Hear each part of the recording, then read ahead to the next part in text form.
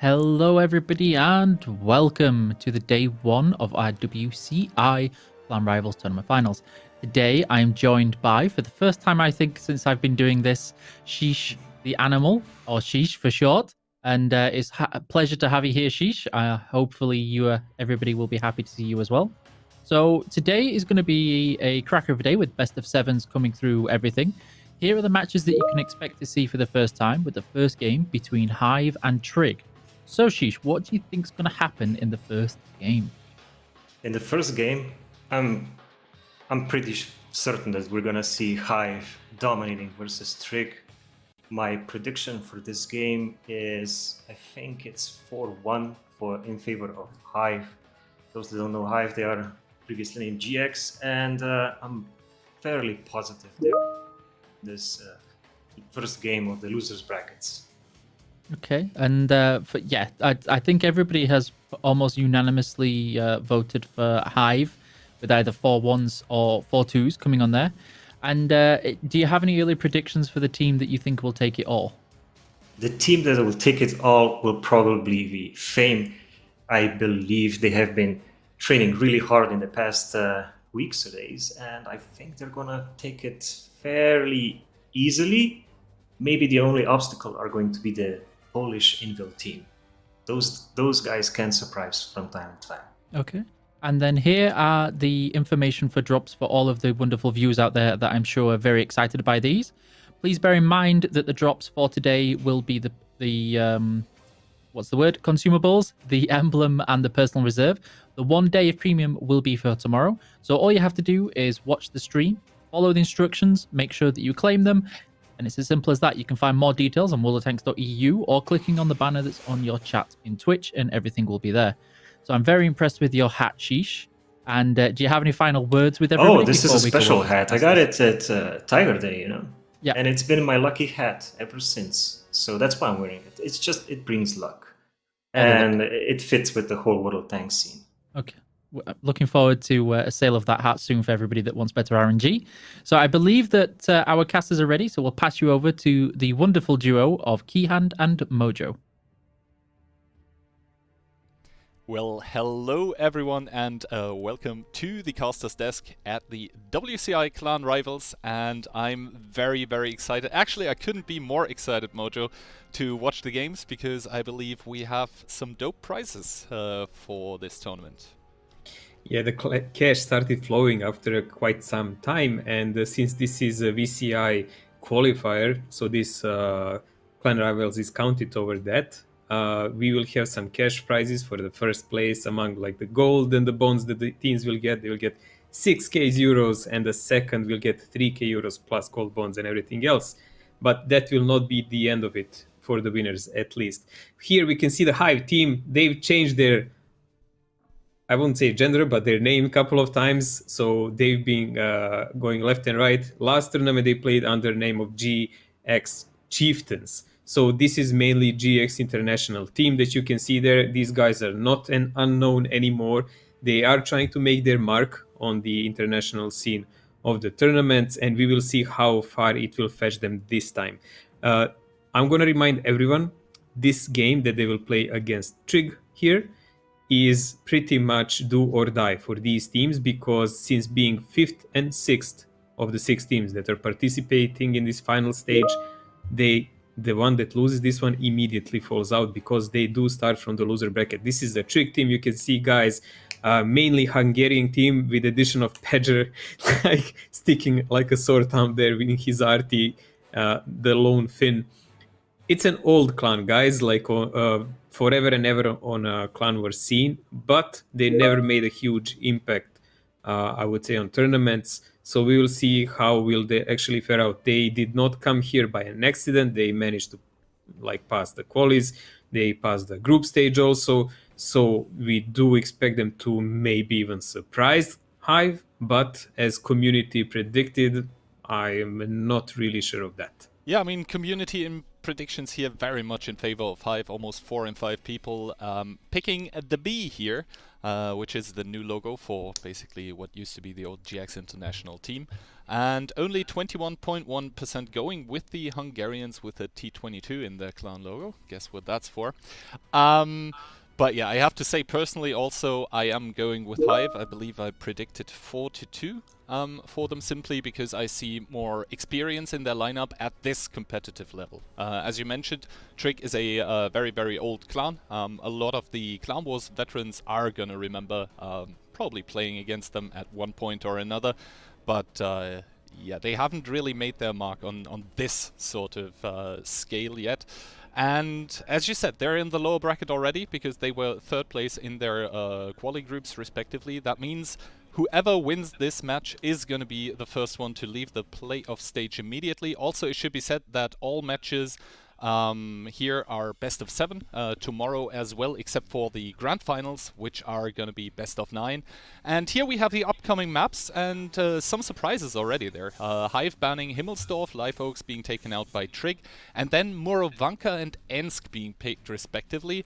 Those are maps that we don't usually see in the tournament, at least this early. Frankly, like by the maps you can see, you literally see that most of these guys actually want to do something like strategize. I mean, Himmel, Live Oaks, and Cliff are 3 of these 7 maps that you can actually engage really fast on. Undoubtedly, you can on any of them. On Morovanka, on Ensk, you can also play a rush, but it's a way higher risk than on these. Like it's a natural state of a game for Himmel or for a Cliff to play just like aggressive and so on. So we also know, like as a feat, like as example, Trig likes to play it really slow from the start, or sometimes they do like a blind rushes. So we'll see how that impact. I'm certain that Hive or GX International, how we call them, like Hive, study them. You could see on Phil's channel like qualies and group stage. So teams had a little chance to, get a feel of each other, how they play. Indeed, as we are sort of starting here, as we do see the beautiful church here in the middle of Morovanka, and yeah, that is very interesting. There we go, finally. The lineups coming in, and Trig already with something very unexpected. They do have a mouse here. 99907 WBRS Chieftains. Meanwhile, Hive coming in with a 279, a VZ55, the tank that recently was introduced with a double-shot autoloader. 907, 1 STRB, triple EBR, 1 GW, and the rest is also Chieftains. And immediately we do see Hive coming in from the top side, which is defending, and they are taking firm control of the forest. Yeah, Trig is attacking in this game, so I'm really interested in how they really want to use that mouse actually. On other side, like Hive is defending with that RT. Mouse being used is not like unheard of on this map. It's really not. Oh, I remember the good old WGL days when you would go 1-2 line with them. I actually was one of those mouses always. And but yeah, the times of the mouse, normally you would say they are over, because after it was buffed crazily, it did receive a little nerf, but maybe with like field modifications and everything now, we will see the reappearance of some interesting tanks. Also interesting now to see immediately Koma with the first kill, Samu going down in his chieftain, and the mouse in the middle, it's taking some heavy fire here, down to 1500. Yeah, it's already, I mean, he's sent there by like a sacrificial lamb, I would say, because he's in the center of the enemy, so he needs to buy time for all those Trig tanks who are going from upper side. But will it pay off? I'm really not sure, because Hive is actually just controlling the map at the moment. They don't need to do much, they need just to spot their own cap, rotate, create the crossfires. Trig is like this, just sacrificing a pawn for nothing. I mean, Samu just died for I would say elaborate info. Oh, I've got shot by 10 guys from the forest. Yeah, and you can see here what Trick tried to attempt, right? Take the mouse in the middle as a sponge sort of for the enemy fire and then take control over the 1-2 line. But since Hive went so heavily towards the forest, they didn't really cash in anything here. They just lost 2 tanks basically for free because the positions on the A line that they're now holding with the Chief and the retreating 907 called Victory, I'm not sure if that guy is gonna do his name proud here. Yeah, I really don't like this opening by Trig, man. This is kind of what I was saying before. They like to play blind sometimes and without really proper spot, just push tanks somewhere. And in this game, it really already costed them. Like losing, you can get over losing a mouse, you know, it's a sacrificial tank anyways, but they lost a chieftain in the process also, man. He just like got stuck on a way and got disintegrated. So there is no gain in these 3 minutes. For them, there is only loss. The HP seems the same, of course, because they had more from the very start. But this thing is not gonna pay off. It's like 13 guys against 15, and they are the ones attacking. Yeah, you can see right now Trick here reshuffling. I guess they were sort of surprised by what Hive did. That basically that they took the forest with the RT and the STRV, but this in turn led to basically losing 2 tanks for free. And now they seem to not really know what exactly they should do here with that newfound freedom on the 1-2-3 line. I mean, they're reshuffling towards north now. They will probably push it, but the problem with pushing north is that there is going to be a reaction by Hive, and Hive, they can basically choose what they want to do. Do they counter push south, or do they just receive in the north? And already you can see in A7, there's a lot of chieftains just waiting to receive the push and farm the enemies. So you can see there... as far as I can see, Hive is just like set up to snipe from the distance and then counter push in one moment. They already annihilated 2 tanks. They do have RT to back up the decap if really needed. They have a couple of lights, so they can even suicide one of them at a time if needed. So Trig is not having a lot of options here, and they're doing like one of the basic moves. They're gathering tanks on A line and on the middle. They're gonna do a dual push, try to cut off the forest with it. If it works, it works. If it doesn't, next game. That's the gist of it. I mean, to be honest, Morabanka is one of those maps where you sort of go in there expecting the defender to win, because it is sort of defense-sided. And this push here, you can see again the Trick POV. They don't really have a lot of info, even though they might have spotted some tanks earlier in this game. As soon as there's like 2 or 3 minutes that have passed, you cannot be sure if the tanks are still there. And now you can see there's 4 chieftains already by Hive to receive the A-line push, as well as Vervi in the EBR 105, and that's going to help get really, really early info on that push. That's going to enable the Hive chieftains to do some free damage. And from there on out, if the Hive chieftain's there, I think there's 1 less for Hive. If they play it well, they could still win that easily. Oh my G, Hive has like a hexacomb camos, man, to follow the name. Verbi is spotting, like if anyone is coming from that side, same as the EBR is from other, and there we go, the jig is up here. Hive is greeting Danny. Danny is losing all HP. He's gonna get deleted really fast. He survives on 300 HP, but not for so long, man. Yeah, while this A-line push is rolling, also in the middle, the Chieftains and 907s are trying to get some easy picks for Hive, but I don't think they're really gonna get that done, as the Chieftains here in the A-line, they're just collapsing. There's even fire from Itox in the 279 coming in. Vervi now coming over with the EBR, just spotting out everyone, and you can see the HP already dwindling here for the Hungarians. Only 17.5k to 25k still for Hive. Vervi, that's not what you should do in an EBR, but I guess at this stage of the game it doesn't matter, as the A-line repush by Hive, it starts to roll out. Man, this is like a total annihilation. This is nothing that Trig wants here. 10,000 HP and still counting. All the positions are in for the Hive. Trig is stuck pretty much between them and with no idea how to get out of this situation. We already saw from the very start the initial play by Trig was kind of faulty. I really don't know what they expected to achieve with that kind of opening, and like in chess, it didn't really end up any better. This is a mop-up operation. Pretty much a death squad is coming in. 2 tanks lost for Hive. Unless someone does a blooper, there's not gonna be any more dying from their side, at least. I mean, yeah, the initial tactic by Trig, it was just either it works or it doesn't, so basically it's a 50-50.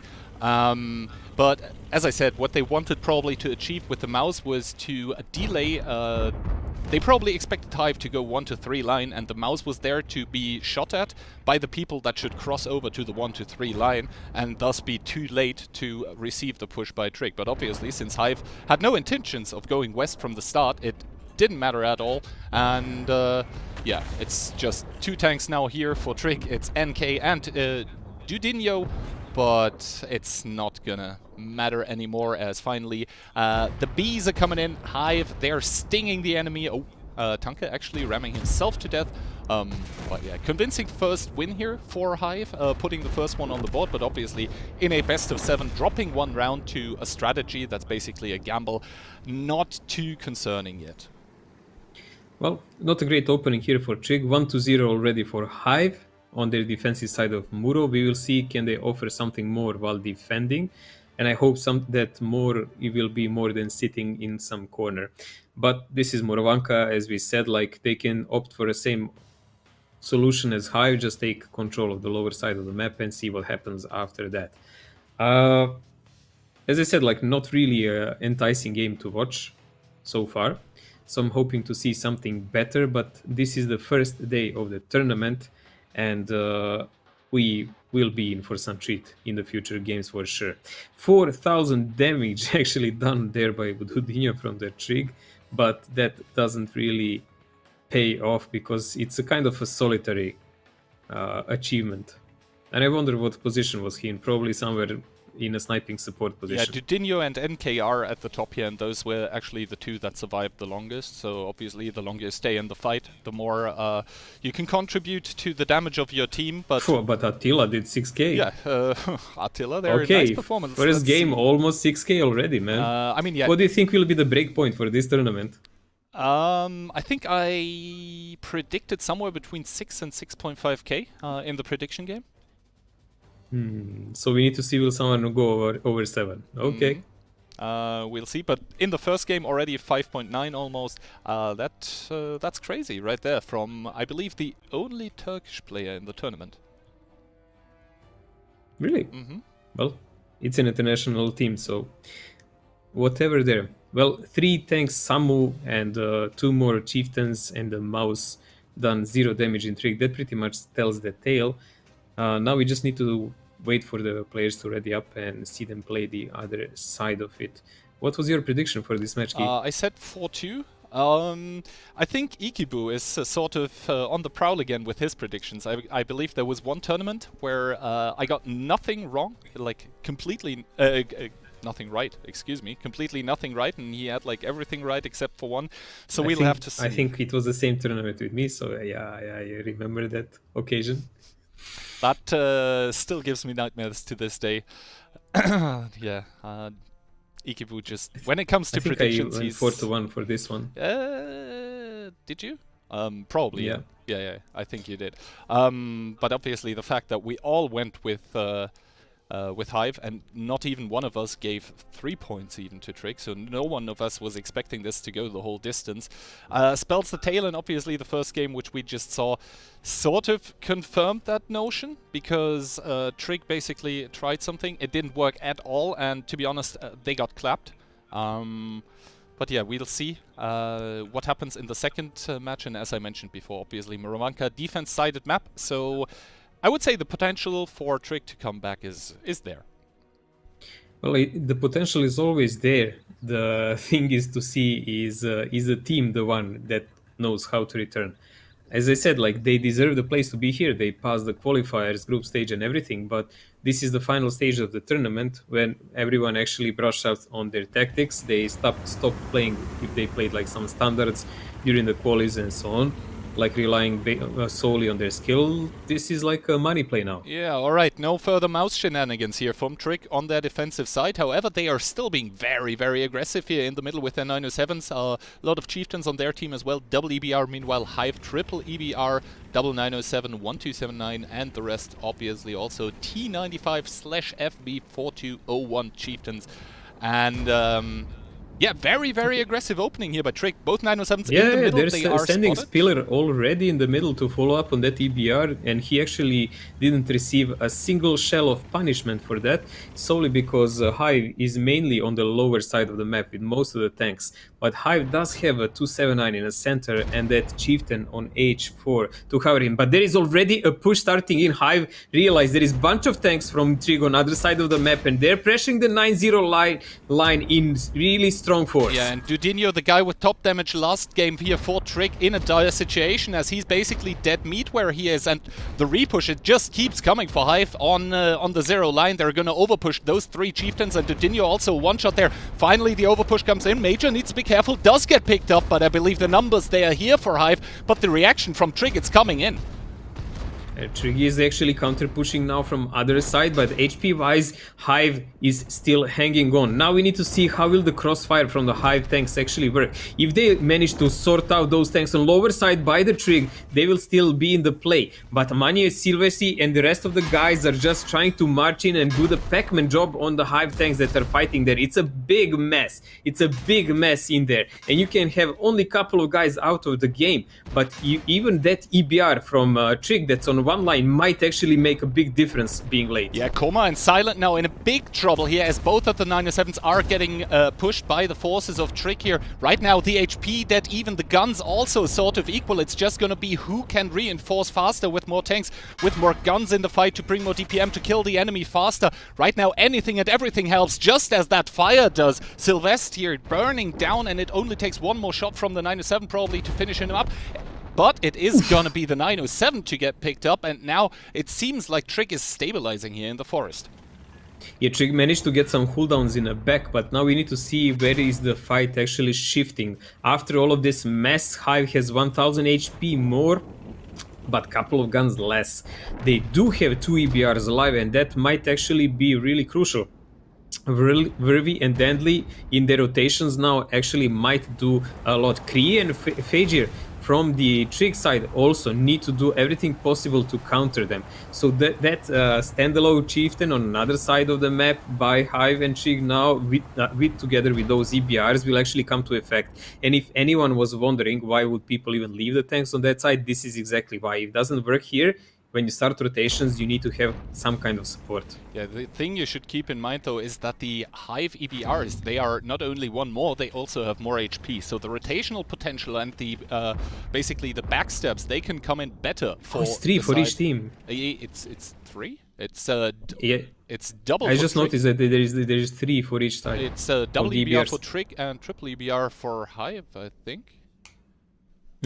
And yeah, the thing is, obviously the chieftains they're stuck right now. Spieler does drop here to Tanke, so nice shot by him, probably hitting one of the cupolas. But the Trig EBRs, they need to be ever so careful. They're on the western side. You can also already see on the minimap Hive is pushing their EBRs up. However, Dandly taking one shot, going down to a one shot. Also Vervi only 352. Itox, another nice pickup on one of the Trig chieftains, and slowly but surely the Hive tanks are picking off the Trig players one by one, it seems.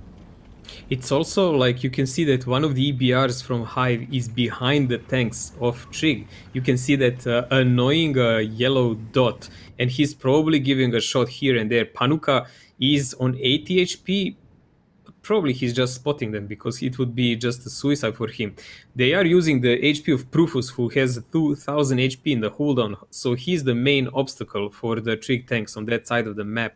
And they're gonna probably try to work around a bit with White Rock, who has almost 1600 HP. Pretty much Trig doesn't have a single tank that can really counter those two in terms of HP, but everyone else does have a higher HP than the guys from Hive. So most of the guys from Hive can just play a support role and hope they just connect their shells. Yeah, we can see now the chieftain in E7. That's going to be a crucial one as he can give side shots to the 907s. Dunny in the back with his chieftain actually taking one shot here. And yeah, Trig needs to be careful that they don't lose too much more HP here. 2 shots by enemy players. White Rock, however, also did take one, so is going back, and the potential is there for Figaiva to sidestep him if he peeks that one again. But then Figaiva should get spotted by Panuka, who is in a very interesting position with his EBR.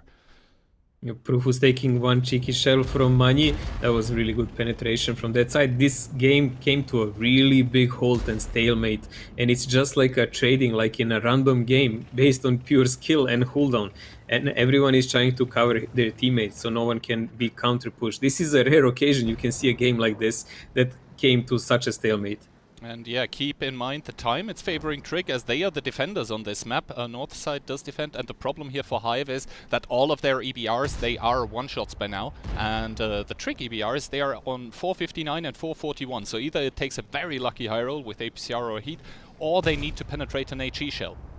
And yeah, if you want to attack into unspotted EBR and you're a one-shot, that is very, very hard to do. Money now trying with a cheeky advance here on the lower side in his Chieftain. Profuse does get his gun damaged, but I don't think Trig is willing to commit to anything quite yet here, as, yeah, as I said, the time is working for them. 3 minutes, 36 seconds, and yeah, Hive, they need to do something. Well, it's not only about the time that works for Trig. Pretty much here, who pushes the first will be punished the most, because you need to expose yourself to be able to do some damage. So, okay, you have two 907s here in a ditch. Technically, you could say they can be pushed and isolated from the rest of the team. That's why you can see Mani now next to them. So it's 3 tanks plus 2 tanks right in the back. So those tanks are not separated anymore. The only thing that Trig is actually not aware of is where is Panuka. Yeah, Like as you can Panuka see, being behind them can actually be a tipping point, because when the fight starts, he can literally shoot someone up his ass and do maybe a high roll and finish off one of the targets. the important thing right now going on is in B1 though. There's double EBR from Hive and only one EBR from Trig, and it's going to be crucial who wins this one. Also, the A6 EBR for Trig is spotted, so now the Hive EBRs have all the information they could ever want. One EBR from Hive has gone down to the higher HP one from Trig, and we're gonna have to see. Ooh, cheeky kill here by Money, and he might even be able to pick up Itox here. No, the 279 reversing just in time. However, he needs to be careful because Profuse is trying to peek him from the top. And yeah, with the loss of one EBR on their side, Hive has been able to eliminate the one-line presence of Trig, but there is a second EBR still waiting in A7. Ooh, This is going to be a cheesy game now. Like, will actually Hive try to pressure with Vervi toward the one-shot EBR of Trig, but he's not really one-shot, it's a RNG kind of game. Or will they maybe trigger the cap and try to lure him out like that? There is a big trade coming on still here. Profus is now down on 1200 HP, so he's still the highest tank with HP in the game. And there is no one really who can deal with him there, because Manio is dead. Yeah, ooh, I don't agree with this peek here by Profuse. He could take even one more shot if he's not careful. Obviously, with the damaged engine, not able to reverse as fast as he wanted, but that was greedy onto the 907, and he didn't even get a shot. Down to a 2-shot now. Itox pushing up. On the left here does give one shot to the 907, and still remember, Panuka has been sitting there for the past minutes in his EBR. If he wanted to, he could take out the 907 here, who is on a one-shot, and still the trading goes on, but the problem is for Hive, it's 1 minute and 5 seconds remaining, and they still need to clear out 5 tanks and over 2k HP. And they need to make sure that EBR of Trig doesn't run away in the process. But there you go, Silvestre pays the price. Panuka is finally revealed where he is. Vervid actually takes the EBR Fegiver, and now they're in a huge problem. Trig is only left only 1100 HP, 2 guys remaining. There is nothing to be said about this. Hive played it super cautiously, and it actually paid off. Dani is trying to run away with his 100 HP, but that's not gonna happen in this Chieftain. Like, he can just sit and tuck back in that cooldown and wait for the death that will come. Panuka and Dani both missing their shots, but it's going to be Vervi to come in and secure the kill, almost taking down Panuka with him as the two EBRs clash against each other. But yeah, a neck-and-neck, tight little game here in between both of those teams, with the better end for Hive, and this means we are, after the first map, Muro, 2-0 already. Well, we are 2-0, but Muro was a pick from the Hive, from all the maps that will be played now, so that was their sole pick. The next 2 maps, because it's best of 7, were the pick of Trig. So Ensk and Prokhorovka both were their choice, so we will see, do they have something special prepared there. What can we say about this game? Like, this is a game of details, I would say, like shades of gray, because very few shots, maybe one penetration here or there. Oh my god, look at this, man. Like, your prediction is already there for the damage. Dani doing 6.5k almost, man. Holy crap. Yeah, the captain showing up big time for his team, but unfortunately he broke his back trying to carry this time. And yeah, NK, second in damage once again. So nice stuff for him, but yet again, not enough here. And now you can see the Hive players. Obviously, all of those chieftains on a rather low damage, those were the ones that pushed in first and then thus got picked off. But the thing is, if you're a heavy tank and you're driving into a push and you get focused out, you don't really mind as much as when you're a medium tank, simply because the heavy tanks, those are the ones supposed to deal the punishment. They don't have the DPM that the mediums do, but they do have more HP. So whenever you're in a shootout and you're receiving it, you want to actually focus out the mediums.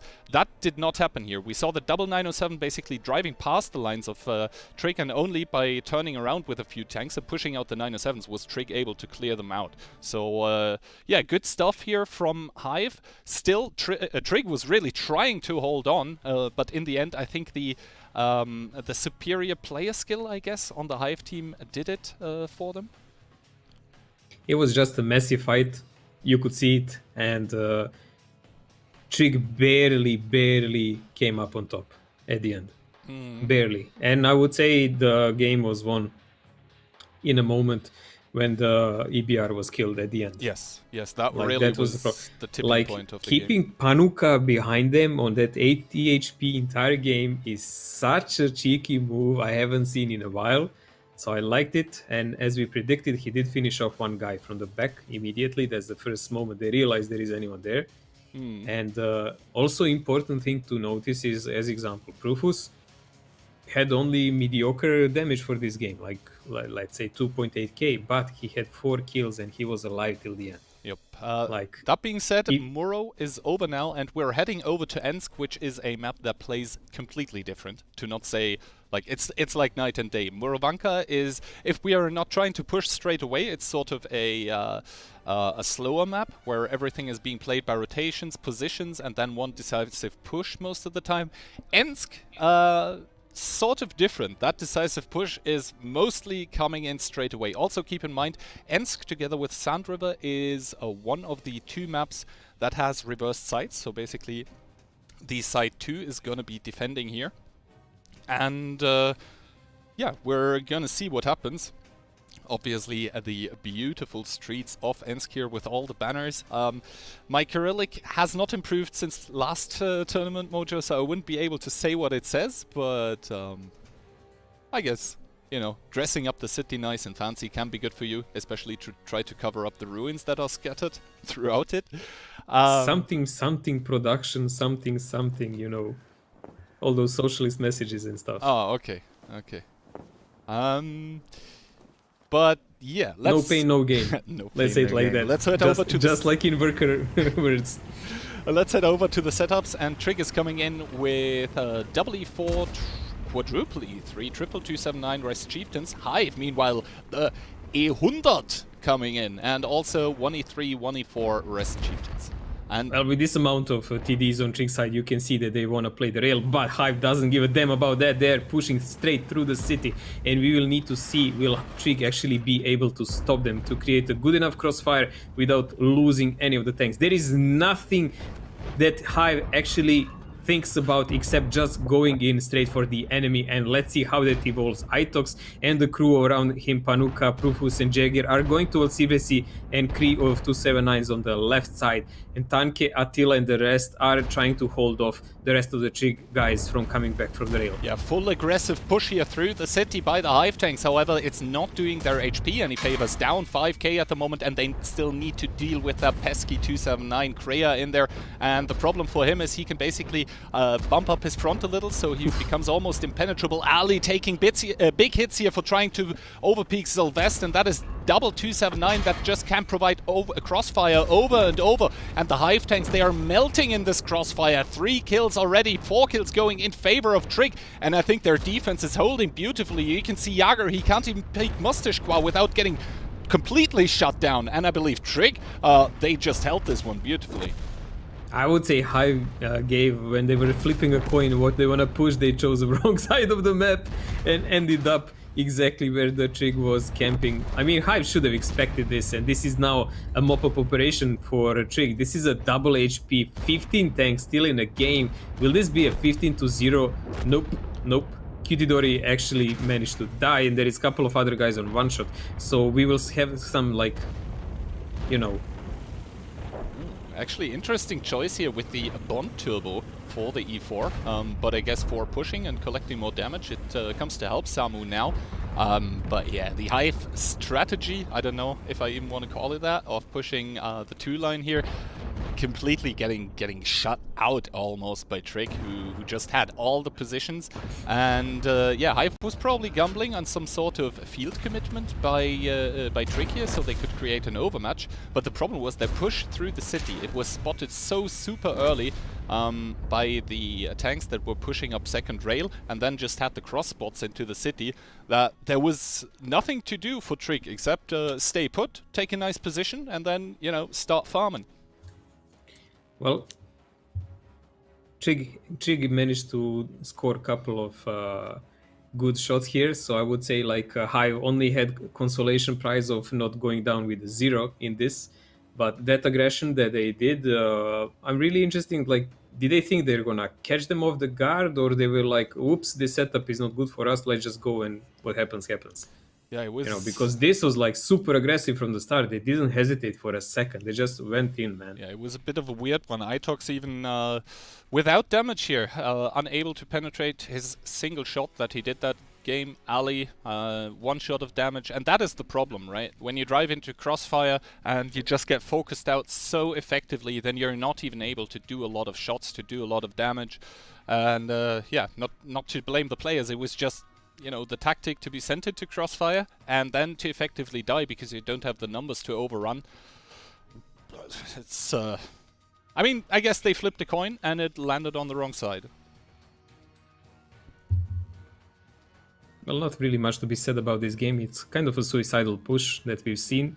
Not really strategized or anything else. We could see by a textbook how Trig positioned those 279s in a corner, and we saw why is that position so pesky and annoying. It's super hard to pen those 279s there because you're also receiving shells from them and from the other side, from the other tanks. Yeah, and there was like E-tanks defending the 279s with crossfire, and as soon as you try to peek a 279, you cannot be sure in that position to penetrate him 100%, but he does penetrate you back, and also one of the E3s, E4s is gonna also hit you with that big 750 HP slap, so you're never gonna get good trades done. So unless the rest of your team is overrunning them somewhere else, which wasn't the case, you're bound to lose. Well, we need to see now what will happen when they shift the sides. 2-1 so far for Hive, so I'm still in the game of predictions. Now we need to see, will they manage to step up, or they actually Trig is gonna come back on this Ensk and maybe even equal the score. Yeah. So far, all the, I would say, more proactive moves were on the Hive side. Now we need to see, like, will Trig actually manage to do something different. It's gonna be interesting to see what exactly Hive does now. I think they were sort of confident that they can win on just driving in and then player skill kicking in, but that just wasn't the case. The positions, they were never gonna work out in their favor, and they just, I guess, received a bloody lesson on how not to do it. So I guess you can improve for next time. And the next time is going to be now, as we once again see the beautiful streets of Ensk coming up. And this time, Trig, once again, with the Mighty Mouse, a VK72. Keep in mind that one has awesome heat pen, 350. Then a 2684, a 279. We have actually 5 E3s and 6 chieftains, and Hive there with a more conservative lineup, 1279, a lot of chiefs, and then some E-tanks. And immediately we do see brawls going on the rails here, shots being traded left and right, not too many connecting yet, but that is going to be extended trades on the rails with the E-tanks. Yeah, this is a more interesting play. Now we need to remember that the spawns are actually swapped, so that in this game Trig is actually defending. I mean, this is not shown correct on the minimap, so they are defending from the lower side, and they were attacking in the previous game where they had that camping setup, and they're playing more proactive now. So Koma and the other E3s are trying to maintain this spot on the middle and buy some time, but White Rock is already on 800 HP. Mani is trying to make a shield, and he actually did it for Dani. Dani will stay in Chieftain, and he's gonna be a big hindrance now for the tanks of Hive. It's a big sacrifice to just chunk one tank down there, but I guess that's their main plan. Now Hive is already doing a counter push through the city. This is expected because they just wanted to slow the pace down on this side of the map.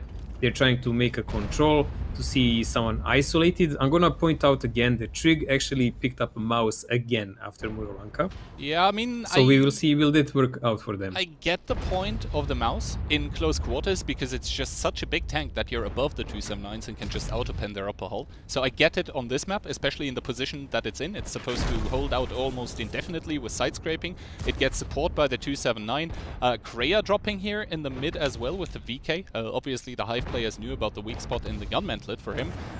But yeah, Hive on their attack, they're trying to make it work via the city, and you can see all the houses getting destroyed by the Trig E-tanks trying to not provide any possibilities for the Hive tanks to push in the open here. But now the 279 coming in actually does take one shot, but he's pushing back Tanke and Ali on that one line here, and not a lot of other stuff happening on the map. No, not much, but we already have a big lead for Hive. It's 5000 HP. Unlike the previous game where they just did yalla yalla and died in 30 seconds, they're approaching this more thoughtfully. They're gonna find some side shots like this one on Dani occasionally, and they already deleted a couple of the guys from the rail. Itox falls in his E3, and White Rock is still alive on his one shot, but never mind that. Dani is done and dusted there, so no point tank, no point spotter left for Trig here, and the rest of the guys will be half blind now. White Rock still being alive even on 300 HP is quite surprising. No one even finished him off with HEs, but let us see how will Trig actually try to respond to this domination of Hive, because Hive actually controls almost the entire map now. They even approached from the 9 and 0 line, and they're playing slow cooldowns with those chieftains. Yeah, and also the thing is, if Trig tries to push over the 0 line, because they keep losing the trades here, they will be shot not only by the chieftains on top, but also from the ones from the lower side, and if Hive chooses to do so, they can even relocate an E3 to provide cover fire if things turn really bad, but at the moment it doesn't look like it. 8k up, very comfortable for the Bees. And it does look like they're trying to overpush on the one line now, if I'm judging the minimap correctly. A lot of tanks getting spotted in that southwestern corner of the map. The mouse probably gonna get chipped away at soon. And yeah, indeed, we see Panuka here in the middle of the street securing that nice hold-down position as well. And he can also give shots on the E3s. The 279 going down immediately on the J line. And now the problem for the E3s by Trig is that they have two... yeah, just basically two directions to cover, but the armor is only good on one side. Yeah, they're really stuck now, and as you said already, Hive found a really weak spot in their defense. That was the solo 279 on the left side, because everyone else is engaged in a battle. They cannot really cover anything well. So Sylvester in his 279 fell first. Now even Pajer in his E3 in the middle. Mouse died in the meantime. This is like a slowly becoming like a pincer movement by Hive. You can see them pushing from the green side and from the city, and E3s are just sniping down the middle. And that's pretty much it from this map. It's gonna be 3-2-1 for Hive. It's just a matter of time when will this heroic resist from Trig end. Indeed, the Trig players trying to do what they can, but actually the Hive players, it looks like a swarm of hornets now closing into whatever Trig has left here on this map. It's not a lot. Victory on a one-shot, getting picked up, and now only Orc, Spieler and Beni remaining, and obviously with that amount of tanks, Hive is never going to let this one go. At this point in time, it's just, you know, farming more stats for the post-battle results screen, which I believe we will be headed to soon. Yeah, well, after initial game on Ensk, where Rush B from Hive didn't work, they actually played more tactical. They spread themselves all over the map and pretty much dominated Trig by rotations, player skill, positioning, and so on and so on. They didn't leave all the tanks locked in positions. You could see that rigid defense from Trig doesn't really work out well. They did some initial advancement on a center, didn't really catch anyone to kill for free, did some damage, but then they sacrificed 278, like just like as a shield, and then they just lost a VK because I guess they didn't expect he can be so easily taken out by TDs. So there's 2 guys minus. They already didn't have any kind of tanks that can rotate much because everyone was locked on positions. So this 268 version 4 dying, then the VK dying, then the people losing HP. High was just probing them left and right, and finally when they were sure they can just pressure one side, which is the city, it's usually the weaker side of this kind of standard defense, they just pushed the button and Trig fell down like dominoes. Yeah, indeed. It was just one player after the other falling, and also because Hive was able to generate those initial kills on the rails, that just went so well then after for them, because Trig was sort of asking themselves, well, is the push going to come in through the rails, or like they're posturing aggressively on the field as well? But what Trig didn't know, or what they didn't expect, is that city push, because they thought the 279 and the mouse, they're going to work well together, but because they just did not receive any info on the tanks being pushed up for Hive in the city, well, they couldn't react in time, and at that point it was all over already, because the other tanks couldn't push either because they were down in HP too. Man, like Itox having almost AK block damage. I was expecting like more of HE wars down there, but I guess with the nerf it doesn't work out as before, always. So it's a bit of a riskier player. Still, 2 maps are done. So we've seen Murovanka, it was 2-0 for Hive there. We've seen Ensk, after Ensk being played 3-1, so 1-1 for these teams respectfully. And now the next map we will be watching will be Prokhorovka. It's again the map that was picked by Trig. Now, Hive has a defense on Prokhorovka, and it's their match point. So as this is a best of 7 match, who comes to the 4 first, he wins the game and moves on, waiting for the next, let's say, team who falls down to the loser bracket. Yeah, and Prokhorovka defense, there is 2 very viable ways in which it can be played, right? You can basically try to play the game, or you can refuse to. And by refuse, I mean you can chill in a corner and hope the other team doesn't have the means to break your camp. That one has been very, very successful in the group stage already. It was employed a couple times there, and I don't think if the defender makes mistakes, then it cannot really be broken, but you can very easily try to make the defender make mistakes. So yeah, that's that. Other than that, also as defender, you can choose to actively participate in the game and thus surprise the enemy team. You can there are multiple positions where you can put unexpected tanks, and then suddenly the pushes for the attacker start falling apart, and obviously the attacker needs to take all of this into consideration. So yeah, Prokhorovka can be a very, very tactical map, or you just do the Kazna push, Mojo. You go 1-2. Oh dear, never heard that one before. Ha ha ha ha ha ha ha ha. It took only a budget pit to say the joke, right? Anyway, here we go to the lineups. Trig triple EBR on the offense, together with an STRV at 2684, triple 907 Rest Chieftains, and Hive, they're coming into their defense with double EBR, STRV, a lot of 907s, some Chieftains, one Super Conk, interestingly enough, and a 279.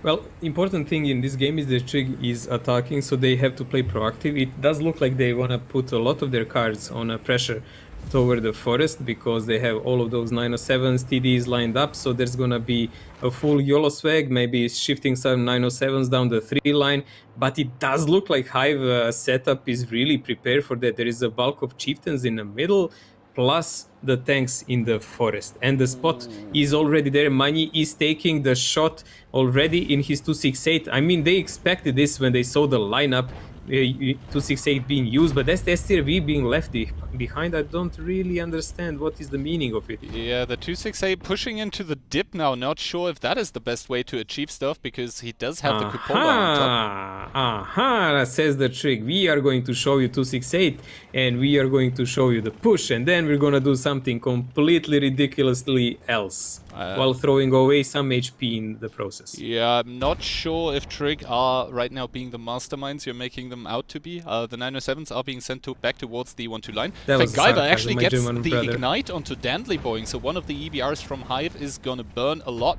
And yeah, they're not gonna like this, of course. Now, finally, Hive coming in with the repush here. Some 907s on 1-2 line, taking a lot of damage, however, taking out the 2684. Attila and the second 907, they keep going on that 1-2 line, but the problem is the returning 907s from Trig, they're gonna receive that push.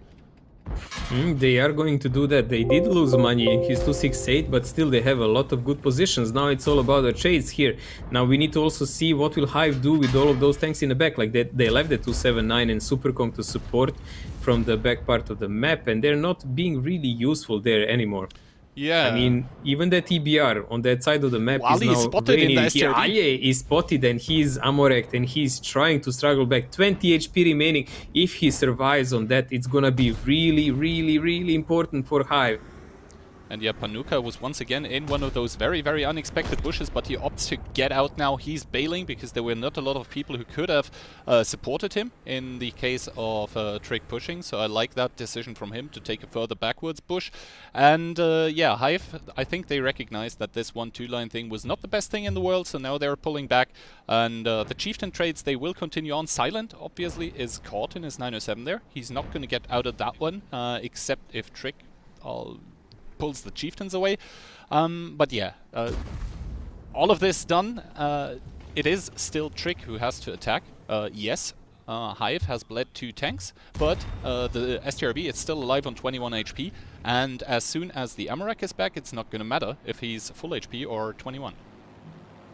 I must say, this was like a masterful planning by Trig now. They actually did a push, received a lot of damage, ran back with 907s here, and then faded and went back here to greet the counter push from the Hive. I don't know who was more surprised by that, but Hive didn't actually end up as they wished for. I mean, they're even lucky to lose only so little HP and that they still have the STRV alive on that 20 HP because they're gonna dearly need him when the push from the Trig comes. Now there is again some Tomoza's trades here. Pager this time receiving shells from the positions that are really obvious. Silent is a pain in the butt of the Trig here because he is proxying their tanks and rotations by picking turret. Pager again doing another peek with the side of the turret, side armor, best armor, not.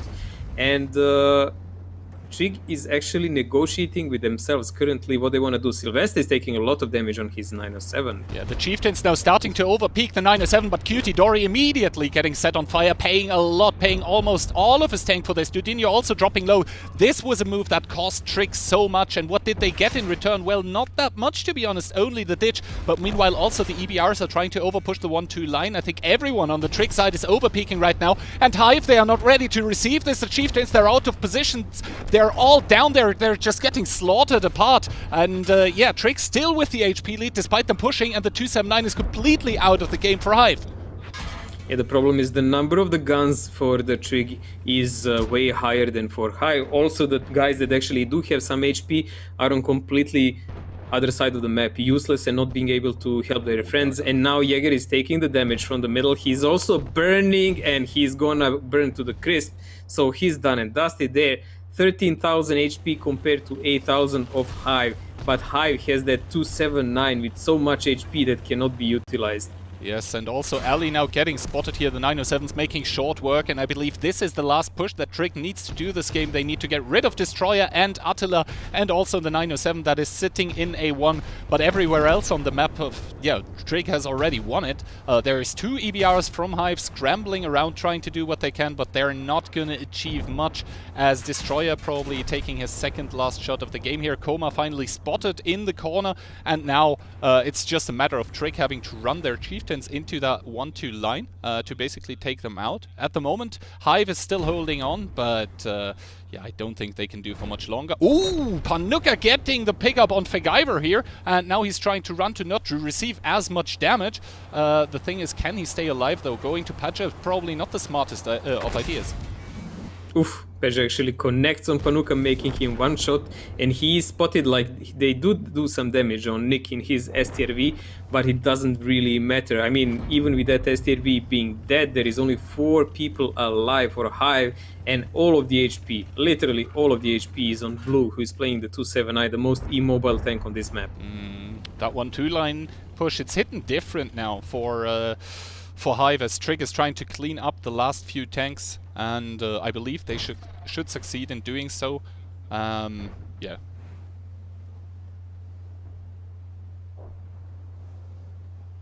One by one, we can see the guys from Hive dying, 2000 HP remaining, everything, as we said already on Blue. I mean, as the game is concerned, he can just like march up and die and play the other game.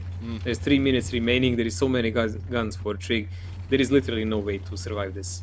And yeah, the cap does get started here for the side of Trig. And Oak taking another shot here.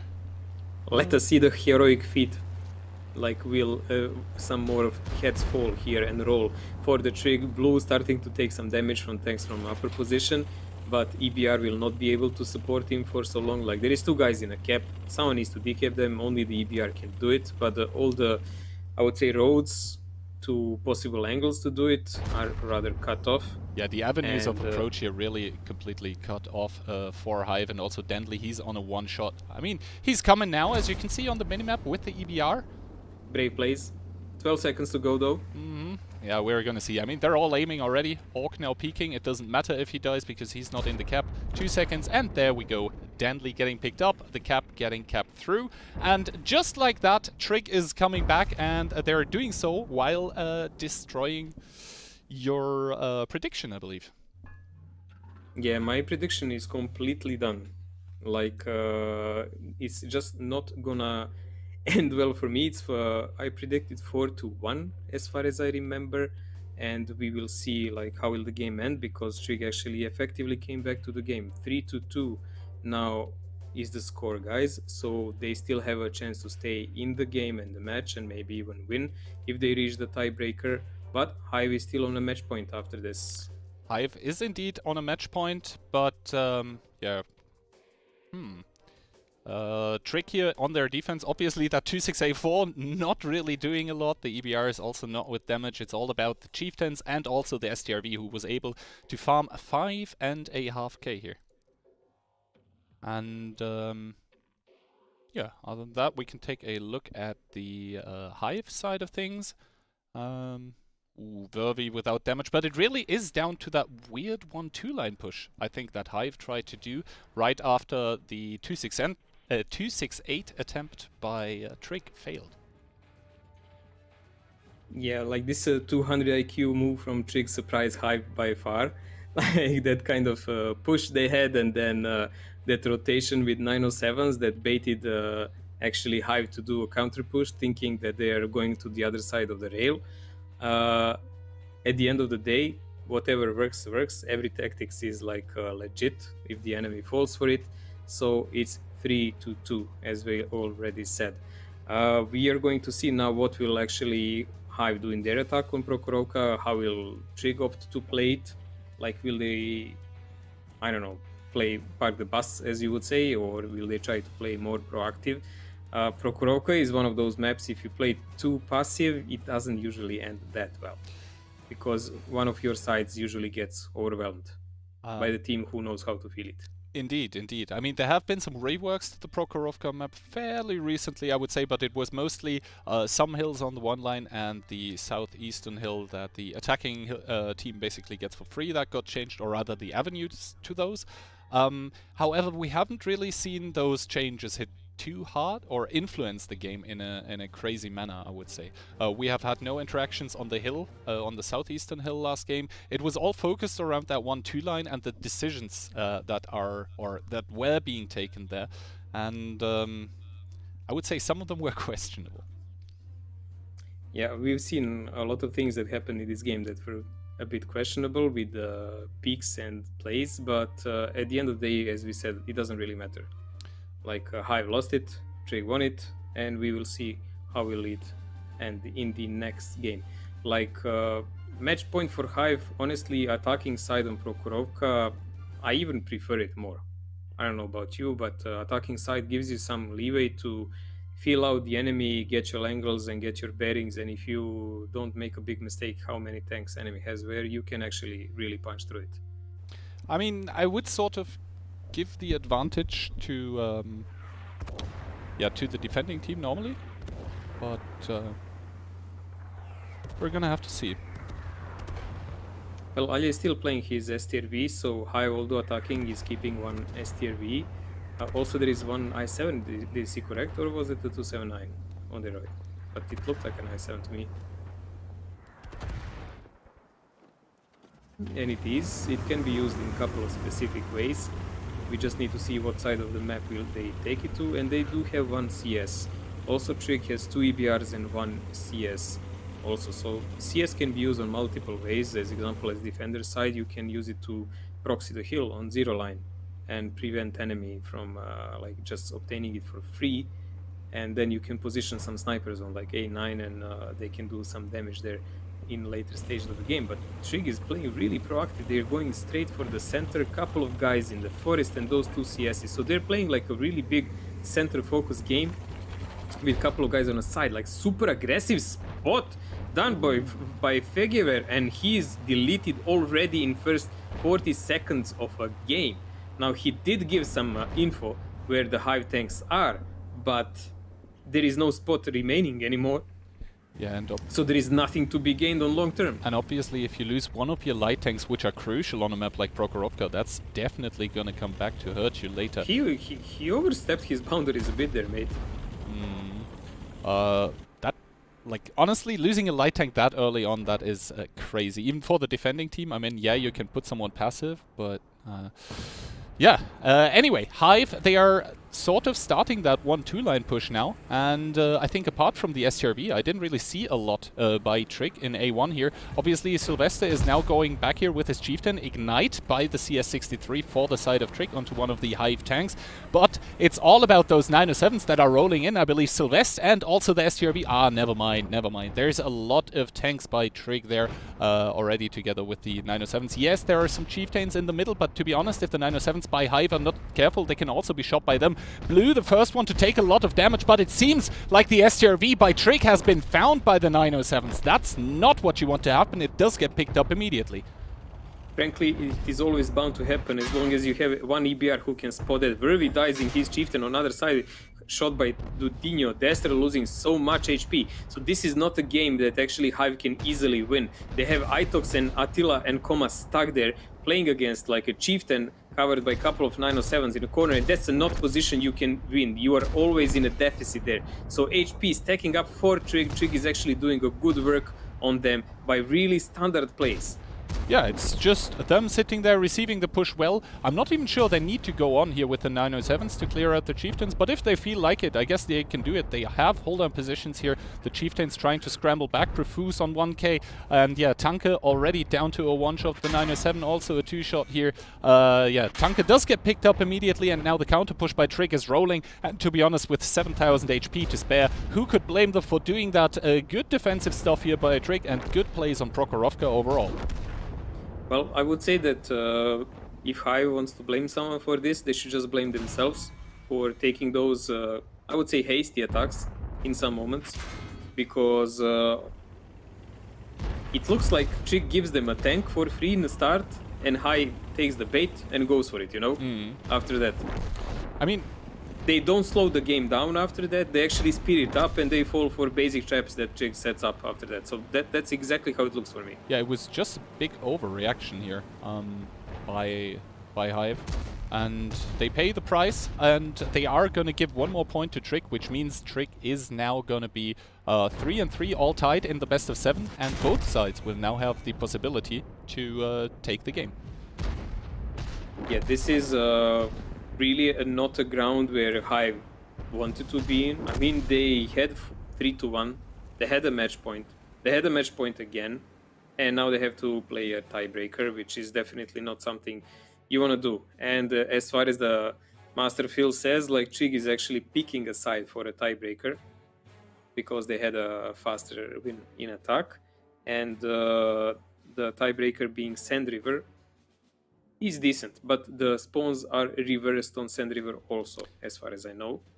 So you cannot really reliably camp, there like you would usually do. And interestingly enough, I think it is the aggressive move by Hive that actually gives the faster or the pick to Trick, because they attacked so recklessly on their defense on Ensk. Yes, it's amazing, right? Well, you can do nothing against that. You just need to think what you're gonna do after the tournament. Like we can see a lower number of damage, like a top damage dealer being silent in IS-7, Ruski tank, Bilyatnik, doing really well. On the other side, it's almost 6,000 damage done. Yeah, there's a lot of different individual players showing up here with high damage numbers overall. Like in this match, we had like 1 or 2 guys above 6k, couple of guys really close to 6k. It's been like a really couple of super high damage rounds for several players so far. So maybe on this tournament we'll see even someone break the 7k line, man, because 6.5 was already there. Yeah, and like almost people, 40 damage lacking. Multiple people approaching that 6k mark. It's just crazy. But yeah, obviously now Sand River gonna be played, and let me take a look if I can cheat and already see what Trig is gonna choose, and it seems like they picked a defense. So the tiebreaker on Sand River, we are gonna see Trig destroying everyone's predictions already, going to the tiebreaker, and now they're even the defending side here. Yeah, I didn't expect it to come this far. Like the initial of the match, the start was something within the predictions that I've seen, and of course they picked defense on the tiebreaker match, because why would you attack? I mean, why would you attack if you don't have to?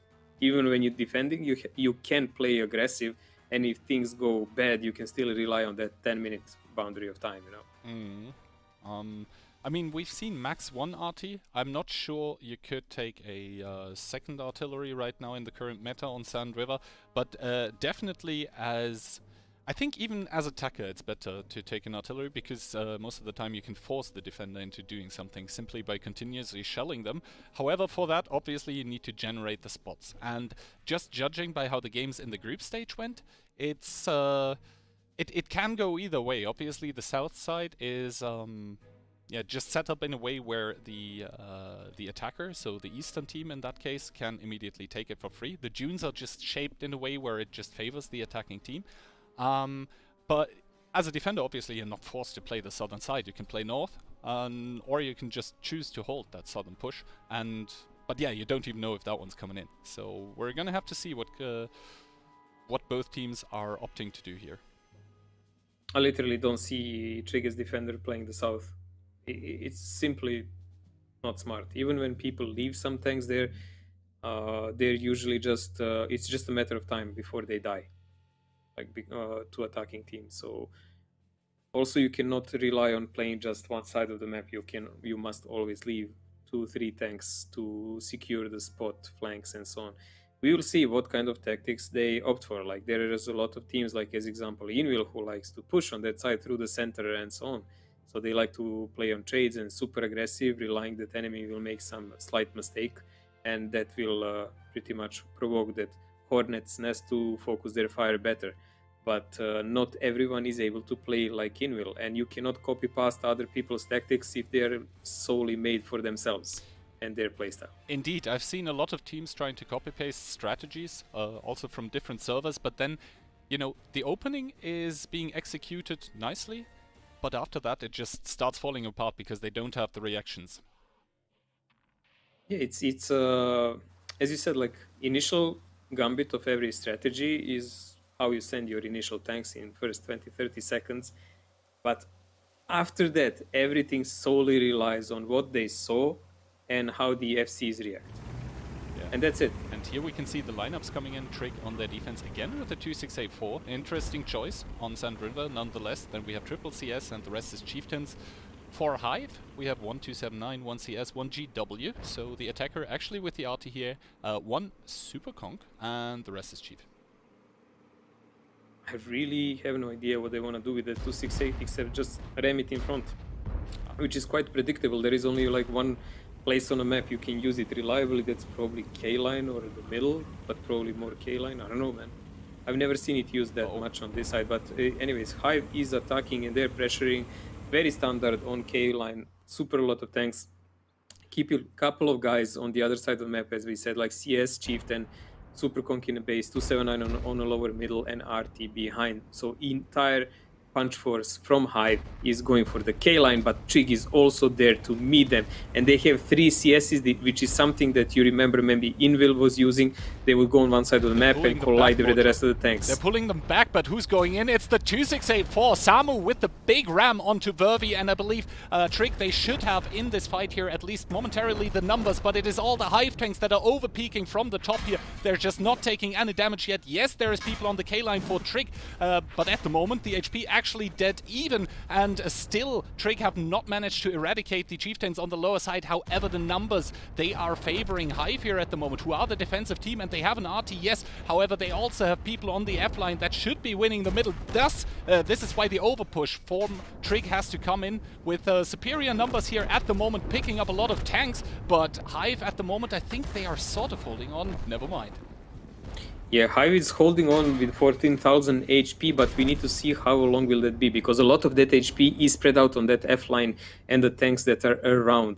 Now, Itox managed to actually squirm his way out of this death predicament, and he left Padgers, Silvesti, and Cutie not able to finish him off. But Krea is peeking over, and he's gonna try to do some side shots on him. He's in that little triangle, and he's gonna start taking damage. Now we need to see what actually Hive tanks on other side map can do or cannot, because I'm going to remind everyone, Hive is attacking here.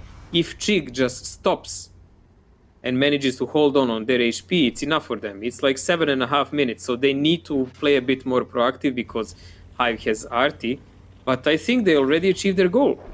Yeah, they did. They eliminated the K-line presence from the attackers, or Ali breaking the 3k damage here, but yeah, Hive, they have to try to stabilize the game now and try to let the RT work, get 1 or 2 kills, and obviously Trig, they're trying to not let Hive do that. They're pushing up the K-line at the moment, and people are approaching the S-Conk. Now we need to see, like, will Trig actually be able to keep NK and iSunny in their CSs alive? Because if they lose them, that's the biggest rotation potential they have. Okay, nowadays, like, all the chieftains, especially if they have the Bone Turbo, are pretty much as fast as mediums and stronger. But still, the rotation of CS cannot be countered by anything else in regard. And we can see already that Ok is, with Bone Turbo we're talking about, going with his chieftain to take the cooldown on D6. He will be supported by one of the CSs, and the other one on lower HP is pretty much stuck on the other side of the map. Now there is a trade coming in. Ice is dying on lower side of the map. There is a counter push from Trig tanks who do have HP for that. The Super Conk, who is the Sacrificial Lamb, and the Chieftain are taking care of them. And there is not enough cover fire by Trig tanks because they were busy by rotation. Losing these two guys more or less, I think, equals to losing the game, because the time as it ticks away now is working entirely for the Hive side. Yeah, Panuka. This was a big blooper by Trig side, big one, man. Yeah, Panuka in the CS also giving side shots to the Chieftain in the middle, and the CS for Trig, he is spotted already, and that's not good. Obviously, the CS does force Ali down. He cannot immediately trade it out with the Chieftain, but the thing is, Hive, they can now push 1 high HP over the K-line to generate spots for the artillery, and that is why Trig is pushing right now, why they are under pressure. And yeah, Ali taking one shot but doing one nice 501 roll in return, and it's crucial what's happening with those two CSs who are both on one shot here, and we're gonna have to see the RT putting Orc down onto a one shot as well. Meanwhile, the K-line being pushed out by Hive as well, and that HP lead that they have, it's just coming in greatly for them right now, because they can take the trades everywhere, and Trig is they are forced to do something because of the artillery, but they have to react all the time to what Hive is doing because they still have the HP to spare. As you can see, the Super Conk now crossing over zero line. He doesn't even care. Yeah, this is a really close game. I mean, even when you see 5,000 HP, it looks like a big difference, but this was actually a super close game. A little rotation mistake by Trig, a shot here and there we go. they are actually gonna be out of the tournament in a couple of seconds when the tanks from Hive managed to finish off Krea, the last hope that Trig has in this current tournament. Well, you can't even call him a hope anymore. No, there was no silver lining for Krea in that situation, as he does get picked up, and this means we have our first team kicked out of the tournament. Unfortunately, it's going to be the Hungarians. It's going to be Trig. Hive, after some interesting game decisions in a lot of the games played, they do manage to stay alive. We're going to see them once more today, and they're going to be facing one of the teams that has to drop down from the upper bracket. But first of all, let's take a quick look at the post-game stats. And yeah, here we see actually Mani with the CS, no damage at all. But other than that, pretty good pen rates, I guess, by the players from Trig. So yeah, nothing to be blamed It's really here. surprising. He was not someone who died early, you know. But yeah, honestly, it was just good reactions by the players from Hive that were not the ones getting pushed, generating map controls, generating crossfires, and from there on just letting Artie work. I mean, Artie only 2k damage, but he did do the important damage. You can see a big difference now in Artie now and before the patch, because in a game that lasted like this, with opportunities like this Artie would have done like 4k damage easy. However, I would still argue that Magic was focusing the important targets for his team, just generating HP over matches where needed, and then his allies. I understand, but when you hit guys straight, and he did, you do 200 to 300 damage. You rarely do above. When you hit a cluster of tanks, you don't do several hundred to each guy anymore. So it's big differences, you know. I'm not talking he didn't take priority targets. It's just like different. When you hit a lump of tanks now, you simply don't do as much damage as you did before. Ergo, you don't see the GCs that much anymore. Yep. But yeah, other than that, I think that's quite enough from us for the time being. So let's head over to the analyst desk and see what Iki and Sheesh have to say about the match we just watched. Hello and welcome back. Well, I don't think any of us got that prediction right, unfortunately. No. Yeah, I'm going to blame you. You're the new person here, so it's all your fault. So. I think me and Key were the closest. We predicted 4-2, right? Yeah. You and Mojo did 4-1. Shame on you. That's your fault. So basically, we won. Me. You made me do it. So yeah. You should be.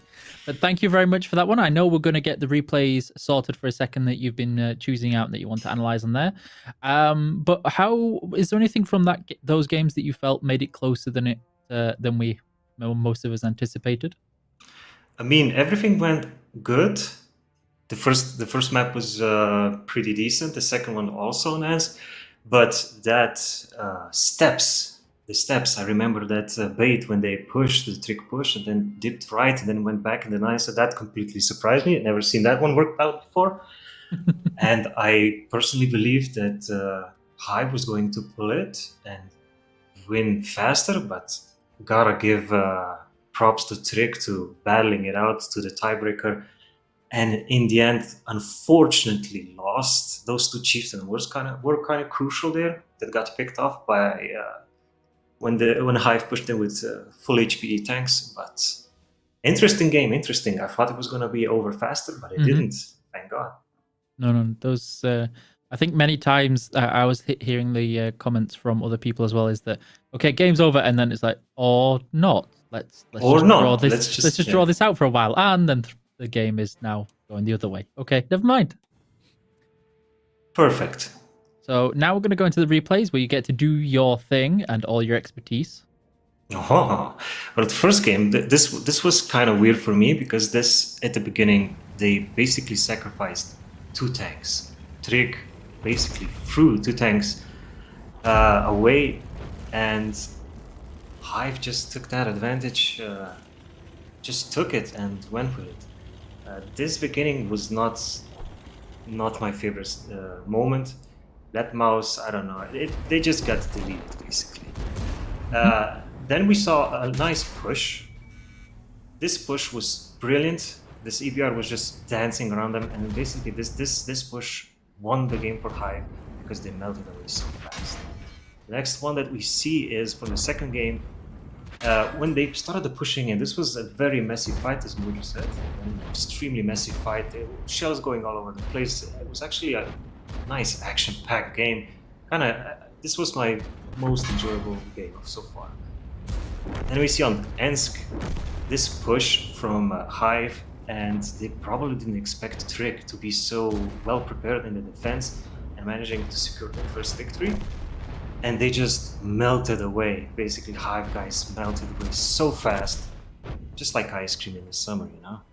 And this was so good on Prokhorovka.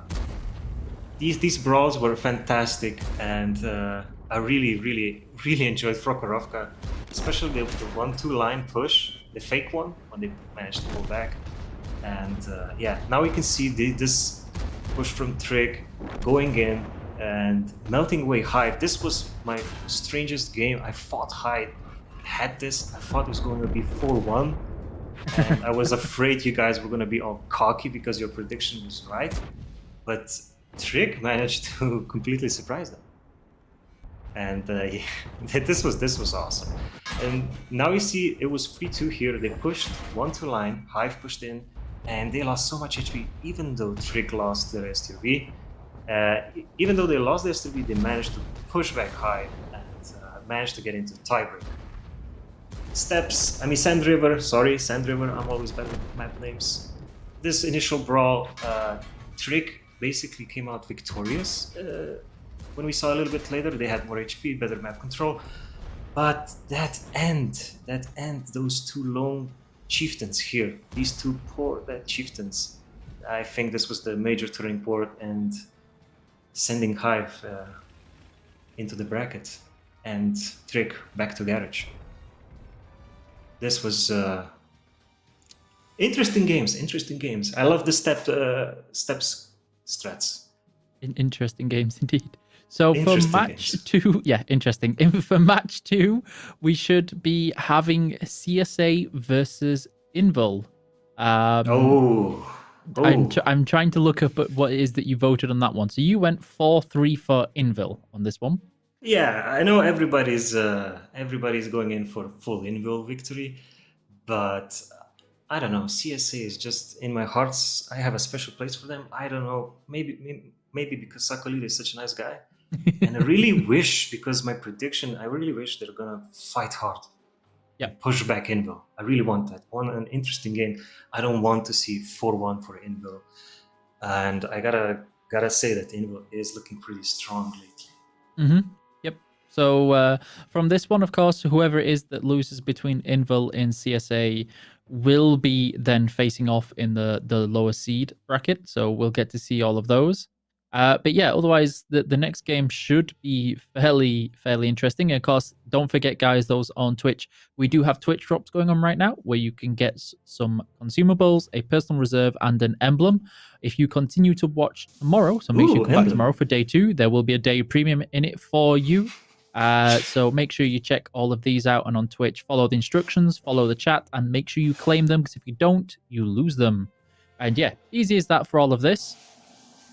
And I think that's everything from us. I'm just going to check whether... I don't think the casters are quite ready just yet. So we're going to keep talking for a little bit. And what do you expect from tactics from between CSA and Invul? Like, what kind of gameplay are you expecting from between the two? I really hope CSA is going to bring in those good old yalla go in YOLO hard tactics. I really wish CSA is going to provide some interesting pushes, or Invul, because sometimes these guys can really provide some sick pushes. Yeah, and that's what I really want. I want to see them defending, pushing back, and hopefully we're going to see some nice epic fights. Okay, and then from Invul, what sort of gameplay are you expecting from these guys? Just strong, just penning every shot. I don't know. These guys are sick. just everything's perfect. Just it's fine. It's fine. No pressure for CSA though. No pressure. Yeah. No pressure. We have seen CSA pull out some really big performances in the past, so I'm curious to see if they'll manage to pull it out this time. That's why I'm betting hard on them. Maybe it's this game. Maybe it's this tournament. Maybe this is their comeback. They've got some motivation this time with the prize money this time, and They're representing EU against the RU region when it comes to a show match, which will also have some cool prizes. Yeah. And of course, the winner from the tournament this weekend will also represent EU in an international championship for some really serious money. So yeah, we'll see if that works on that The one. motivation and stakes are high for this one. Yeah, so there's that information, and that. So for many people that aren't curious, and I know this seems a small scale tournament, but the winner from the tournament this weekend actually can go on to win some serious money in the next 6 months, roughly. That's a lot of cat food, Ikabu. All the cat food. That's a lot of cat food. So yeah, it's going to be important that these guys manage to pull out the victory. And I know CSA is a favorite for many people. Invil, of course, were very strong in the last tournament, so I'm curious to see if that they can do it again this time around. I think everybody's expecting Invil to go into the final with Fame, and then I'm fairly certain we're going to see a nice match between those two clans. But I am still rooting for CSA. I want that comeback. I want it. I don't know why. I just. I thought you was going to go with the "don't call it a comeback" joke there. No. No. I've got to get a dad joke out of you once or twice through the stream. It's got to happen on that one. So I think we might be ready on this one, and we can pass you over where we will. I'll let you do this one, Shish. I'll let you pass over to Mojo and Key this time. Mojo and Kihan, please take it away, ladies. Not a very gentlemanly handover here, I have to say, but welcome back to the caster's desk. And regarding Shish's analysis, or rather regarding his predictions for this game, we're gonna see. Personally, I'm heavily favoring the Invil boys. Obviously, CSA, old and very well-known clan, with some good performances in the past, but having watched the group stage, sort of doubtful. We're gonna have to see. They made it as fourth seed, second in their group. But to be honest, in their group, they, apart from Fame, they didn't have the strongest enemies. And we're gonna have to see. Obviously, the analysts mentioned already, the stakes are very high. The prices are stacked for this one. So the Invil boys are gonna be hyped, pumped, and trained. But first of all, let's go over the CSA lineup. Obviously, Sakalito, the one and only leader for those guys. And yeah, not a lot of surprises when it comes to the names, Mojo, except Zavistar, who was actually doing quite well in the groups.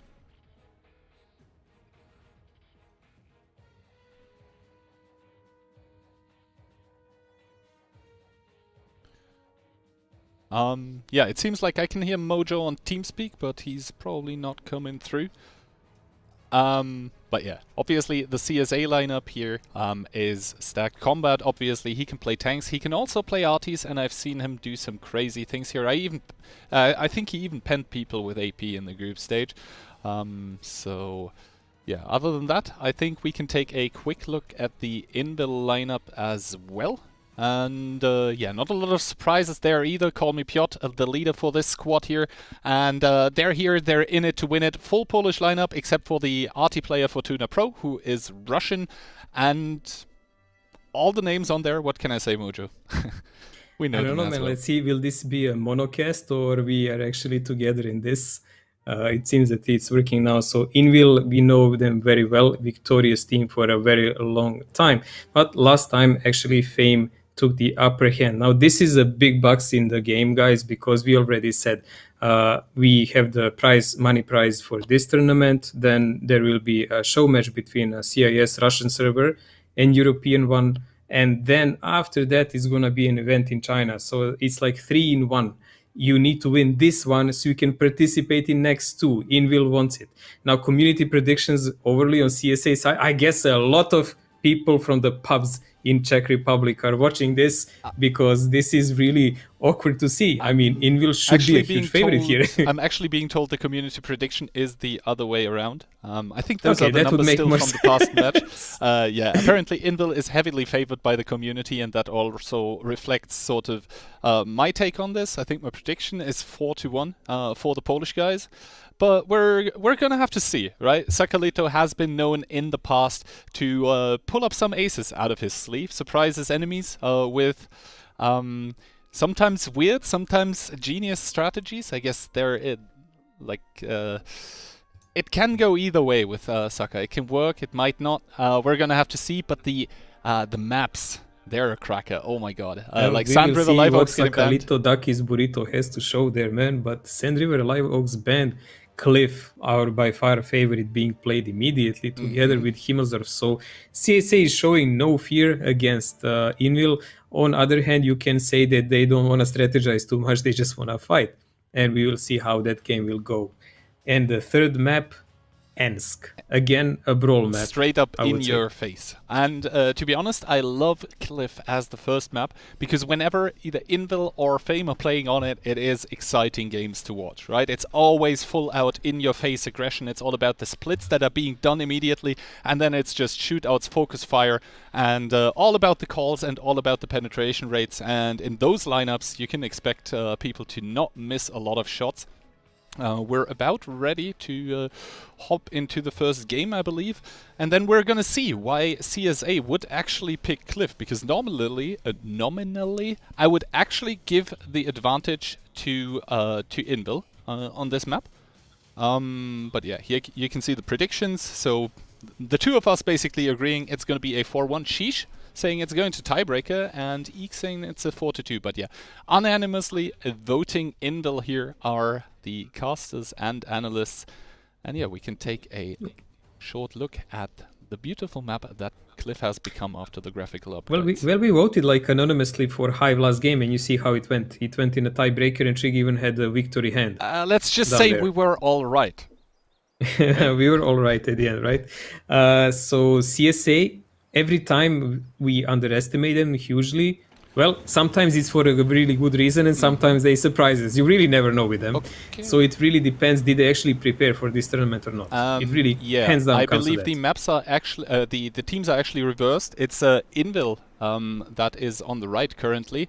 So yeah, CSA here in those tanks. Those are Konrad, Soka. Yeah, this is Invil here right now taking a lot of tanks to the lower side here, including double VZ and all the CSs by CSA. They're actually taking that immediately, and now in comes CSA also on the 1-2 line with a lot of other tanks. There are a lot of Invil heavies here in the shootout, but the CSs, they're shooting them apart from the upper side, while they're also being taken apart by the Invil CSs that are coming to the donut as well. It's just a brawl everywhere, but the HP mojo, they're even. Yeah, this is really a big, messy battle. Also, there is a parallel battle on the hill, but that is less important now than the focus fire we can see here. Now we see Karov trying to hold off on this little corner here to maintain some kind of upper ground toward the enemy, but it doesn't really work out. 18,000 HP compared to 16 CSA HP melting in a huge margin at the moment. Yeah, the brawls. Or is it vice versa even? Yeah, the brawls keep going on, and it feels to me like CSA, they're slowly but surely getting chipped away. It's definitely vice versa. Yeah, it is vice versa, and you can see the white Invil tanks there at the moment. They have just more guns in the game combat. The last guy remaining here for CSA on the 3 line, he's just getting chipped away there. Meanwhile, the lower side is not yet decided. There is 3 tanks, I believe, by CSA, but only 2 by Invil with the 907s. The VZs, as soon as they're reloaded, Yuzek, Piotrix here for Invil. Finally, the colors are right. They are gonna dish out brutal punishment, and now here Mumek with his almost full HPs against Froly. He will be able to do 1 big shot of damage, and the Batchat cannot even retaliate, so 3 damage done here for the side of Invil, who are now ahead in HP, but not by much, and the guns are actually even. It's actually 2000 HP, plus they hold these center positions, and CSA has a Batchat, which is a nice tank in some roles, but when he's on like 500 HP, it's not really a greatest of the sniping tanks. Invil is in this game defending, So when the game gets stale like now, they can afford a bit of time.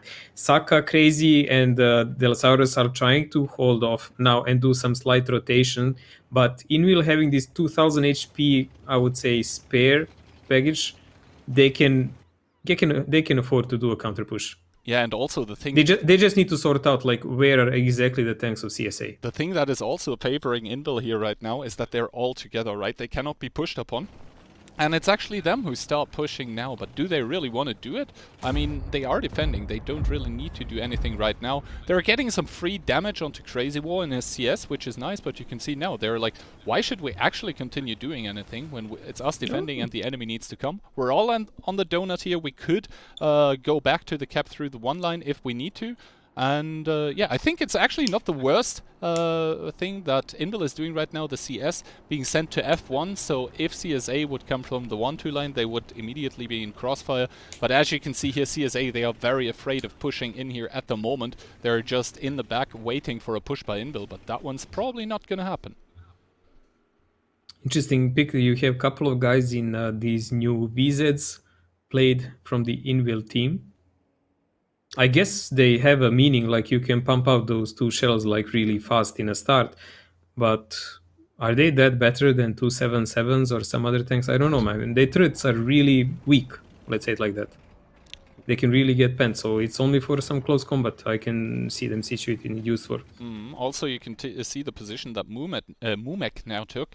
That one's a very good one because 1, you oversee your own cap, 2, you cannot be shot from the hill, and 3, you provide crossfire if the enemy chooses to push the 3 line, so that is not an option either anymore for CSA. The only way CSA could attack and not be in crossfire immediately would be the E line, but what happens if they do that? Well, then they're facing Hulda and heavy tanks. So Inbil here really doing a beautiful job of just shutting out any sort of possibilities for CSA to come back into this game and actually beat them. You can even see the CS in J2. I think that one could go to K1 behind the stone and just chill there in case the CS gets sent to cap. But yeah, we're gonna see. I think CSA, they're debating right now as to what to do, but I don't think there is really a lot that they can do. It's a big problem. Like the only thing that can actually effectively win the game for them now is maybe impatience by Inwil, and Inwil feeling the need to move anywhere. But Inwil is defending, and this is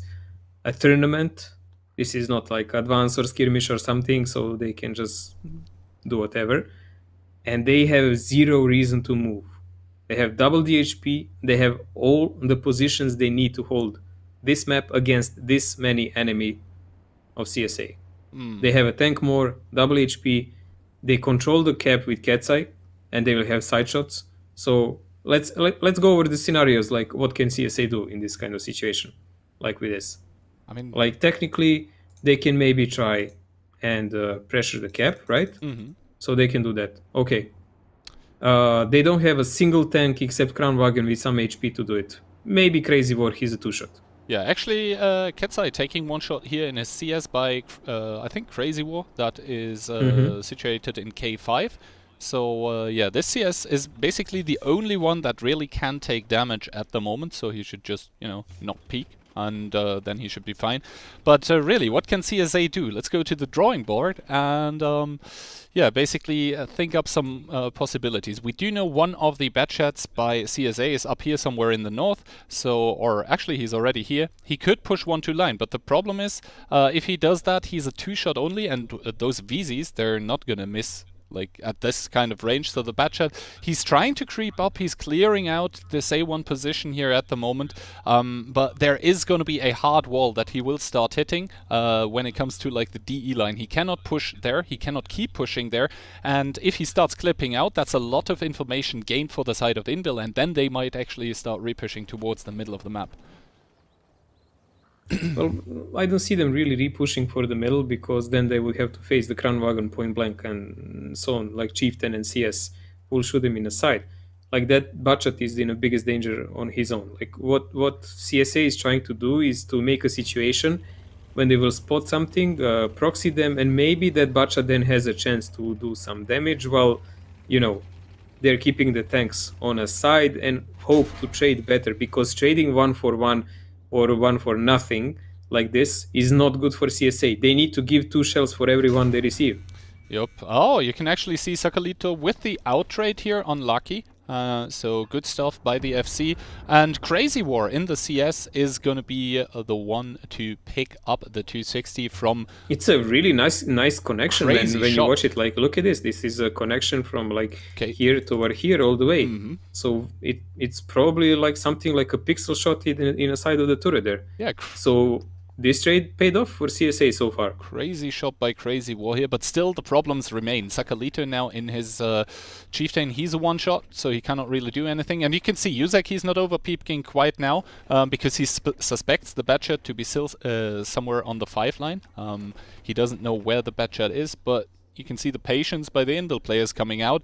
If you are not sure if you're gonna take too much damage for a peek, you just don't take it. You can wait.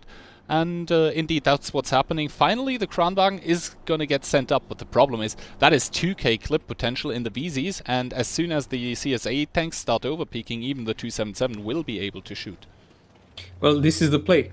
They establish the position with a chief. They're gonna come with the Kranwagen, and Batchat will try to clip one of the VZs in the back with a full clip. He's on 500 HP. It's gonna be entirely on Inwil how they react, because they have the advantage in positions, HP and whatever.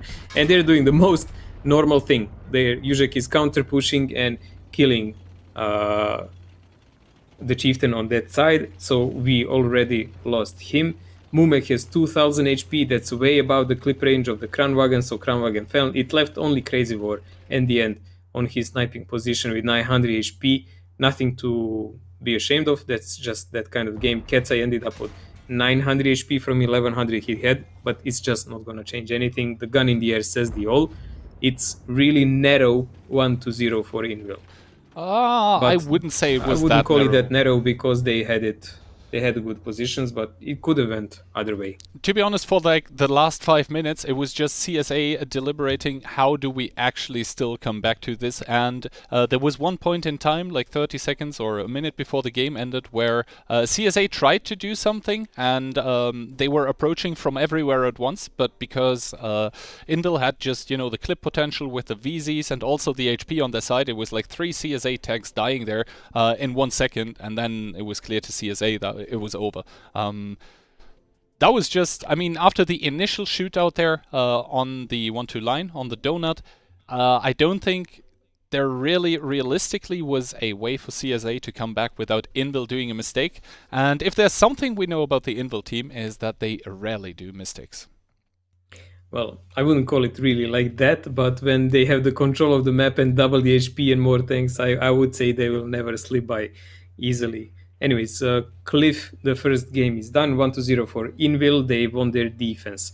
So they won their defense in almost 10 minutes, which will matter for nothing, because only the attacks matter in the potential of the tiebreaker. Anyways, we will now watch Inwil taking the attacking role and CSA in defense. Again, Saka doing 5k, Crazy War for 4.6. We really have some from 0 to hero numbers here. Like some people do in the games 4k, 5k, 6k, and other more misfortunate people get focused out in the start and they spectate the entire game. And I mean, Kets and Mumek on you other can still side, give same. moral Look at this, support. Piotrix. If you Wow, man, like these visits actually paid off. I was really debating and thinking that those tanks will not really be usable in Clan Wars and so on, but I stand corrected. Let us see. Let us see how will it progress in these 2 days. It's going to be very interesting. I saw in the group stage some people were using like only 277s and VZs and 113s actually, and no chieftains when they were trying to basically force some brawl in the middle. So we're going to have to see. But yeah, all of that being over, Invel still stands victorious after the first round, so 1-0 for them here in the match in the upper bracket. And CSA, it's going to be their defense now on the map that they picked, and yeah, we're going to have to be curious what Invel has drawn up for their attack on this map. But yeah, so far, I mean, Invel being not super clean, but like patient. And patience is just sometimes something that you need to win games. And yeah. I don't know about that. Patience, that fight in the start of the game was super messy and you couldn't even make out who is who because observers didn't take the correct sides. So that really didn't help in that moment. I hope that's going to be fixed for this one. And that was the reason we were waiting a bit longer. So we will see. Invil should be on the purple color when they come, and they should be from the attacking side. Yeah, and it seems to be rightly sorted as Invil is coming in on their attack, actually with the CGC, TVP, quadruple 907, then there is like 5 CSs, I believe, double Wheezy, and 2 Chieftain, meanwhile CSA. On their defense, they're opting to send one VC down together with a Batchet and a 907. One 907 staying in base and everyone else 4 CSA going to the middle. Mojo, I think we're in for some immediate action here. Those CSs by Invil, they need to be punished heavily. Otherwise, they're just going to take the hill for free. And immediately we see what the VZs are for. 2 shots connecting there together with the 50B, also shooting from the lower side. My goodness, gigantic damage onto the Invil CSs. Oh, Lockets and Lucky Blast really didn't like it. The first shell was a track shot. This is not something that you want to see when you're trying to climb that hill with CSs. Like, you usually push up something like 4 guys because you count like you're going to lose at least one of them. But if first one gets tracked, that's a mess you want to avoid. Now, the CSs from CSA are also trying to climb up, and they are actually taking the hill.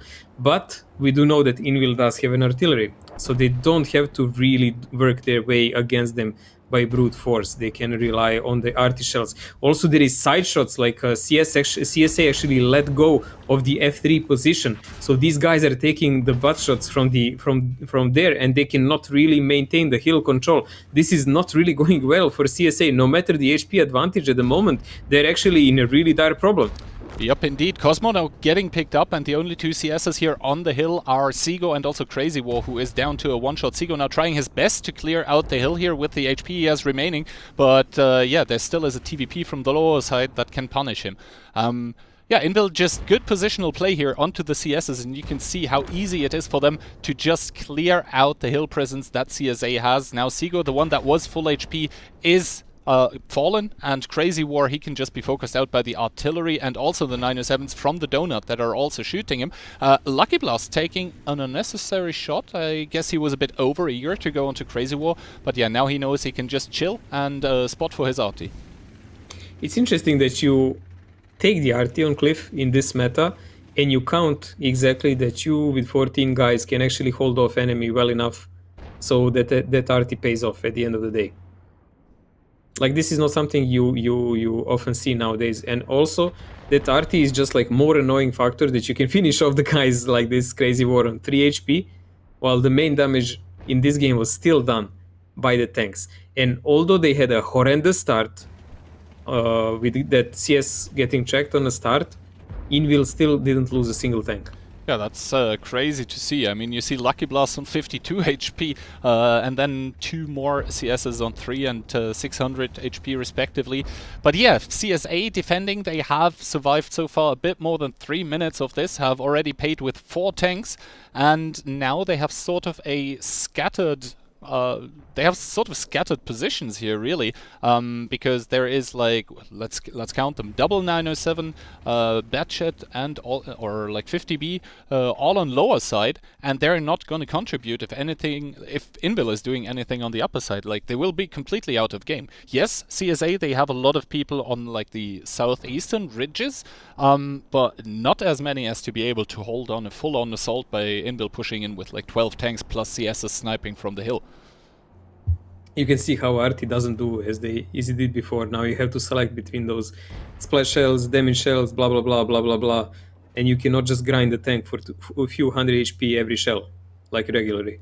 But still, that arty will be a pressure, because no matter how deep your tank is dug into the ground, he will still do some damage, and then you will have to move a little left or right, and then some tank will connect you. Technically, all Invil has to do in this part of the game is maintain the control of that 3 line, so no one can like use the 1-2 line from CSA, and they gradually need to grind down the tanks on the top side, mainly Lukin, Kermelets, and Radim, and so on. Yeah, you can Like see Colm. those guys will fall eventually one by one, and then it's gonna be game over. And now you can see as Lucky starts to put shots into Lucan. That was a salvo by the VZ connecting, and now Lucan just completely down and out of the game. Meanwhile, also the overpush by Invil coming in with the 907s through the middle. And since Saka had to drop in his Chieftain from the G5 position, there is not really a lot that can punish those 907s. They are probably not even going to get proxied. The 907s, they are just above the tanks here on the lower side that are stuck from CSA, and they don't seem to have step tanks to help them out. Yeah, this is something that you always want to see when you are a victorious FC. You split your enemy in two and you're grinding them slowly but surely, and there is nothing they can do. They can squirm, they can wiggle, they can try, but there is no way out of this. All of this HP they have is just like a paper tiger. Yeah, and the thing is, there is no coherence in between the CSA tanks right now anyway. You can see all of the people on the G line, they're like covering, trying not to receive damage by the 907s. And the 907s, what are they going to do now? They have free rotations everywhere on the upper side. It's just going to be them moving around the hill and moving in for the clean sweep on the southeastern side, where there is some scattered chieftains from CSA, but they're just going to get overpushed, overwhelmed, and then it's going to be Invil with the high ground. Well, we just need to see now how Invil actually wants to kill those guys. They're really torturing CSA at the moment. Yeah. I mean, they don't want to risk it. They have a lot of guys with a higher HP, but they do have a couple of one-shots. So they just want to make sure that this doesn't turn into some kind of clown fiesta, and they win for sure. I mean, CSA still has guys like Kermelets on really high HP, like 2.2k, Mradi on full 2.5, and they're firmly holding the upper part of the map. But there is a push coming in. You can see a bunch of tanks going from 9-0 line. They're going to jump in that hole, even maybe try to push him down. So I hope the spectators actually catch that.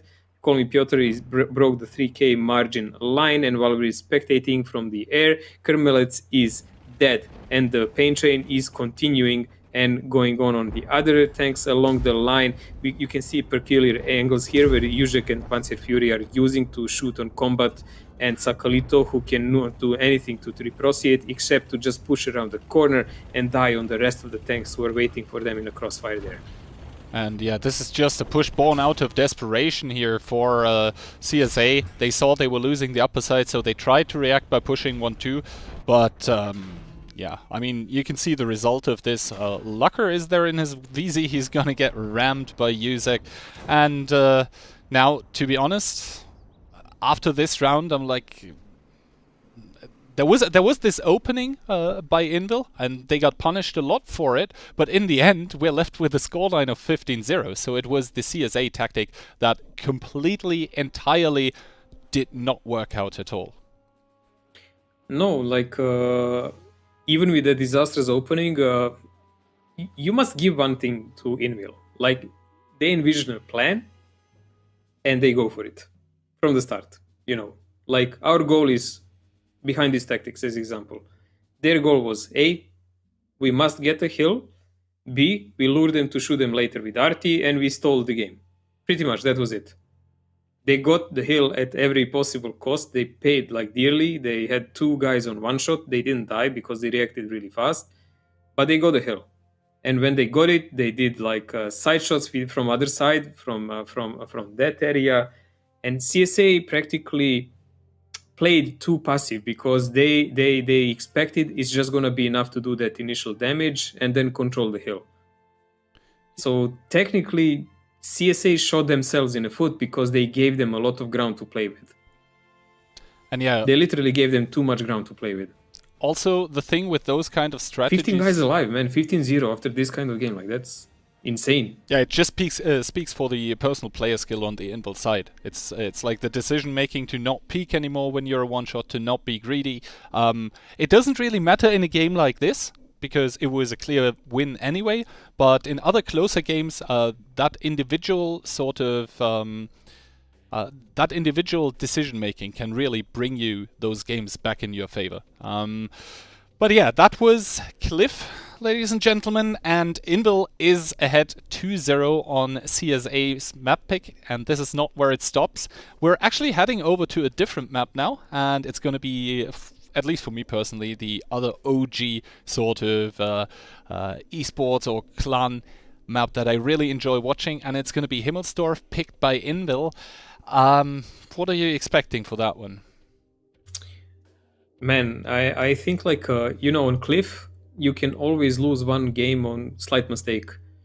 Himmelsdorf, pretty much the teams that play this well on this stage usually can lose only if they miscount the tanks and they fall in a trap on a hill, as example. Like Invil plays aggressive, they control well, they rotate really fast. This actually might end with 4-0, mate. I mean, there is a high chance for that now. It might, but actually in the, I believe it was the group stage, CSA went to tiebreaker twice on Himmelsdorf, and they won both. So maybe that's okay, but it really also depends who are you playing those games against. True.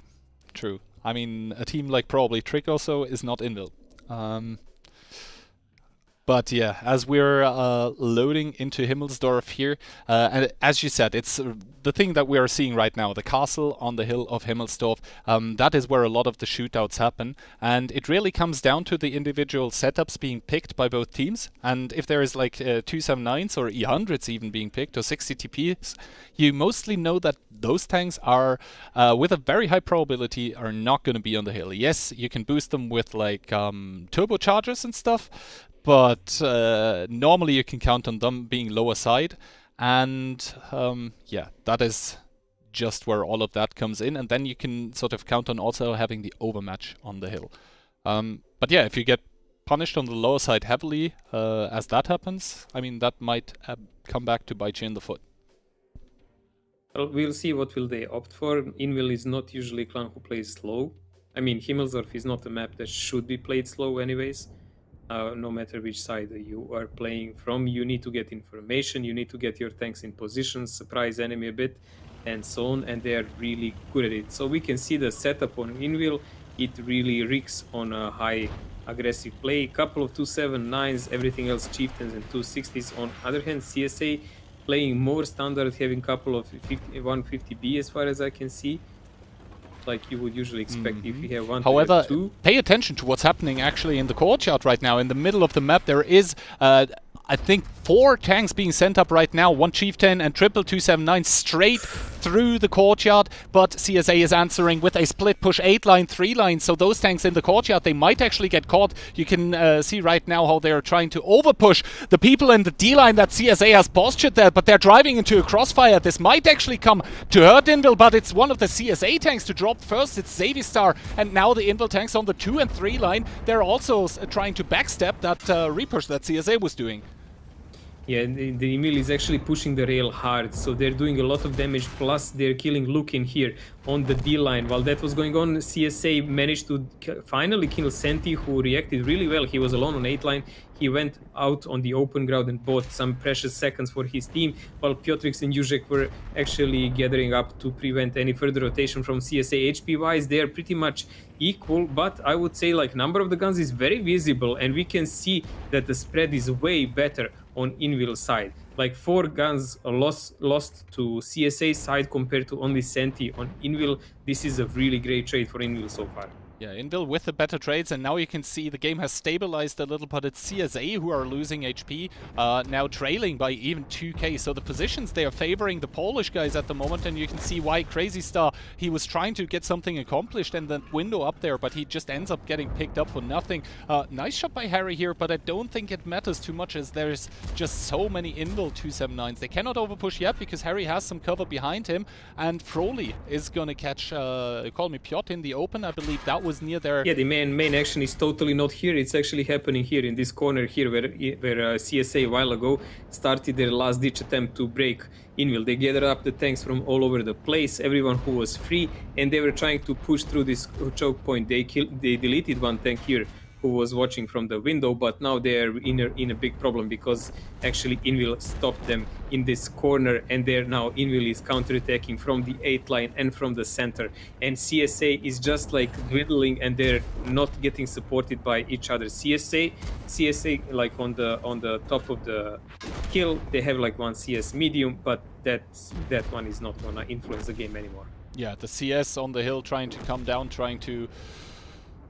I don't know what he's trying to do even at this point. It's clear that Indel has won and done so in a beautiful fashion. You can see a lot of one-shots, a lot of two-shots here for the side of Indel, but they're just keeping those guns in the game. They're shielding each other. They're just a nice cohesion in between all of those players. They're not giving a single chance here to CSA. CSA, I think they had a good initial reaction with as to what Invil was doing, pushing through the courtyard, but after that it was just Invil overrunning them. There were, it feels like, 1, 2, 3 guns too many for Invil, or not enough for CSA, and yeah, Invil 3-0, 3-0, and now we're gonna head over to first of all the post-battle stats, but yeah, then Invil is gonna attack in game number 4, and we can see Zavistar here, the first one to get pushed, basically, the first one to get picked up, at least only 1 shot of damage, and that is really the problem. Because Invil was able to single out so many tanks at the start of the game. They were at the gun advantage while having same HP, and, well, more guns is always better for your team. Well, usually doing the top damage for Invil here. He was one of the tanks who were balancing the lower side of the map, and then counter pushing later. What is important about this game is like CSA did a really nice counter push on the 8th line, but it took them quite a while to kill that one chieftain who was monitoring it, because he reacted on time and he ran away in the courtyard. So he didn't, it was empty and he didn't die in vain. And while that was going on, Invil, I guess it's really hard when you're on the other side and you meet all of that aggression. They read the map well, they read the number of the tanks well, and they just turn fluidly their attacks compared to that. Like, they were deleting parallel, while Senti was the only guy getting killed from Invil, CSA was parallel to that, losing 3 different points on the map. And there was nothing they could do about it, because their initial strat was simply like that. And it would probably work against 99% of other clans on the server, but Invil is not one of those. Like, these are the guys that are comparable to Fame. So it's just like standards will not work.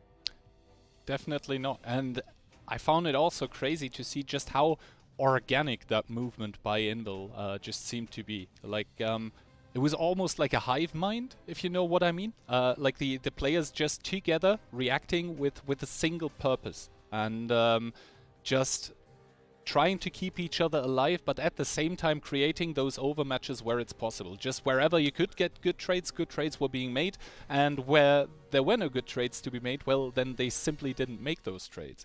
It is something that European players, it took years to practice, and I would say years of losing to Russian teams in ESL and VGL. And after that, like, after, I don't know, generations of that, teams started to grow up and to play better. And we had a final scene, if you remember, that even Fame won in Moscow on first 15 versus 15 against Tornado and so on. So, like, it took a while to European players to grow and to realize how to play fluid like that, which is a resemblance to those Russian teams. And then those guys who used to play VGL and so on, they transferred that kind of knowledge to their clans later. Because the main carries in the start of these tournaments were always the guys who played VGL. Nowadays, we see new generations who are coming and they're adopting that style, and they're like doing amazing plays and damage. But I would say they have it even on a silver platter compared to those who had to suffer in start. But yeah, here we go. Invil now on the attack, and doing so with 5 chieftains, double B, double CS, and the rest is 279s. Meanwhile, CSA here, I think they're baiting the 3. No, they don't even see it yet, but yeah, they are delaying all of those people in the Mercedes. So basically like the J3 positions. They're just waiting what Invil is doing here, but the thing is, Invil, they have a lot of tanks on 3 line that are not spotted yet. They're pushing this, but they don't know that CSA have this many people waiting for them. So I think Invil, they're pushing into more than they initially thought, and they're going to find out right about now as the CSA repush on the 3 line is hitting, and both teams, they're just taking out their wrath on each other. Sakalito Cosmo trying to cross over to provide the crossfire, and you can see the 279s by Invil now reversing. GG Go Next already down to below 1k HP, but it's actually the CSA tanks that get the worst of it. It's amazing, actually. You would expect Invil to be losing by far here, but CSA taking such an amount of damage, and good reaction by Invil running away in the inner courtyard immediately, where they can be shot only by 1 or 2 tanks instead of entire team. That cheeky spot by CS on 8 line was really interesting, so they could like judge how many guys are on the hill, but still CSA didn't see everyone on time, so they sent 2 tanks against 3, so they're losing that battle on the hill guaranteed. It's only a question, will they manage to actually overmatch Invil on the lower side of the map, but so far I don't see it happening. Kerov doing a really careless pick here. He remains only on 1100 HP, but it does pay off a bit. Still, Invil holding on lower side of the map, HP is equal, but they are losing the area of the church. CSA 50B managed to run away together with CS, but who will protect their cap now? Yeah, indeed, the Invil tanks, they are pushing down from the hill into the cap of CSA. There is 150B by Invil right now on the minimap, running behind one of the 50Bs of CSA. Ooh, Yuzek getting set on fire. He's not going to be happy about that one, because now that enables Cosmo to come behind him, and Xavistar, the same thing for him. Yuzek is going to die, and cap is going to start for both teams. Remember, if it's a draw here in this cap race, then CSA would take the win as they are defending. But right now, it looks like there is 6 seconds, so 5 more than required in between both of those teams, so it is actually the CSA tanks that need to provide the resets here on their own cap. It seems like Invil at the moment, they up until now did a good job, but now the cap timers are equal, and I don't know if Invil will be able to put any resets No, there here. is no way. There is no way, because there is no one to reset CSA, and there is people who can actually reset Invil, so CSA will have a really, really close victory here. I would say even maybe a slightly lucky one, because Invil threw too many tanks to the cap instead of fight. Yeah, so it is going to be CSA taking finally 1 game in this series here. We have a game on our hands, 3-1, and I think this was the first game in which CSA really proactively did something. They had that 3-line push in mind, they executed it, and then they went over to the cap. And this is the first time that Invil didn't seem like they were expecting this from CSA. Well, it didn't look like they expected the trap, but they did react really well to it. They won the hill, they retracted their tanks. It was really unfortunate that Yuzek, for them, that Yuzek got set on fire, but that would change nothing, because those tanks would simply stomp him. Anyways, he would maybe die 10 seconds later, 15 seconds later, but he would die nevertheless. The thing is, Invil opted that they will have enough tanks to actually finish the cap and prevent CSA from decapping, which was false information for them, false call, bad call, and it ended by CSA capping while they were maintaining their cap under control. So it was like a decent game for both sides, and CSA took the upper hand, because their initial strat was actually good read on what Invil might play. It was really good read, and they baited them as they wished. I don't think they expected everything to go as this. I think they expected to delete a couple of tanks from Invil in a process, but whatever works, man. Like, this was still a good play by them, and we're still in the prediction. We are still in the line. We are still in it to win it, as we can see the map pick and bans obviously once more. Himmelsdorf is done, and Dusted Murabanka was banned by CSA. They probably watched Invil beat Fame crazily on that one in the group stage seeding matches. So Invil now picked Ensk, and that is a very curious one, because I'm almost certain that Invil, upcoming to this tournament, they trained against some Russian teams, and if there is one map beside Himmelsdorf that Russian teams are notorious for being crazy good on, it's Ensk. So maybe Invil was able to catch a couple tricks from them. Well, they're notoriously good on Himmelsdorf also, and on Cliff, but there we go, CSA took around, right? So we will see what will happen on Ensk and what kind of tactics will both teams opt to play for.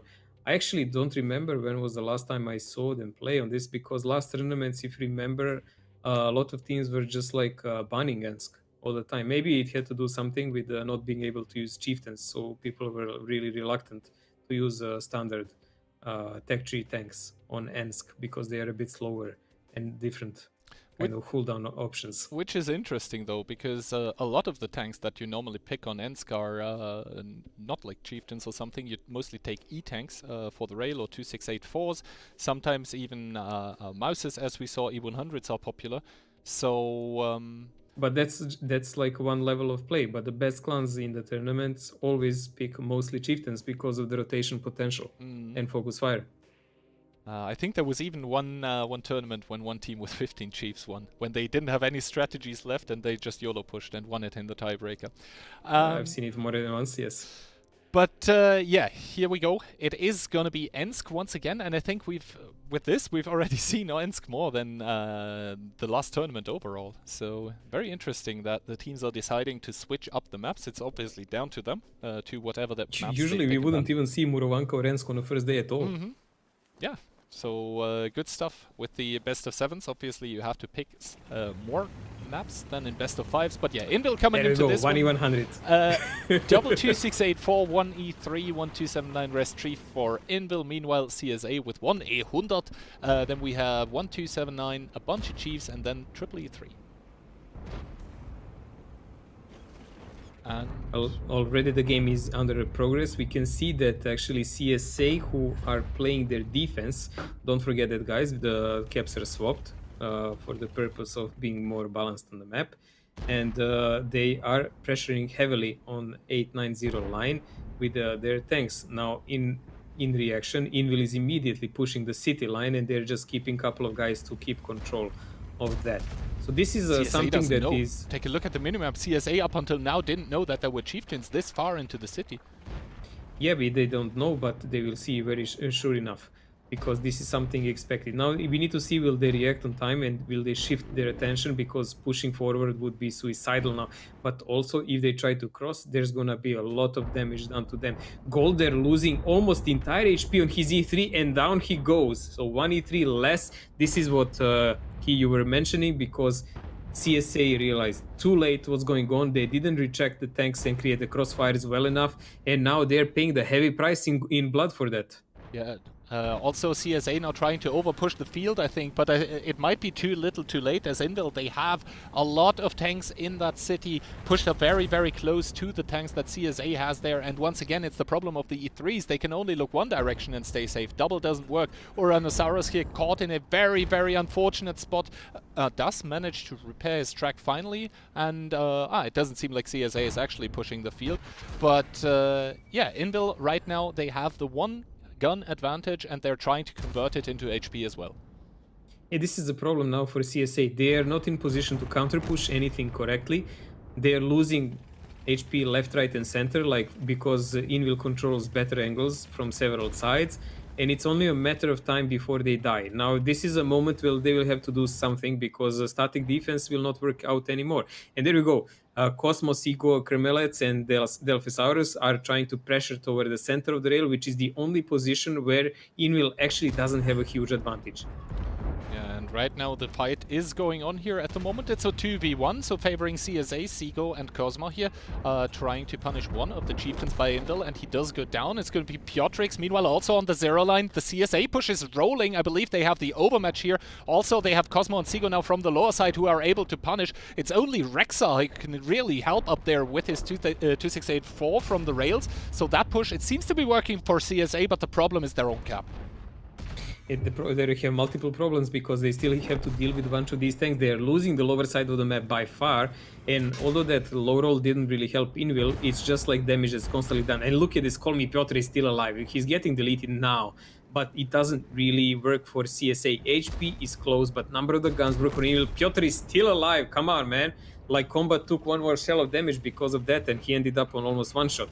So we have a victory for CSA in the field side, but then again, there is a vast number of tanks on Invil pressuring their cap and pressuring them off their own cap. And Invil, they seem to have the numbers, they seem to have the guns, they seem to have the HP. They're coming over the cap here, and look at the minimap. Still in the north, there's 2 TDs from Invil continuously able to put shot after shot into the backside of the CSA tanks, and they are starting to falter here in the match point for Invil. The HP 3k apart in favor of Invil, and the guns, they are not looking good either here. Cosmo has to do a YOLO reset, loses his complete tank in return, and Invil, they are looking strong here with a 4-1 scoreline over the Czech team of CSA.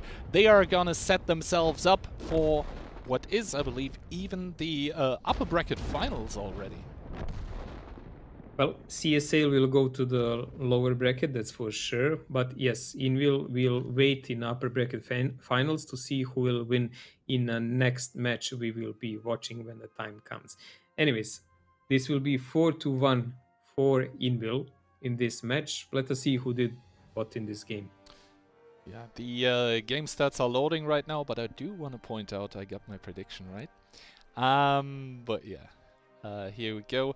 Upcoming are the team stats. However, I find it very important to highlight the 2 E3s that basically got caught out. One of them Golda with 0 damage, one of them Oronosaurus with only 1 shot of damage. And that is really the straw that broke the camel's back, right, for CSA, because their E3s were taken out so easily. They weren't able to retaliate, they weren't able to use their armor because they just got flanked. And then, as CSA, you need to do something. You have to do some sort of field commitment, but while you're doing that, you're devoting a lot of your tanks to places where they cannot help should the Invil tanks push the city. And that's exactly what happened. Invil, yes, they got pushed away from the field, but the CSA tanks couldn't go to cap because there were still TDs remaining, and meanwhile Invil just repushed the city fully with a complete overmatch, and when the tanks from the field returned, well, yeah, the battle was already over. There was nothing to return to except like enemy made their base their own base. Mm-hmm. Now, all of your base up belong to us. That was basically the Invil players in that situation. But yeah, Mojo, that was enough from us for the moment being. Let's head over to lovely Ikibu and Sheesh. And hello, gamer. Welcome back. Hello. So we were in a little bit of an issue there.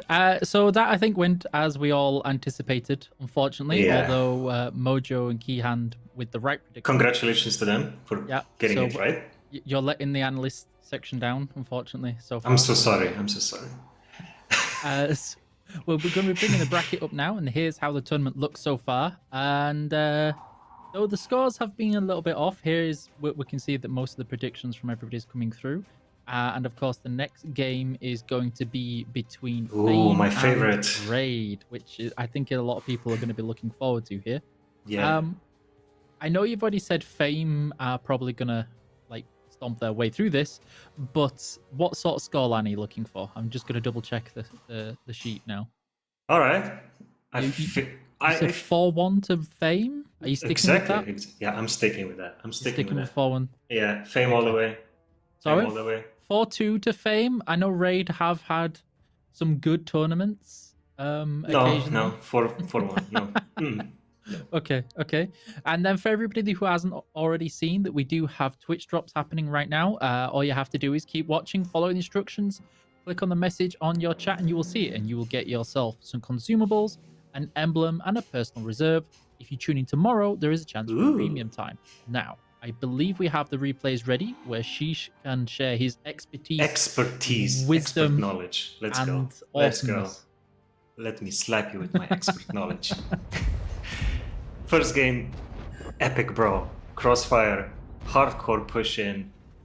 I actually believed that CSA might be able to pull it off, but there was just too much going on. And I gotta give it to Invil. These guys are sick. I am getting worried about the Fame Invil fight because these guys are just they are amazing. Motivated, yeah, and the sheer skill, the individual skill of these players. And how they pushed in the end. I mean, they were up on HP, but how they quartered this in the end, it was just amazing. I gotta give props to Polish Hussars, they are really, really good. They just dominated. This first game was epic. Completely. I loved it. I loved it. You seem to be in awe there a little bit. Yeah, but I am. The a guys are bit really disappointed good. there. Yeah, you did tend to see a lot of I focus I wished for some nice YOLO in rushes by the CSA, and I gotta admit I was a little bit disappointed. Now I was like, okay, yeah, CSA, you got this, you got this. Look at all the HP going away, but yeah, they did lose a lot of HP. They did do that, but the hill got lost from the CSA. They got picked off one by one, and then just the incoming push from Invil, complete map control, and then they were just picking off one by one like flies. I'm gonna see the push now. This was the push from Invil, and look at this coordination. Yeah, I am in awe. They're playing really, really good. I wonder who they've been training with. Look at them. They push them outside. The whole CSA is just in one little square rectangle. It's just amazing. All right, Himmelsdorf. After seeing 2-0, I was, oh boy, my prediction. What did I do? I was very nervous right here. And seeing this push, I was, okay, they got this. Because look at how bunched they were together. They played so good together, the Invil team, and just mopped the floor with the CSA. And the amount of guns they had alive, it was just overwhelming for the CSA team to do anything. It was 3-0 so fast. I couldn't even catch a pee break in between. It was just going all too fast. And then the final game, the final game on Himmelsdorf was pretty surprised. This bait push from CSA worked. I was surprised because this crossover here with Sakalita, I thought, okay, they're gonna lose a lot of HP for this. But they didn't. They somehow managed to get through, destroyed the Invil team, and I was kind of nervous because they left the cap circle open, and I thought the Invil are just gonna drive in behind the church and win it. But they managed to get in just the right time, and because they were defending, right, they won it 3-1. I was like, okay, they can still do it. They can still do it, but next map, Ensk. After seeing, I don't know who received, it was Golidor. After seeing Golidor getting rectangulated, absolutely taken down, I was like, okay, they're going to win this. Because they had complete map control in the end, and there was just nowhere. They were trapped like mice. Basically, the CSA team. They couldn't push anywhere except the railroad, and that turned out horrible. Piotr surviving for such a long time. Okay, we get it. You're good. Just stop. Just make it stop, basically, at this point. Please. Because this was brutal. This was hard to watch. Yeah.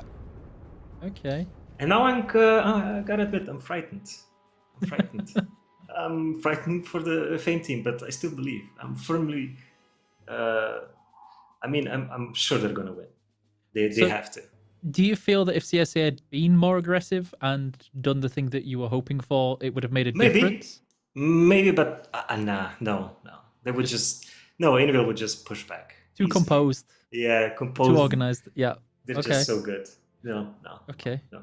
So they are gamers. While we wait for the casters to get ready, what sort of gameplay are you expecting between Raid and Fame? Pretty much what we saw right now. Yep. Fame being as Invil and Raid being the CSA. My prediction is 4-1 for Fame. Oh, old. I haven't seen the map, but I hope we're gonna see another Himmelsdorf action. You know how Fame does Himmelsdorf.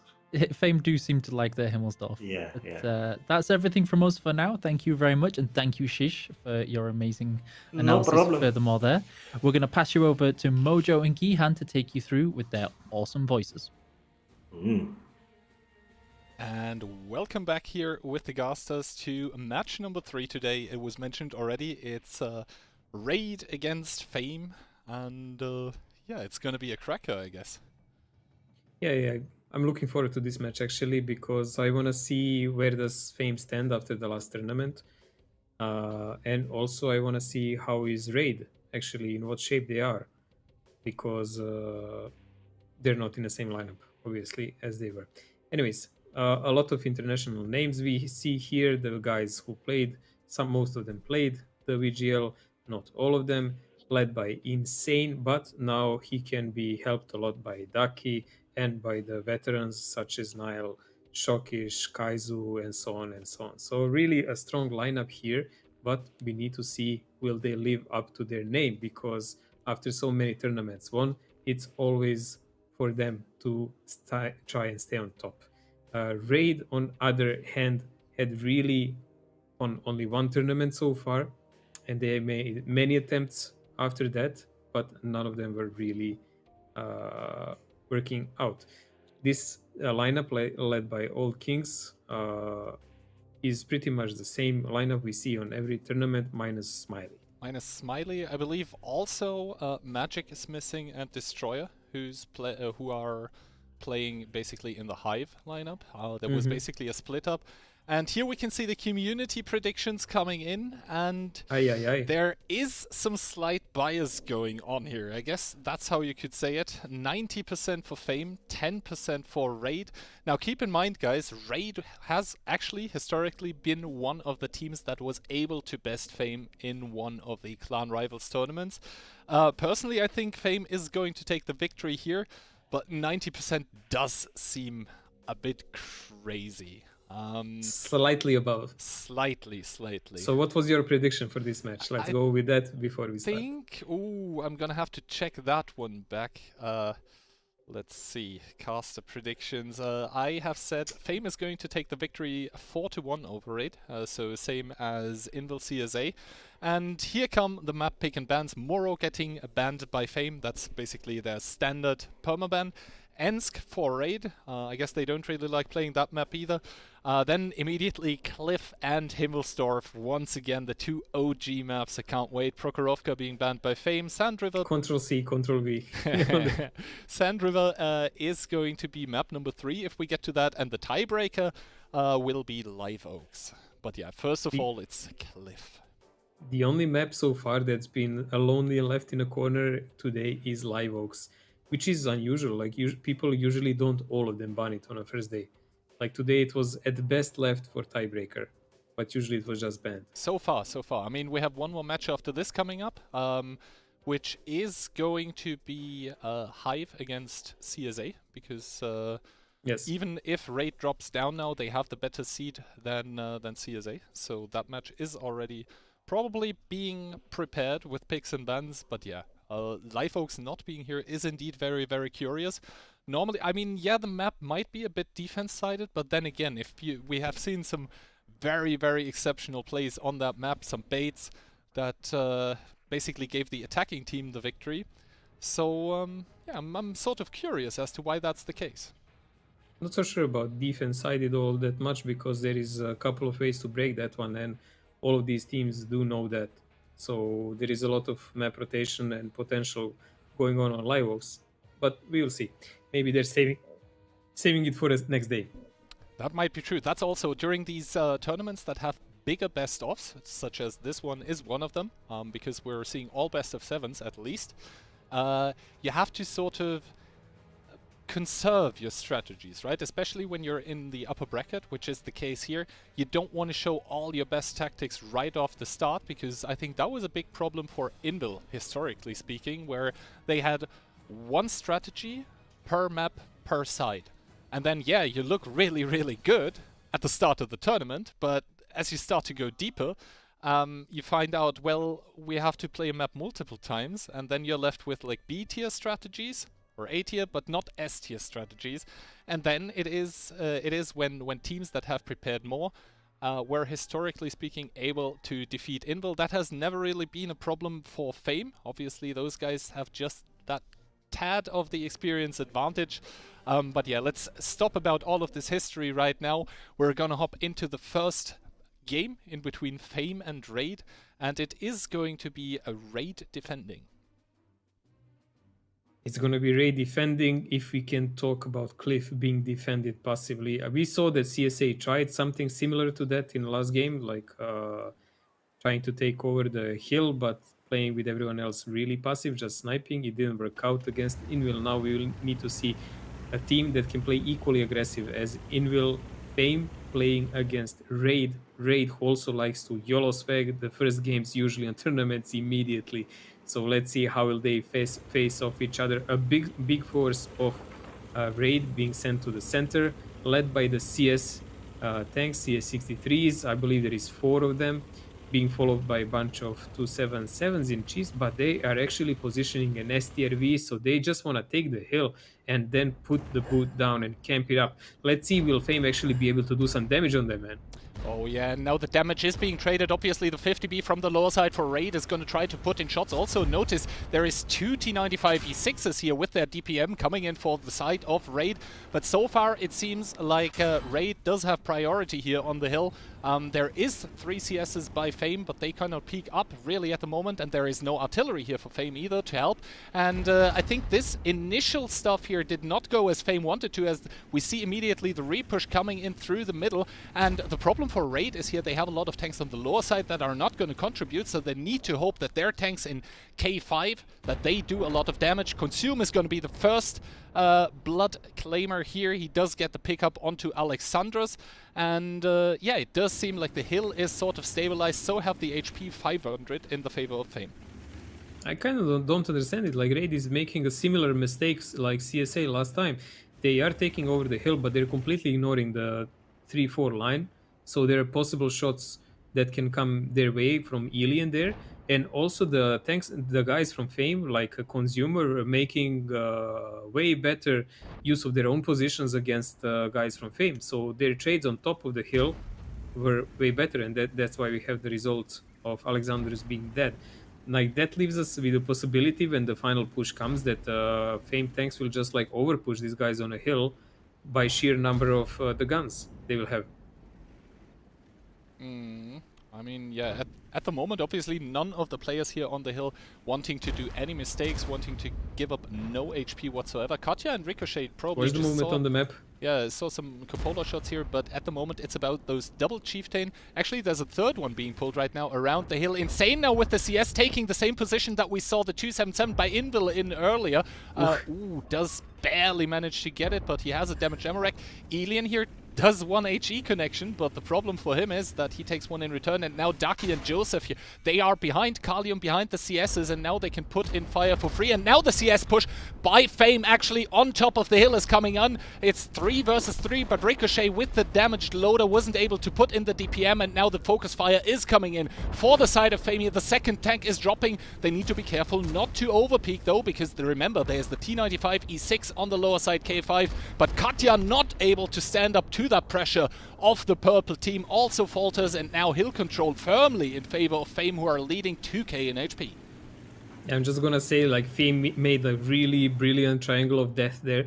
I already mentioned there was a gap in the defense of Raid on the lower side, and Fame knew it immediately. That's why they sent Insane. So you have like angle here, and these guys have zero chance to survive because they're just getting pushed from over the top of the hill, and they are getting shot inside wherever they try to go. While that is going on, the Fame tanks were just holding the positions and making sure that none of the Raid tanks that are left elsewhere can move. So that led us to the same conclusion like when we watched the last clip when CSA was doing the defense. 4 CS is dead.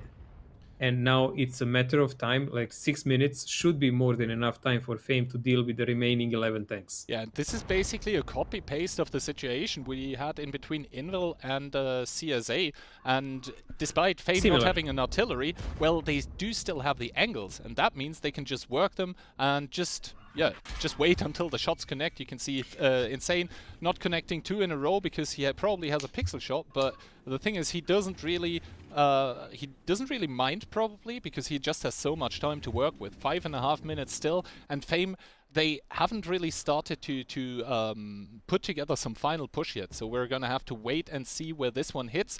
At the moment, the tanks for Fame, they are being rotated from around the hill towards the donut, and yeah, as soon as the chieftains start arriving there, it will be impossible for Raid to retake the 1-2 line, because And there you go. No hesitation whatsoever. yeah, and now Raid finally sees what's up. It's the double chieftain getting pushed through the middle. Actually, I think it's triple chieftain even, and they are going to be able to just put so much pressure onto the 277 Mario, down to a one-shot, down and out of the game. Ducky, in the meanwhile, on the southeastern side, dropping down to a one-shot here. Needs to be careful. One more shot from Insane connects into Kalium, so he's down to a one-shot should he peek onto Ducky.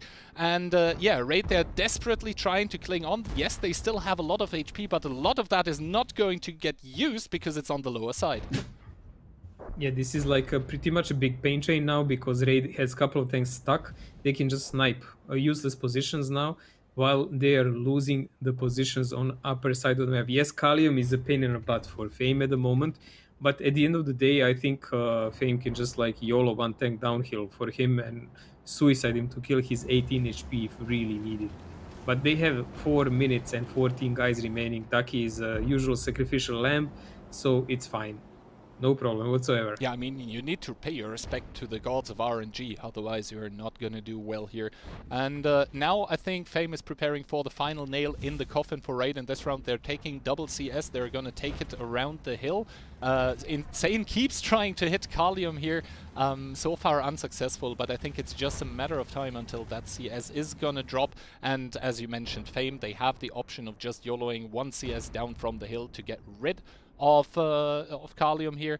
And other than that, obviously, Old Kings also needs to be careful, because as soon as the chieftains in the middle of the map start pushing, then Old Kings is gonna get spotted for shooting, and then he's gonna be in the crossfire. Remember, the STRV, it can only really stay safe towards one direction, and yeah, he took a blind shot just now, and you can see the CSs, they have so much ammo to spare, they can just blind the position and hope to take him out.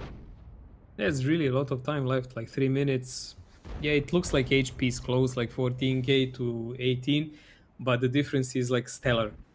It's really insane how, because once the tanks from Raid start falling, they're gonna start falling like dominoes, and that is not an effect you can stop.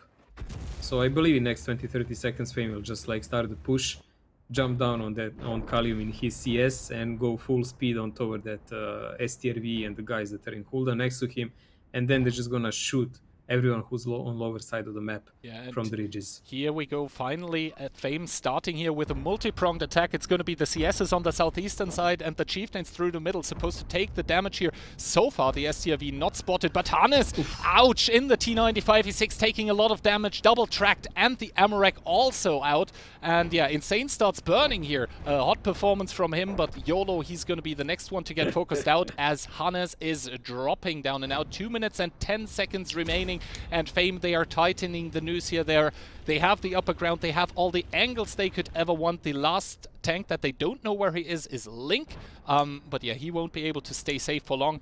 2 minutes still remaining, and the T95E6 rerolls. Shout out to him and Bunze. Yeah, they're not able to stay safe here from all of those angles. And the 1-2 thing that Benzo might attempt here in the 50B, I don't think it's going to work either. Well, Benzo has the full HP together with his... Never mind, Link already lost half HP while I started speaking, so that's not even working out. I mean, guys, it's very, very visual and visible that Raid has 0 chances to win this game for a while. It was just a matter of how will Fame crack them in this manner of speaking. Like 18 HP remaining on Link, sitting like a last defense in the base, and Benzo on 452 trying to do some more damage on 2 line just to make the game less salty for it. As we said on the start, it's Fame, a team that needs to be challenged by others, and in this game we could see a big gap in skill between them at the moment. Like it's always when teams come in a tournament, you always need to see how ready they are, how well they respond, how are their tactics. So far, Fame in this one game does seem way more brutal than Raid. We'll see what will Raid actually do in the next games to try to respond to that, because slow plays will not work.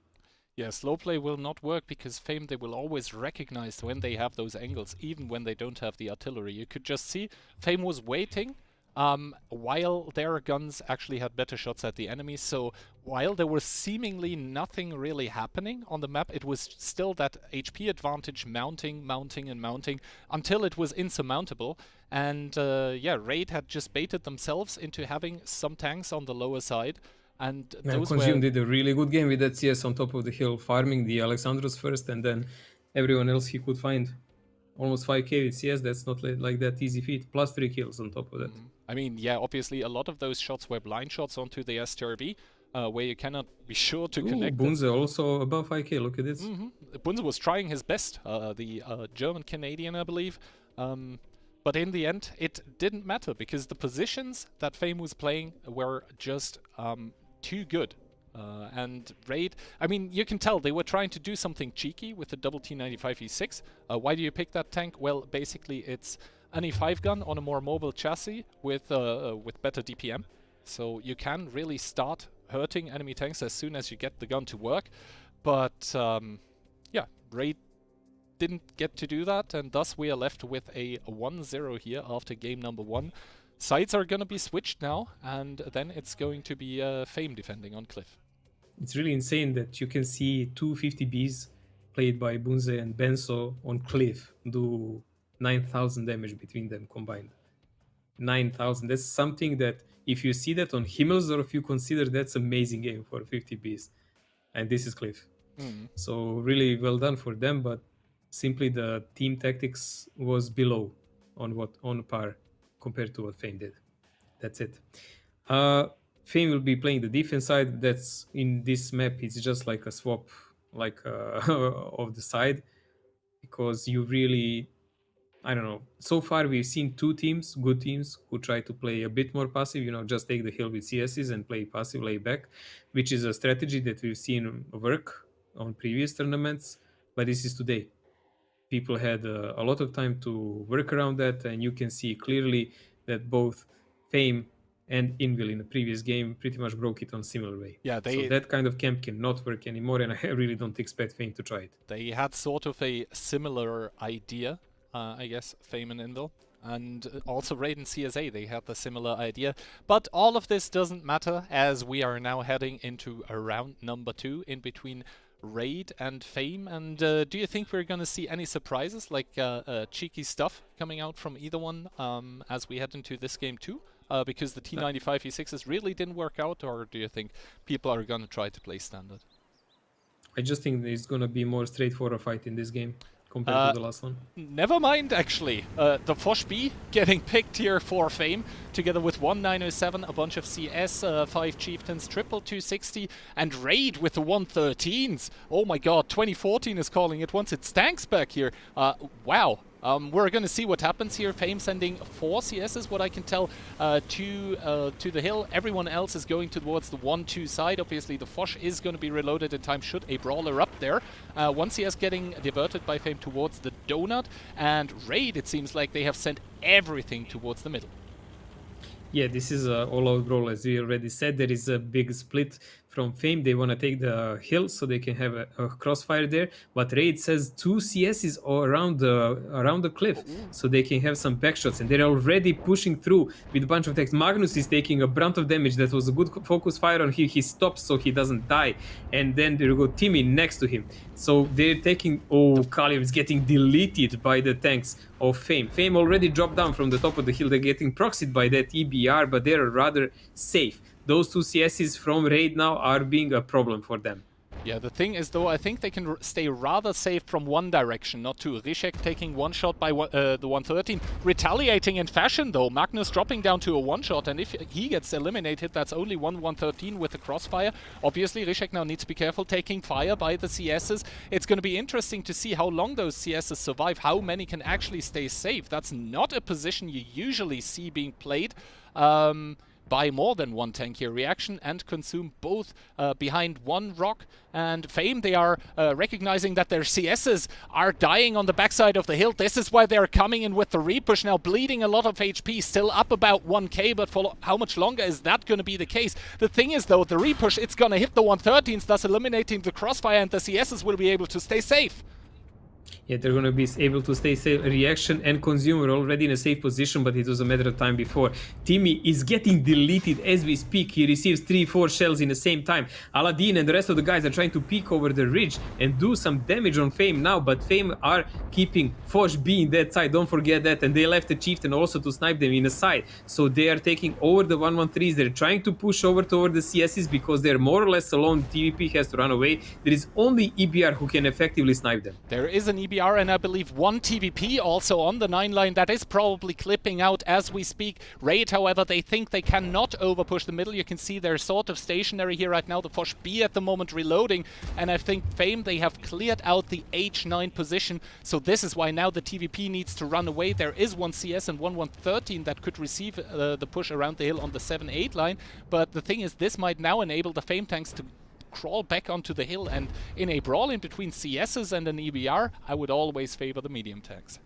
Yeah, definitely that, but we also should always remember that Fame is defending in this game, and I would say so far defense worked by fine, because they have 3000 HP advantage, they have the positions, and so far they only lost Rishek. Like, I was a bit laughing to myself because when the, CSs were taking positions on the hill, Rishek was the only one trying to trade. Reaction immediately took the rock and he was like, yep, I'm just sitting here. Consume saw where the wind is blowing from, so he just came next to his side and they were like, bro, there is only room for 2 guys here. Sorry. Yeah, Reaction was like, yep, a rock. And he just clung to that one for what felt like forever. It's gonna be, I'm curious to see what happens next once the Foch B takes its next peaks into the sides of all the raid tanks in the middle. But yeah, Hannes getting forced off the hill now. That is one more position that the Fame tanks have freely. Yes, Hannes is still alive, but a one-shot. And there is no need for the Fame tanks to overpeak right now. They have now complete control over the hill. They can spot the rotation around it. And Raid, they are sort of bunched up, cornered in the middle, as weird as that might sound. And they have around 5.5 more minutes to figure out how they break this contain that the Fame players are right now putting onto them. It is gonna be a tough cracker to crack it. To be honest, like, they don't have much to work with. They have Mayo and Daddy Bunze on full HP, and that's gonna shrink as they try to pressure. Pencil losing one more shot of damage and ending up on 400. They don't control the hill. They don't control the donut. They don't control their own base. They're literally just stuck below the hill. Yeah, and that one. And there you go. There is slight movement from the Fame. You can see, and this is a really crucial ending moment, I would say. Fame sending a tank here who will now get positions, and he will just have S shots here. Whoever peeks up. So whoever puts his nose up, he's gonna get shot. They have to go down. When they go down, Fame will take more upper positions and just start farming them more and more and more. Yeah, Consume now picking up Hannes, and that means even more Fame presence on the hill. And Ducky in the CS from A2, he's just starting to farm. You can see Katya continuously receiving shots. Yes, he has turned towards his own cap, but like sooner or later the CS is gonna hit that lower plate of the 113, and then it's an easy pen. Bunze now taking one into the back probably from Ducky as well. So yeah. I mean, the Ignite by Consume not helping either. 2 tanks just dropped for Raid, and I think Fame, it's time for them to wrap it up here. Niall poking with the Foch B, taking 1200 damage immediately, though not a peak he should be doing. But yeah, Old King's now dropped in his STB, and it's just the players from every corner, from every angle, from every direction. The purple tanks are coming, and the yellow ones are faltering. Yeah, Raid is dying everywhere on a map. There is simply nothing they can do to retaliate against this. Once the game was lost on a critical positions, it doesn't matter how much HP you have, you can simply not win the number of the guns and crossfire. YOLO being the last guy remaining in that TVP, he did good job on clipping from the sides and running away. I reckon he's gonna have a decent damage in this game, but that's not gonna be a consolation for his team, because this is 2-0 for Fame on Cliff, and this is not a situation that Raid was hoping for. I mean, they were hoping probably to get at least one game here. Yeah, indeed, but it did not happen, and this means with a 2-0 scoreline, we are not on a match point yet, but the next upcoming map is Himmelsdorf, and that is normally also one of those maps where Fame is considered strong on. First of all, let's head over to the post-battle results though, and yeah, you can see the problem really was for Raid that they weren't able to get those 113s to play to their strengths, right? The strength of the 113 is 1, it has HP, 2, it has a good turret, 3, it's mobile, and 4, it has a good heat pen with which you can compensate. It seemed like they thought, like with their strategy, that they will be able to kill the CSs, you know? Like they let them climb on a hill because they had a late spot on them, and most of the CSs from Fame climbed on the hill without any significant damage that much. And they thought with that split from the CSs from behind and so on that they will be able to do enough damage on them, but that was not the case. And they lost a lot of map control because of that. A lot, because they sent everything to the mid. They had no control of a crossfire.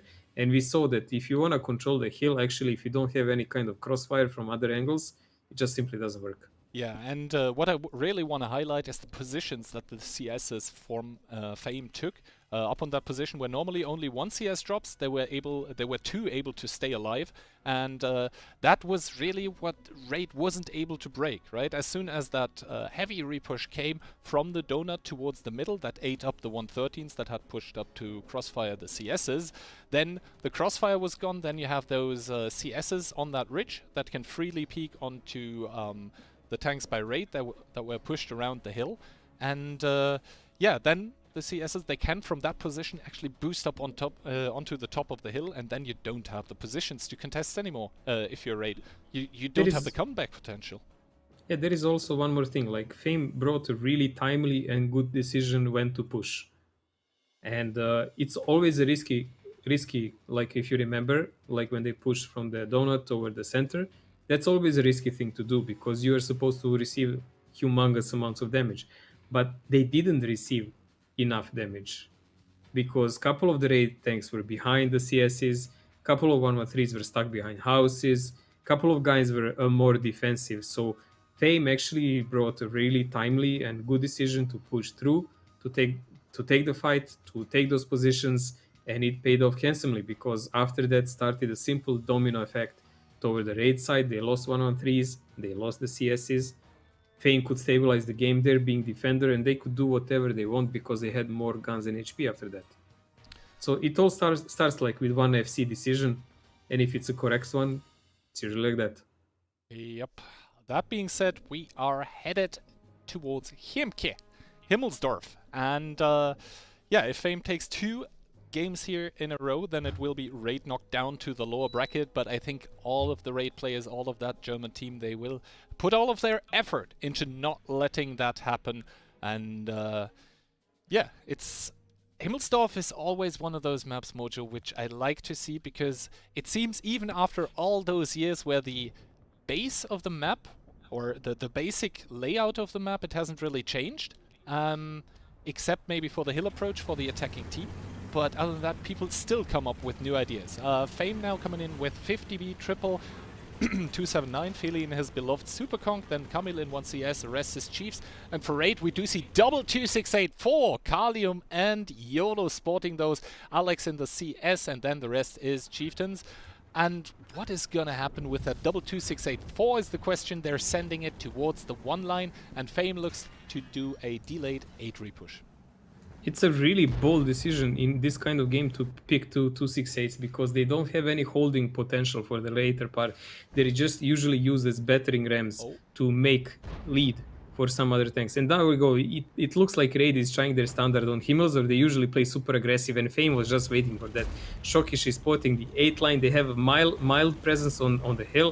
Everyone else from Fame is on lower side. You can see the quick rotation here that is making way to meet the tanks for of the Raid team. Raid will know that they are coming now, but they are just not aware that actually almost entire Fame team will be just waiting for them here, and this is going to be a massacre. Dragos there down to a one-shot in his 279 though, needs to be careful. Feli here now getting pushed in a super conk. He's trying to do what he can, down to 71 HP though, out of the game by Hannes, just kicked away, and now the Fame tanks are scrambling to try to get back and push in that 2 and 3 line. Insane. Joseph, they need to be careful though, there's just so many Raid tanks here with a double 268 for that brutal pushing power, and it is actually Fame who are dropping in tanks here now. Still all of the Raid tanks alive. Now the K-line even getting repushed, and that is only 2 tanks there for Fame. Fame is obviously trying to react, but the amount of guns that they've lost up until this point, it's costing them heavily, and the HP, it's also in favor of Raid. Yeah, the momentum is totally on Raid side. It does look like they found a little gap and mistake in Fame defense, and they squeezed their leg there, and they're opening the door now, man, by far. Shokish, who came from the 3rd line to try to help his friends, already dead. Here, Consume trying to go with Broken Amorek from the hill. Hillary holding a couple of guys here, but it's a lone attempt. It's only 1 tank lost for the Raid so far, and it does look like to be like a stomp, what should have been a sturdy defense for Fame. Yeah, Fame just seems shaken by this offense on the 1 line and 3 line by Raid, and now it's just the gun advantage that's going to do it here for the Germans, and Fame seems stunned by this. I mean, they did react, yes, but the reactions, they were just not enough. They had no answer for the 2684 in the 1-2 line, and from there it just started spiraling all out of control. Rishek here now trying to do what he can, but he's gonna get rammed to death. Insult to injury here added by Ricochet, and Carmelita on the hill with his CS. Well, he's not gonna have a say about the outcome of his game. He's obviously going to try to stay alive as long as possible because it's their defense. He doesn't want to fall too early in case of a possible tiebreaker. But wow, Raid coming back, and Raid coming back in style. Yeah, this was like really peculiar to see because Fame actually planned against this. You could see that by positioning of those things. They were expecting that Raid will try to do something really fast. They will try to push them, and they had rotation force ready. It just didn't work out because Raid had so many tanks there. It's not only about those 268s, like the tanks from the Fame who tried to cross rail, followed by Insane, got massacred from the side. And they never gave anything much back to the Raid. And after that, they just falling down like dominoes because they lost so much HP at that one little point. After losing Feli, they lost like 3 tanks right after him because of attempt to save him.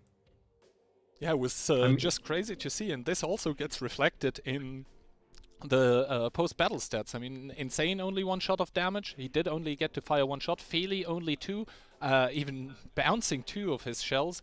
And yeah, the problem was that too many guns for Fame dropped too early. Thus, the DPM advantage was just there for Raid, and they made it work. They made it work nicely, and this was also sort of the organic play that we saw by Inbil, right? Oh my god, top damage, top damage are 2-2-6-8s.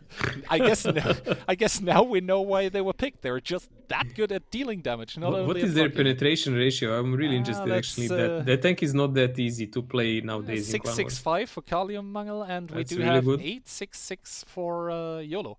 Maybe some ramming action going on there as well, because yeah, if you manage to really pick up speed and then ram an opponent because your frontal armor is just nominally, like the thickness of the armor is so good, then you're just gonna deal a lot of damage with ramming. And wow, Raid coming back in style, and like on like Cliff, the T95E6s didn't really work out, but you have to say the 2684s on Himmelsdorf, they definitely did their job. Yellow Wagon worked by far, definitely very well. Now we'll need to see now what will happen when they shift the sides. As we said, like Cliff and Himmelsdorf, it doesn't really matter that much which side you're playing against. It's more about initial tactic and how the players individually react. But for this, like, I would say Raid's tactic was just straightforward and brave, and Fame had a good response for it, but I think they misplayed as a team and as a players in some moments.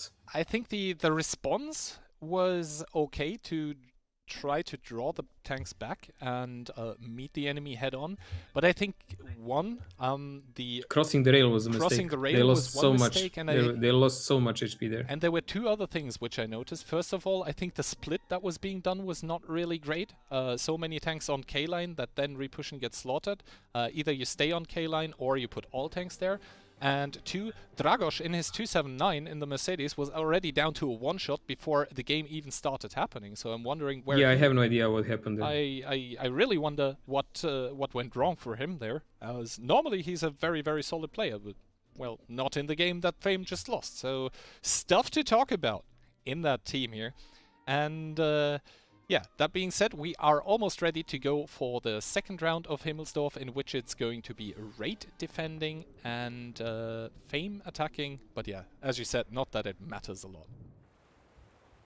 And we do see Raid with an EBR, so they do like their curious picks here. Then triple 50B, triple 279, and rest Chieftains for Fame. It's a very aggressive setup, man. There is nothing else to say about it. Like, you... playing with 350Bs, you need to have faith in those three guys, and by far, of course, Benzo and Bunze and Cold Kings are good players. But you need to have a lot of cohesion between them to make their clips on time and run away on time, of course. Yeah, and that EBR is a very curious pick, because there's two things you can, or three things you can do with it. You can go towards the 8 line and generate spots, but hold that thought, we do have Raid on their defensive side actually pushing into the 5 line with a lot of tanks. Fame immediately returning from the hill with a lot of chieftains, and we need to see how this situation develops. Yes, Raid is coming in from the 2 and 3 line with a lot of 279s. However, if Fame repushes the 5 line immediately, then the 279s are not there in time, and that's a lot of tanks stuck for Raid here. Fame immediately going in, not hesitating for a second, and it looks like this strategy might come to hurt Raid. I gotta love this. Ducky is always the first one going, man. He has 0 Fs given. Anyways, Raid is dying in this street, and there is a bunch of their tanks coming from the outside, but they cannot really help them. The game will be pretty much probably lost here, because if Yolo and Kalium don't manage to survive until the 50Bs come, it's gonna be a great loss for Raid here. Yolo and Kalium using their teammates as a shield, which is really good for them. Dragos and the rest of the guys cannot make efficient shots against them, so the rest of the team of Raid is now coming to the effect. I believe if the guys from Fame actually just hug the walls here, they need to work on their own survival at the moment, because there will be eventual counter push by the 50Bs. But the clips are done, and after the curtains fall down, we have only 6 remaining guys from Raid, and one of them being EBR will not help their case. Yeah, the thing is, the 50Bs, they arrive right now, yes, but the Fame tanks, there's first of all not that many there, and second of all, they're already pushing out of the 5 line, which means the 50Bs are probably not going to get to do their full clips, or if they do that, well, then they're out of clips, and now you can already see Feli coming in with his fully loaded, or almost soon to be fully loaded 50B. Katya there now getting focused out. Benzo is on reload, and Fame, they have reacted to what Raid has done, and it seems like the reaction, it was just in time for the 279s on the 2 and 3 line for Raid to have no say whatsoever in this matter. This game was won on FC reaction alone, and yeah, also on just having more guns in the fight that mattered on time. It was a really nice game to watch. I remember there was one similar game on Himmelsdorf when Fame hesitated with this kind of push, and they lost dearly. And after that, whenever it came to this situation, they would just go. They would just go, go, go, go, go, and that would be the win. And the second peculiar moment is always like, you can see like tanks are gathering on the corner to push, and Ducky comes from like 5th row and ends up first. Yeah, Ducky coming in like a wrecking ball that round, and obviously Hannes doing the same thing. Step aside, coming in. Yeah, doing the same thing as Kamil last round, just buying time here, and yeah, Feli aiming towards the hill, not towards the right spot. Ooh, Hannes taking one shot by the 279, lucky to survive here on If anyone is 19 HP. wondering why is he squandering this time and waiting, it's because this is technically Fame's attack. Yes, So even though it since might the have looked attack different. on Cliff that Fame won was really slow, in eventual potential tiebreaker, every second can count. So he will try to buy some time for his team. Yeah, and that was game number 3, Fame with quick reactions and a decisive call there to win the game. Before we go to the post-battle stats, I really want to expand on the topic of the EBR though, because you saw him basically taking 1-2-3 line for free. That's a lot of information gathered immediately. That's what enabled the Chiefs to push middle. What you can also do is put it on 8 line, see immediately how many tanks are going there, or you put it onto the hill and see on the 0 line itself how many tanks are pushing. Obviously, for that, you are sacrificing 1 combat tank, basically. But yeah, here are the post-battle stats, and it always sucks to be bottom on damage with a 0. Well, I guess it sucks to be the first one targeted by entire enemy team coming in a narrow alley, and you are like used as a shield by your teammates. That sucks, yes. Yeah, and we do see 150B only able to do 1 clip. The 2 others able to do 2, or almost 2. But yeah, this is really where it comes in for Fame. That reaction with the Chieftains to repush that 5 line immediately, and then the 279s were out of the game was what did it. And also, yeah, the 279s, they might have more damage than the Chieftains for raid, but that was just because they were alive longer. They weren't really contributing, and that was the problem. Well, it was, as you said, like spot by EBR that made this push by raid possible, so it's not a blind push, but it's also a bit of a giveaway for Fame and their FCs, which are like insane and lucky, and they're very experienced leaders. So once the tanks were spotted around the base, they knew pretty much what's the remainder of the tanks of the raid doing. So that counter push was the only thing they could do, because when the 279s come, they knew they would be in a crossfire. If raid had more tanks faster up, maybe if they didn't use 279s by Chieftains and they were already on a position up, you know, to have a crossfire with these guys from the street, this game could have looked like way more different. Anyway, that was both Cliff and Himmelsdorf done. We are at a scoreline of 3-1 for Fame right now. This means, obviously, in a best of 7, it is match point time here, and Raid needs to have a perfect showing on the next map, which is Sand River, to stay in this match. Obviously, if they lose 1 game from now on, well, Fame wins the match, but that doesn't mean Raid is out of the tournament. This just means they would be dropping down to the lower brackets. Same obviously goes for Fame, should they now drop 3 games in a row. As we do get some beautiful panorama shots of Sand River coming up. Keep in mind the sides are reversed, so the east is the attacker, the west is the defender. Maybe a last game in this match, possibly last game, because Fame will be defending. And Raid has to attack, so that's already a decent advantage for Fame, especially since they're on a match point. 3-1 for them, but as Key said, whoever loses this, it's not over. They're gonna go down in a lower loser bracket, and they're not even gonna have to play with everyone. They will wait conclusion of the match between CSA and High. Anyways, Fame playing on their defense with double Super Conclave by Shokish and Feely, 1 EBR only, and 1 RT. On other hand, super aggressive lineup played by Raid with 1 EBR, couple of mediums, and you can see the rest of the lineup. And yeah, we do see the POV from Raid side at the moment, so you see not a lot of information gathered for Raid up until now, except for 1 Chieftain in F3 and 1 CS. Now, however, we get the complete picture, and we see sort of a rather defensive split by Fame towards middle, and 1 Chieftain south only that is trading spots out with the EBR. That is the only tank by Raid that went to the nominally stronger side for the east. And yeah, oh, that was an important spot though, I think.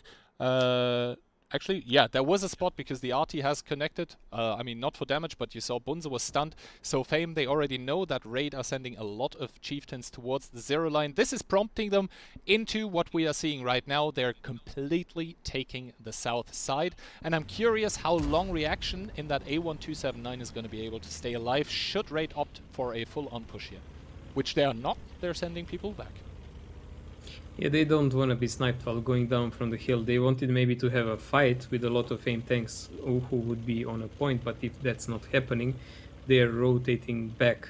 Because we noted many times over that actually this side is really good for, like K-Line is really good for a team which is from side where Raid is, but Fame is not giving them anything for free. They're immediately taking the cooldown, so wherever Raid now rotates, they're gonna have to take some damage. They're gonna have to pay something with the blood a bit. Now, I'm really interested to see how will Luna be useful to his team in this game with Artie. We already see there are a lot of damage taken by the raid players on that approach down the zero line. This is because Fame, they have the holddowns with the Chieftain and the CS. Nile now also being moved up in his Chieftain, and Old Kings dropping down to a one-shot. Also Dead Driver, Broken Amorak out of the game. So yeah, brutal punishment here from Fame for Raid trying to retake that K-line. And obviously there is so much open ground that you need to cover. Even some some Raid players pushing each other, but yeah, the re-push by Raid on the K-line, it's now in full-on move. The question is just gonna be how much damage are they gonna take on the approach? One more Artie shell connecting in, and it does seem like they are taking a lot of damage, but still only 2k down. It's only 2k down, but a couple of them, like rerolls, actually have to stop now. And now they need to think, do they actually want to push against Nile and Ilian and Ducky? Like, do they have the strength for it? Do they want to risk it? Like, I think they must, because there is nothing else to do. They don't have Artie, they cannot wait. They need to get in position and then overpush and hope for the best. Yeah, also you can see right now Dragos there from the middle really controlling the Raid Chieftains. Insane getting set on fire in the back, he's not going to be happy about that. But the Fame is trying to take the K4 position right now, from which he can freely overpeak. The only people that can punish from there are the people in F7, and that's only one Chieftain and one EBR, so not a lot of DPM. If you go there with 4 Chieftains, then you can just wreck the yellow people on the K-line. Fame not doing that for the moment. They seem to be content trying to trade on Artie, but the HP, it's slowly coming back here for Raid. It's slowly coming in because they have better close combat angles now, so we need to see what will Fame do. Like 6 minutes is not that little time. It's more than enough for tanks in better positions to deal with the enemy. Now Old Kings is dead, but we still don't have many more guys on Raid who can die. Like all of these guys here have a lot of HP and they can sustain themselves. I mean, the trade's going on and on. Obviously, the Artie is going to be the reliable damage output here, but the problem for Fame is there is 2 people on one shot. It's Elian and Insane. And yeah, it's just going to be down to when Raid is going to put the pedal to the metal, when they're actually going to start doing their overpush here in the southern side. They are going to get 3 tanks for free. That's going to be Ducky, Elian and Nile in their Chieftains respectively. But is it going to be enough? Because you see on J2K2 there is further purple Chieftains waiting to just get a lot of damage done there onto the overpush. Right? You know, funny thing is, like, if Raid actually had an Artie now, this game would be already over in their favor. Possibly, yeah. However, then you could keep spinning that, right? If Raid also had an Artie, would Fame commit into the positions they're in? Probably not. I mean, this is really a big dash up if you have Artie, and only thing allowing Fame to stand on top of the hills so bravely is because there is no Artie, and these guys, well, they're using Ilian as a shield now, which is a good choice. He's only a tank on one shot, so you need to preserve guys on HP and buy time, because if these guys from Raid push, now they need to deal with that bypassing the corpse, taking a lot of shots from the other chieftains who are in hold on the side, and that's always a bad trade. You will lose at least 1 tank while doing so. Also, this not doing anything doesn't work for Raid, because Raid is actually attacking now. Oh, Raid is not doing anything. They're instead pushing the middle with double CS, 1 Chieftain and an EBR, so that's an overmatch 4 versus 2 tanks there in the middle, and it doesn't seem like Fame is able to stand up to it there. Dragos immediately falling, and also Kamil getting picked by Alexandros, and now Raid is actually overpushing the K-line as well. They're gonna get the aforementioned 3 tanks for free. However, is it gonna be enough? Right now the HP here 3k in favor of Fame, but the guns...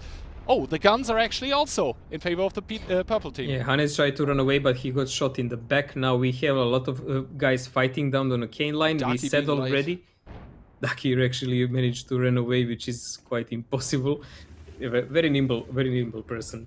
Anyways, they are still trading on a K line. This is interesting for us, but Fame actually managed in this little trade-off to, although losing initial tanks, to make 3k HP headway, and Luna is starting to finish off low HP guys. Benzo is now one shot, which is really important because if no one takes care of Ducky, either nice connection by Benzo there, man. Like in critical situation, if he didn't connect that, he would be the next one to fall. But still, he didn't buy much to raid because position and HP are still vastly in the favor of Fame. Now, Benzo can proxy them a bit for the other guys while they try to do rotation from the other side of the map. Now we need to see what will those CSs and Chieftain on other side map do, because they are facing some super conquerors, as I believe. Yeah, also, Katya, at the moment, if you take a look at the top right side of your screen, taking a lot of damage, the EBR and the 279 probably farming there, possibly even the Super Conqueror in F1. And there is one more Super Conk played by Shockish that actually got pushed towards the south side. So I think Raid is recognizing right now that they are not going to find success in the north, so somehow they will need to make it work on the other side, but it's just too difficult here. With continuous arty shots going in by Luna, yes, it's less than before, but it still is damage, and as Sheesh will confirm during the analyst segment, damage is damage. I really think that Luna is pretty much above the 3k damage mark by now. Like See. He's been doing very constant damage while we were talking, and he's being significant threat to raid tanks, like chipping their HP all the time. And I think the situation is sort of going from bad to worse to desperate here for the team in the yellow jerseys. Yeah, there are still CS. There we go, actually. 3k damage, you called it, for Luna now with this shot. But the problem is, how does Raid approach this now? The only rotations they have available are the double CS, but it's only 1.5 minutes. It's 1.5 minutes of 6,000 HP lacking. I don't see a way for them to break this, to be honest. Like simply the time, like Insane was one shot for a very long time, so that doesn't really matter much. Baron losing HP is a different story, but they have Shockish with such a high DPM machine or Super Conk there, it's simply not working out. Magnus being on one shot, Benzo finished off by Arty finally. I also have one more use for Luna beside being a great Arty player, you know, because they're going to China if they win. Haha! Yeah, he can be the translator. Only Chinese on European server, like it really works out for that, right? I mean, it's we are not that yet there yet, so we could probably speculate. It's not even close, man. We need to see how will the matches go, and then to see how will the fairing of Invil do. But if the situation comes, it comes really handy. Yeah, I mean, Raid, they're trying to do what they can. One more shot coming in by Luna, putting Aladdin onto a one shot. But yeah, Katya, I think, getting focused out in the north by Rishek and Reaction. He's not gonna stay alive for much longer, I would presume. But then again, it's 20 seconds left, and we are basically trying to cover the end of this match here, as it is already clear who is going to win. It is going to be Fame. 10 seconds remaining, and the only question remaining is, will we see another kill? Alright, 2 seconds, 1 second, and Luna does pick it up! Luna coming in with the last kill of the game onto Aladdin, and this wraps up a match number 3 of the day. Fame is going to take the victory 4-1 over Raid. I predicted so. And yeah, looking very, very strong. Although I have to say, personally, in my impression, Invil looked more commanding against CSA. Well, we need to see. It's different opponents, you know. It handles difference. Raid played really well, to be honest. It's just like Fame was that better, and that's it. Yeah, I mean, the rotations, they were just more on point for Fame, except in that one Himmelsdorf game, where it was very, very weird to see. Insane coming in with 0. Luna came over 4k with Arty, so that's a record of a tournament so far already. By I think that wrecks my prediction game. I think I had top damage for Arty no more than 3.5. Luna, why you do this, brother? Ay. Only thing it took was 10-minute game on Sand River with stuck tanks with nowhere to go. Yeah, wow, direct hits 8 out of the 15 fired, so yeah. I think it's clear why he's being picked. Anyway, that was a game number 3. We just saw Fame taking the victory, so tomorrow, I think even in the first game, not sure, or the second one, we're gonna see the upper bracket final in between Fame and Invil. But first of all, let's head over to the analyst desk so Sheesh can enlighten us with his insights on the game. Welcome back, everybody, and I thank did you it. very much, Keyhand and Mojo. You did it. You I finally did did it. I predicted it right. Me and Kihan are clearly the victors. I haven't got a single one right And, this time. That's it. That's pretty much it. Fame was just better. I told you. It was just a reverse role. It was Invil and CSA situation. Okay, And I'm quite happy with the outcome. I'm clearly I'm letting everybody down because I haven't got a single one right again. But yeah, Feels bad, man.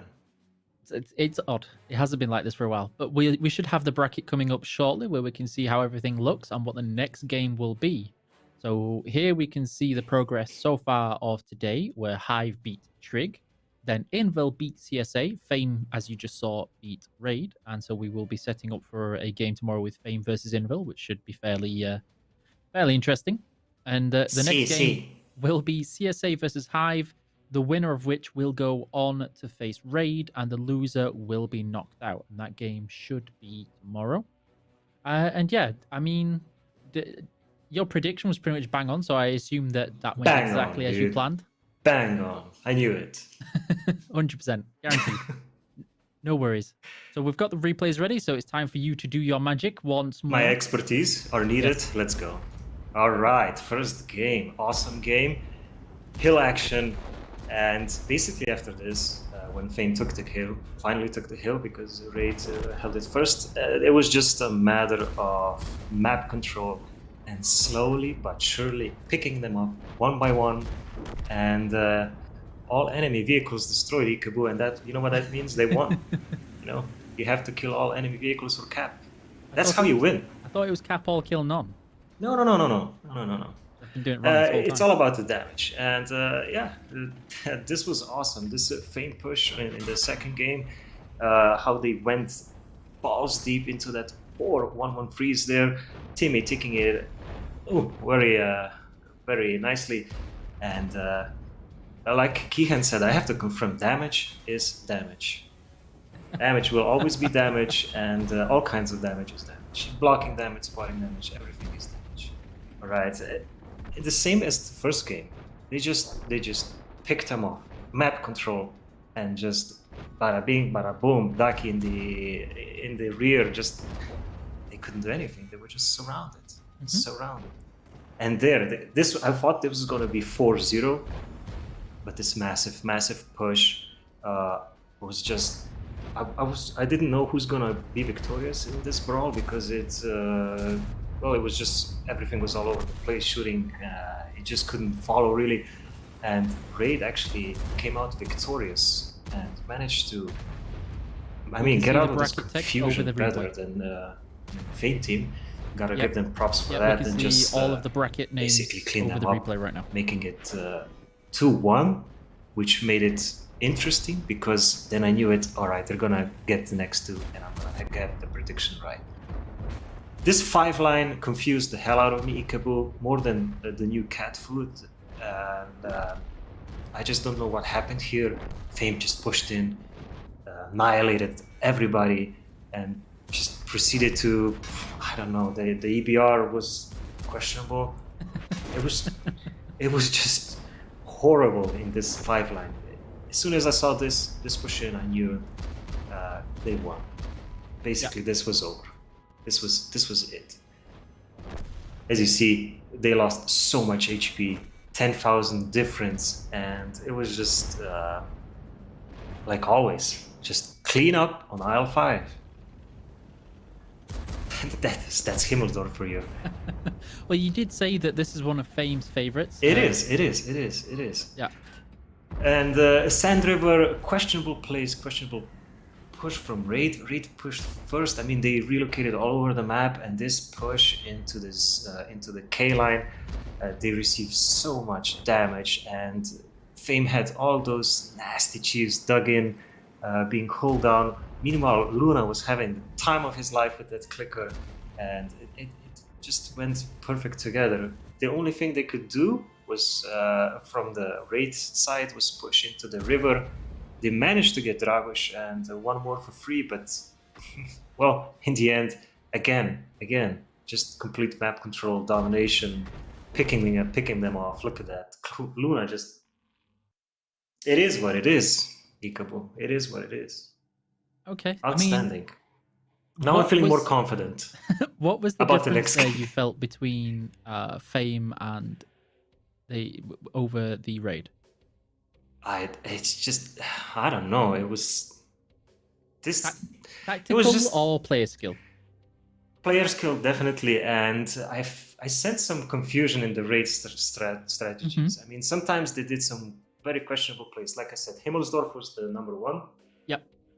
Sand River, that's all around turning back, and just made it easier for Fame to dig in, and they just waited for them. It was like an ambush. It was just a slaughterhouse, and I don't know. So we did see Raid pick up at least one round, but that was awesome, yeah. Overall, it seemed like they didn't have everything all together against Fame. But I mean, it'll be interesting to see how they do.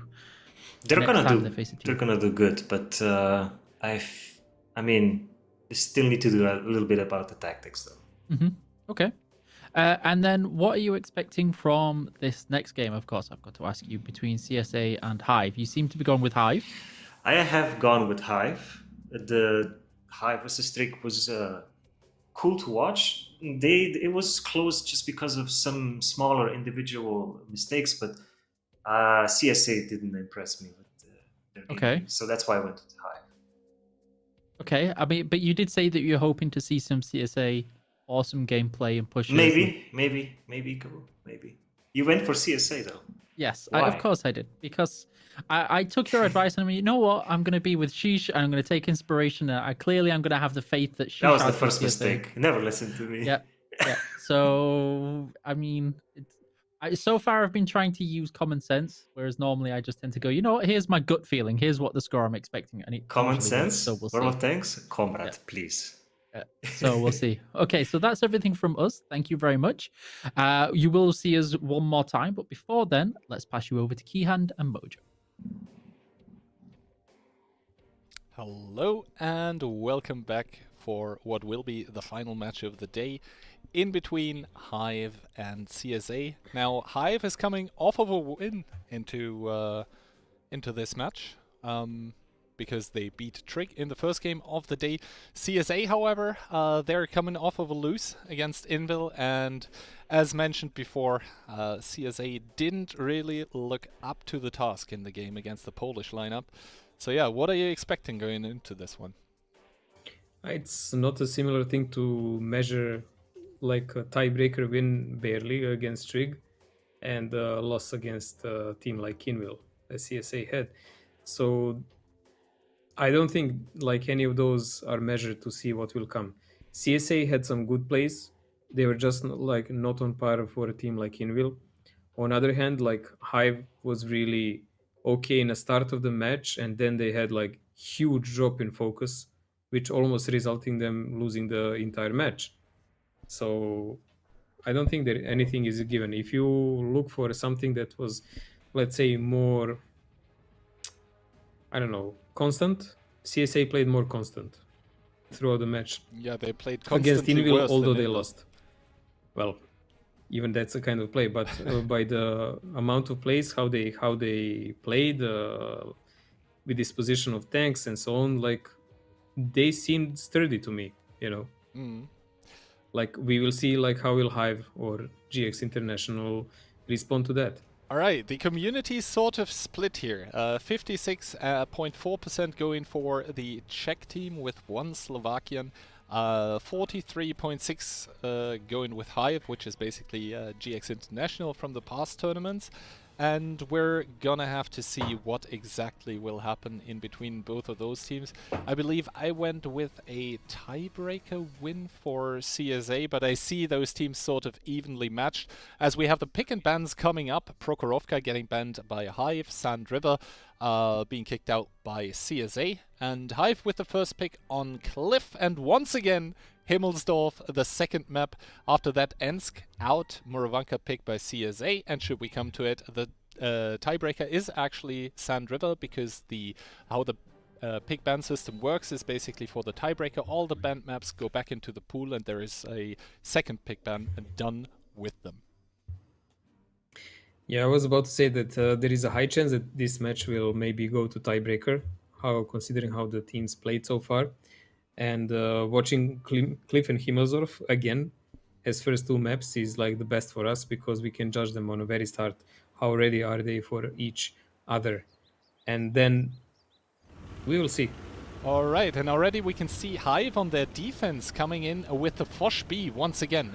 Only one Chieftain in the lineup, quadruple 277, 6 CS, triple 907, meanwhile CSA, 1 CS, Froley in the Batcher, then we have a lot of CS tanks and some Chieftains, and Hive on their defense, they're going in directly on the lower side with 1 277 and a lot of 907s and sending all of the CSs. None of them go to the hill. Everyone is going towards the donut. There is a big clash about to happen, and CSA right now taking more of the brutal punishment. The problem is though, who is gonna have more guns in the fight? So far, unbelievably, no tanks dead. Finally, Sakalito is going to be the first one to pick up Coma. Crazy War getting focused out by the other team in response, and Hive, they are now over pushing with all of the CSs that they had in the middle initially, and it's just an all-out fight with Hive pulling ahead in guns right now.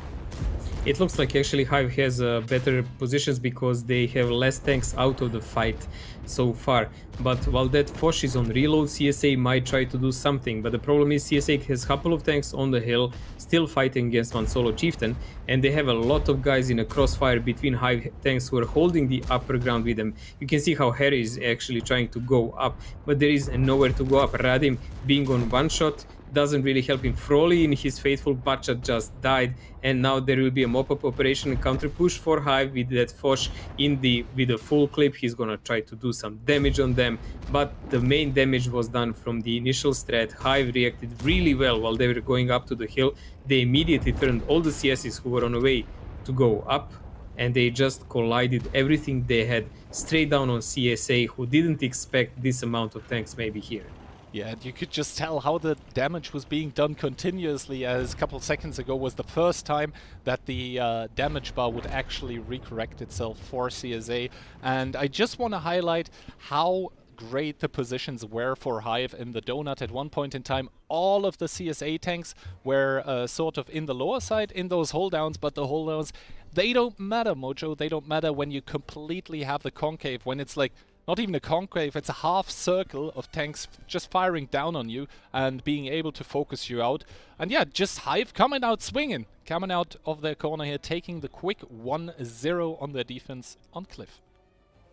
Well, as our master analyst Sheesh said, all you need to do is kill all the enemy tanks, which is exactly what happened here for Hive. Now, this was a really fast game, but it was a defense for Hive, so in a potential tiebreaker you spoke about, it's not gonna count, like not even remotely. Now we will see when Hive is doing the attack, what will they opt for and what kind of strat. I like this kind of games on Cliff that are a bit on a faster side, because it really shows like how well our team versed in let's call them those Hive reactions, you know, when they need to turn as one and concentrate on one part of the map. Of course, it takes a really great team to know when to put the foot down and just like play more tactically and strategic. Yeah, and the Foch B actually able to reload, almost doing 2 clips here, so it seems like that pick can really come in handy on Cliff. To be honest, just means like he on the first clip, which was the important one, he did a lot of damage. And the second one, the game was already won, so it doesn't matter. But the first one was the one that he counted the most. Yeah, but what I really want to highlight is that the CS tanks are all very, very low on damage except for Cosmo, and that means they got just focused out so well. And time again, we are back at this issue where if you manage to focus out the medium tanks on the enemy team, that's a lot of the DPM gone for not that much HP, which you have to plow through. So yeah, beautiful stuff here by Hive. And now the sides are going to be switched, and it's going to be CSA defending, and we will have to see if the glorious mastermind Sakalito has something drawn up for us to keep his tank of his old Czech veterans in the game. A friend of mine actually compares CSA to OM sometimes when it comes to, you know, the age of players and stuff, but I think they still have the, just the stamina to stay in here. I don't think they're going to be too worried after this quick 1-0 for the enemy team. Well, let us see what the teams actually pick from the tanks on a start, because it's a big giveaway for us to judge what they might do in those first 30 seconds. And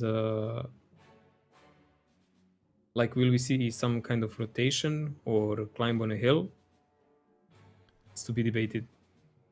Yeah, I mean, Cliff, just like Himmelsdorf, there's a lot of ways in which you can play the map. We just saw both teams opting for like a brawl out on the donut, but obviously we saw it already a lot of times today where both teams take completely different approaches. And it's always the job of the FC to immediately recognize what the enemy team is doing and to just find the reaction to it. Now CSA on the defense coming in with probably once again in the batch at 1 VZ played by You Lucker. never gives up on that. Double 907, 5 CS tanks, and the rest is Chieftains. Meanwhile, Hive on the attack coming in with 277s, Chiefs, CSs, and 907s, so no fancy clip tanks here for Hive. And now CSA, we see them sending all of their CSs together with the Batchat up. Delpha, the only have a tank on the upper side, and everyone else going 1-2. And this looks like almost a copy-pasta from CSA, except that they're actually sending CS tanks to where Fame were previously positioned here. This is a really big commitment coming in from Hive here. Will they try to overpush actually on the hill? I wonder. Tanky actually stopped. He got checked. He lost half HP, so he's not even trying to climb on a hill because there is a death squad from CSA waiting for exactly that. Oh, another ass shot taken here. Not really needed for him. Now we need to see what will actually Hive try to do, because they didn't take the hill. They have all of the tanks below the hill, and they're rotating with a couple of mediums on other side, while CSA is controlling the lower side. In this situation, I'm gonna remind everyone again, CSA is the team that is attacking. CSA is defending. Hive is attacking. But yeah. Yeah, CSA is defending. Yeah, Delpha obviously pretty unchallenged there with his Chieftain on the ramp. He just needs to be careful not to overpeak. However, what's going on the lower side, you can see 1907 there for CSA, pushed up very, very far. It's Zavistar who is in a deadly one-on-one with Panuka, but it's going to be only deadly for him as he takes a lot of damage, was burning, and now Dendley is going to be the one to pick him up. So CSA, they sent Zavi in there. I'm not entirely sure for what purpose. There is one CS on C1 now sort of stuck behind one of the houses. Yes, he can stay safe, but he's not really going to achieve a lot. And then in B3, very nice position being held by one of the Hive 907s. It's Itox, and it's always crucial that that 907 is full HP when it's there, because initially it's going to spot the 1-2 line, but then it is up to the player to rotate in time, to go back to lose no HP whatsoever, because if there's a 1-2 push coming in by the defenders, he needs all the HP he can muster to stay alive as long as possible and buy time for his team. So well played to Itox. You can see a big rotation by CSA tanks, shifting entire force on the F line, so they can meet potential push we were talking about. There is a damage coming in. Delphosaurus is doing his best to buy some time for his team, but he will be the prime target of the Hive, because they need him out so the rest of the team can come into the effect. Now there is a counter rotation coming from CSA. They're trying to do something similar like Fame did in other game, but the situation is a bit different and the rotation is way more late, and there is a bunch of tanks of Hive coming on the hill behind them that will be able to shoot them in their butts, and I don't think this was a correct call. Yeah, the problem is that Harry is still there, and he does sometimes carry, as we can see right now. He's staying alive in his 907, able to farm Ali, able to generate spots onto all the pushed up raid tanks. However, the CSA tanks in the middle, they are in between a rock and a hard place. They're just taking shots from everywhere. They cannot properly angle, they cannot properly retaliate. So that is a lot of dead meat. Meanwhile, also the 1-2 presence by CSA was cleaned up, and even though Hive, even though they took a lot of damage on this push here, it doesn't seem to hurt them that much, because the CSA tanks in the middle, the Chieftains, they're all stuck, and now Hive, they even have yeah, the tanks available to repush in a pincer maneuver onto the donut, where there is 3 tanks by CSA, but I think Lucker already expended his clip. He's going to be, yeah, he's reloading at the moment, and now those tanks here by CSA, they're just dead meat. There's no one to support them. Cosmo is trying to get away to maybe do a hold down. I don't know what he's trying to do. He's down and out of the game, and in comes what will be the last push here on the 1-2 line by Hive. They're just taking them out. Lucker, he did 2 shots, but now he's down, he's out as well, and yeah, well played to Hive. Bro, like when you see that new VZ, he did 1,000 damage in those 2 shots. Like if you had a chieftain there, he would do 1 and die, which is pretty interesting to see. I really didn't think those tanks will be widely used in any tournaments or clan wars, but the day is young and I stand to be corrected. It's a win for a Hive 2-0 on Cliff. Quite decisive on this one, I would say. CSA tried to do something like a standard hold of the lower side of the map. It just didn't work out. I don't understand what happened with that CS there. Like Zavi, I think it was him. Like, why did CSA send him in that death march he was a below 907, the enemy base? but I think they didn't expect that so many people can shoot down on him when he pushes there. They didn't expect Itox in the base. Yeah, 907, okay. Yeah, I guess Itox in the base was farming him in the side. Him getting set on fire doesn't really help, obviously, but I don't think it matters in the grand scheme of things. And yeah, we see the CSA chieftains, Lukin, Radim, Sakalito. Those were the ones in the middle that had nowhere to go after after Hive had pushed in the southeast, and then they were just standing there getting farmed, not able to do anything, just the tactical outplay from Hive. And you see Itox in the base there, the crucial 907 I talked about, top by damage, had 5k, so yeah, crazy stuff for him. Well, he seems to be doing really well on this map. We will be shifting to the next map now, guys. It's gonna be Himmelsdorf, pretty much copy-paste of last 2 matches in a row, I believe.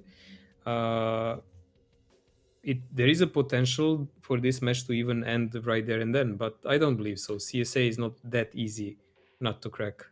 I mean, we see Cliff was the map getting picked by Hive, so they basically converted their own map pick 2-0. Now we come to the map in which, on which CSA seemed very comfortable in the group stage, on which they took tiebreaker wins, and yeah, they picked it. So we're gonna have to see if CSA is able to recover. On the one hand, I want to see a long game. On the other hand, I also want to see at least one clean sweep this tournament. We haven't had one so far. I don't know, like clean sweep is kind of nah. I mean, in a tournament like this, what are you fighting for realistically? Obviously the prizes, but also the bragging rights. Yeah, of course that, but what I'm trying to say is like clean sweep is something that belongs to like qualifiers, maybe even the group stage, but they should not be on the ending part of the tournament. If it happens on the ending part of the tournament like this now, it means that one team actually just snuck themselves in, you know? You should be able to take at least that one game. That is also true, but there's I mean, for casters, it's easy best if it's a clean sweep, you know? Less work. There's people like me who just want to see the world burn, you know? But yeah. I think you just want to make a break. Haha. But yeah, as we see now, the beautiful streets of Himmelsdorf once more. The courtyard in the middle, the castle on top of the hill. And I think for most of the players in both lineups here, you can ask them, you can wake them up in the middle of the night at like 4 AM and ask them to draw the minimap of Himmelsdorf, and they will get it done. Like those players, they just know the map in and out. They know all of the angles, and it just comes down to calls. Individual skill, yeah, but I feel like we're at a level where everyone has that high of a skill level anyway that it really does just come down in the end to the calls, to the splits, to the initial setups, and yeah. As my friend DJ would say, it's all about angling. You need to angle well to make success in life and in a game. Anyways, CSA is playing with a lot of chieftains. One CS63, one 50B, 3279, so versatile setup. Not that prone for the hill fight, to be honest. And Hive is playing with the double 50B, something we've seen used in GX throughout the time a lot. So Hive will be defending in this game, and CSA will be attacking. There is a big split from Hive tanks going on a hill, like as far as I can see, 6 or 7 tanks even. Not quite sure. I mean, we can just count, but the problem And there. they're using even an E4. That's an interesting part to see. Yeah, does he have a turbo also? Good question. But yeah, the E4 obviously there because it can actually punch straight through the turret front of the Chieftain. That big old 375 millimeters of pen is nothing to scoff at. Obviously, both CSs are spotting each other out on the hill. No damage taken on either yet. Actually, Panuka took 1 shot, but now it's going to be the heavy tanks from Hive that will be arriving soonish and chasing off the CS. Attila in the... I think, no, it was Sigo, sorry, taking 1 shot of damage, and now the CSA pushed through the 3-line, the delayed one. The Chieftains that were previously unspotted, it starts rolling. They're hoping to catch Hive off guard with this, and indeed, there's not that many tanks yet to retaliate. The 279s in the 1-2 line do not matter, and Koma is going to be the first one. He's turned with his butt towards the CSA tanks, but they shift their attention. Koma actually gets safe. Lukin taking 1 shot from the hill, repairing his Emmerich, but CSA, they're looking for the overmatch here in the Mercedes, but the problem is this is 4 to 5 Chieftains. If all of Hive pounces on this, they're going to be in trouble. What a choo-choo train, man. This is something you rarely see, but there is a lot of tanks from the Hive already around the CSA tanks. The advantage they made in a start is kind of starting to dwindle and wither away, because they already lost 2 tanks and they are starting to lose more in here. The hill fight is not going definitely for the CSA, so if they don't manage to make a big breakthrough on the lower side of the map, they are going to lose this by far. Yeah, and you can see here the players in those close quarters trying to find out where those one-shots are, and indeed Harry will not get picked up, but Lukin is still in a heap of trouble. It is all of the CSA tanks right now on the 3 and 4 line trying to finish up the tanks of Hive here before the returning tanks from Hive from the hill are going to do it, but it's actually CSA who is in the lead here, but they have a lot of tanks out of the fight on the hill. They were too slow on the repush, so it's now Hive who is under pressure trying to eliminate the CSA presence on the lower side before their reinforcements arrive. Will feeling it now, really. Dantley the one to pick him up, and Hive, they are now finally up in HP. A nice shot here from Dantley with his last shot in the clip, but they still need to do something here before the CSA tanks come.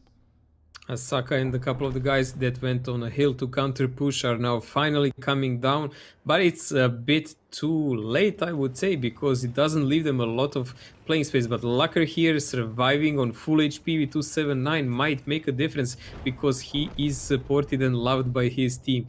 Now we finally have Silent falling down for the side of Hive. HP is still pretty much the same. Jager is the only guy who is on a 1 shot of damage from the Hive side, and it's gonna be all about angling, as we said already, and initial personal skill of the players, because the tactical positions can be pretty much taken in both sides.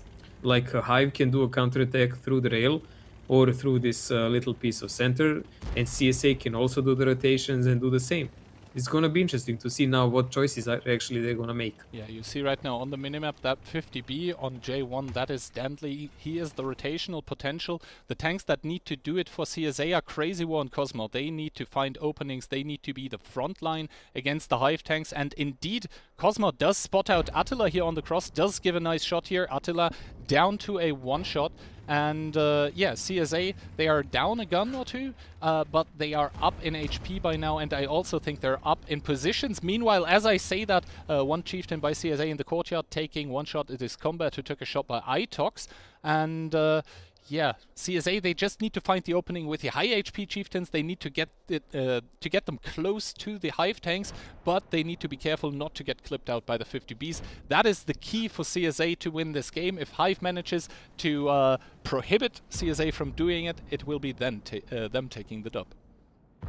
Or they're trying so hard to provoke some shots so they can actually make a pressure, but who will support Lucker if he actually goes around the corner? Like, we need to see what will Froley do. He's finally going to do rotation on 1, 2, 3 line, and there is layers of defense here that you can see also done by Hive with these little tanks they have. Yes, they have a 279 here on the corner, you can see, who will shoot if someone peeks here and here, and there is a 50B covering him from here.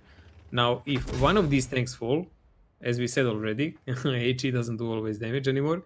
Like if one of these tanks fall, they're gonna start falling like dominoes. CSA actually retracted everyone from the lower side of the map, so they're not really that spread out anymore.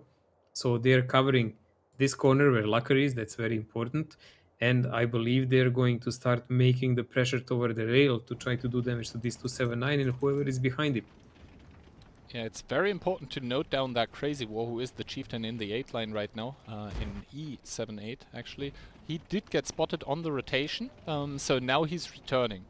If he had not gotten spotted, I think he would have carried on with his rotation, but now obviously he's trying to use it as a bait to make Hive think that 1-2 line is going to be the angle of approach for the Czech guys here, but instead I think they're just going to look for the close quarter commitment. Froley, not sure if he got spotted, but he's reloading once more, and after that he'll be trying to put some shots into Itox, I guess. He does cross over, meanwhile Lucker in the back taking a shot of damage here. And CSA, I mean, time is ticking, Hive is defending, so CSA is are the ones who need to do something. 3.5 minutes, as you said. 2 tanks from Hive on one shot, Attila and Jagger. And I don't know, CSA is taking their sweet time, but they're doing it for a very good reason, because if they make a wrong call here, it's going to be already a match point for Hive, and they need to be wary of that. Saka, if he peeks here, he might be in a world of pain, because White Rock and Tanky are both aiming there. If they track him, he might even get deleted, which is not something they will want. But I think he already got spotted. He only got tracked, so only guy he saw was Jagger, and he doesn't know that there are 2 more people lurking. And one of them is a 50B, so Saka needs to be very careful here. 2 minutes 45 seconds now, and this means that in turn CSA needs to do something. Something they shouldn't be doing is Lucker losing more HP. He basically gave out 800 HP on his 279 for free. And finally, CSA seems to have decided what they're gonna do. Crazy War and Cosmo getting pushed up very, very close. Attila already spotted. He might be a juicy target here, him being on a one-shot. Cosmo now pushed up here. Does not get properly supported by his mate Crazy War. He took one shot for free. And Sakalito now getting picked up here by Tanka. This is huge. And I think this is what also will spring Hive into action. Lucker taking another shot, retaliating onto Ali. But yeah, Tanka, 2 shots remaining in the clip. He could clip out Cosmo, doesn't decide to go in. Well, there is finally a conclusion coming in. CSA is pressed with time, 2 minutes and counting down. They're closing in the distance, like the spots of red and gold are getting mingled up. And we will see now who will actually come on top. Cosmo is trying to play one-on-one against Attila, but there is no penetration coming in. Crazy War is holding the lower corner. You can see everyone is trying to hold someone's back and angling their tanks, but there is still not enough damage coming in, and CSA is starting to fall apart on their seams because they are dropping behind and losing some of the guys in the process. Now Hive only needs to do is pretty much wait up this time without risking too much. Attila fell down, he was on one shot. That leaves pretty much from the CSA on full HP Crazy War, but a lot of more dispersed tanks on Hive side. Yeah, and also you can see on the lower side Combat right now down to a one-shot in the courtyard. He's gonna fall probably soon. Itox and the 50B together pick up Combat, and it doesn't look good for CSA here with 47 seconds remaining on the clock, and also only 3 tanks remaining for them. I think Froley just reloaded his what will be last clip of the game, probably trying to shoot into Major, however not finding any sort of damage right now, even low rolling that shot. So yeah, Froley once more on reload, but I don't think the Hive tanks will let him do that. And yeah, after round number 3, it is point number 3 for the team of Hive, and CSA, the Czech veterans, they are not looking in great shape, Mojo. Well, CSA is trying their best, to be honest. This was a really close game, but it just didn't work out well for them. Hive was on top on decision making, shooting, angling, whatever you want. So 3-0 for Hive here. It's a match point already for them. If there will be a clean sweep today, it's possible to happen today, but Hive was already in position today to have like a 4-1 game as far as I remember, and they threw it and went to tiebreakers. So you cannot just disregard CSA.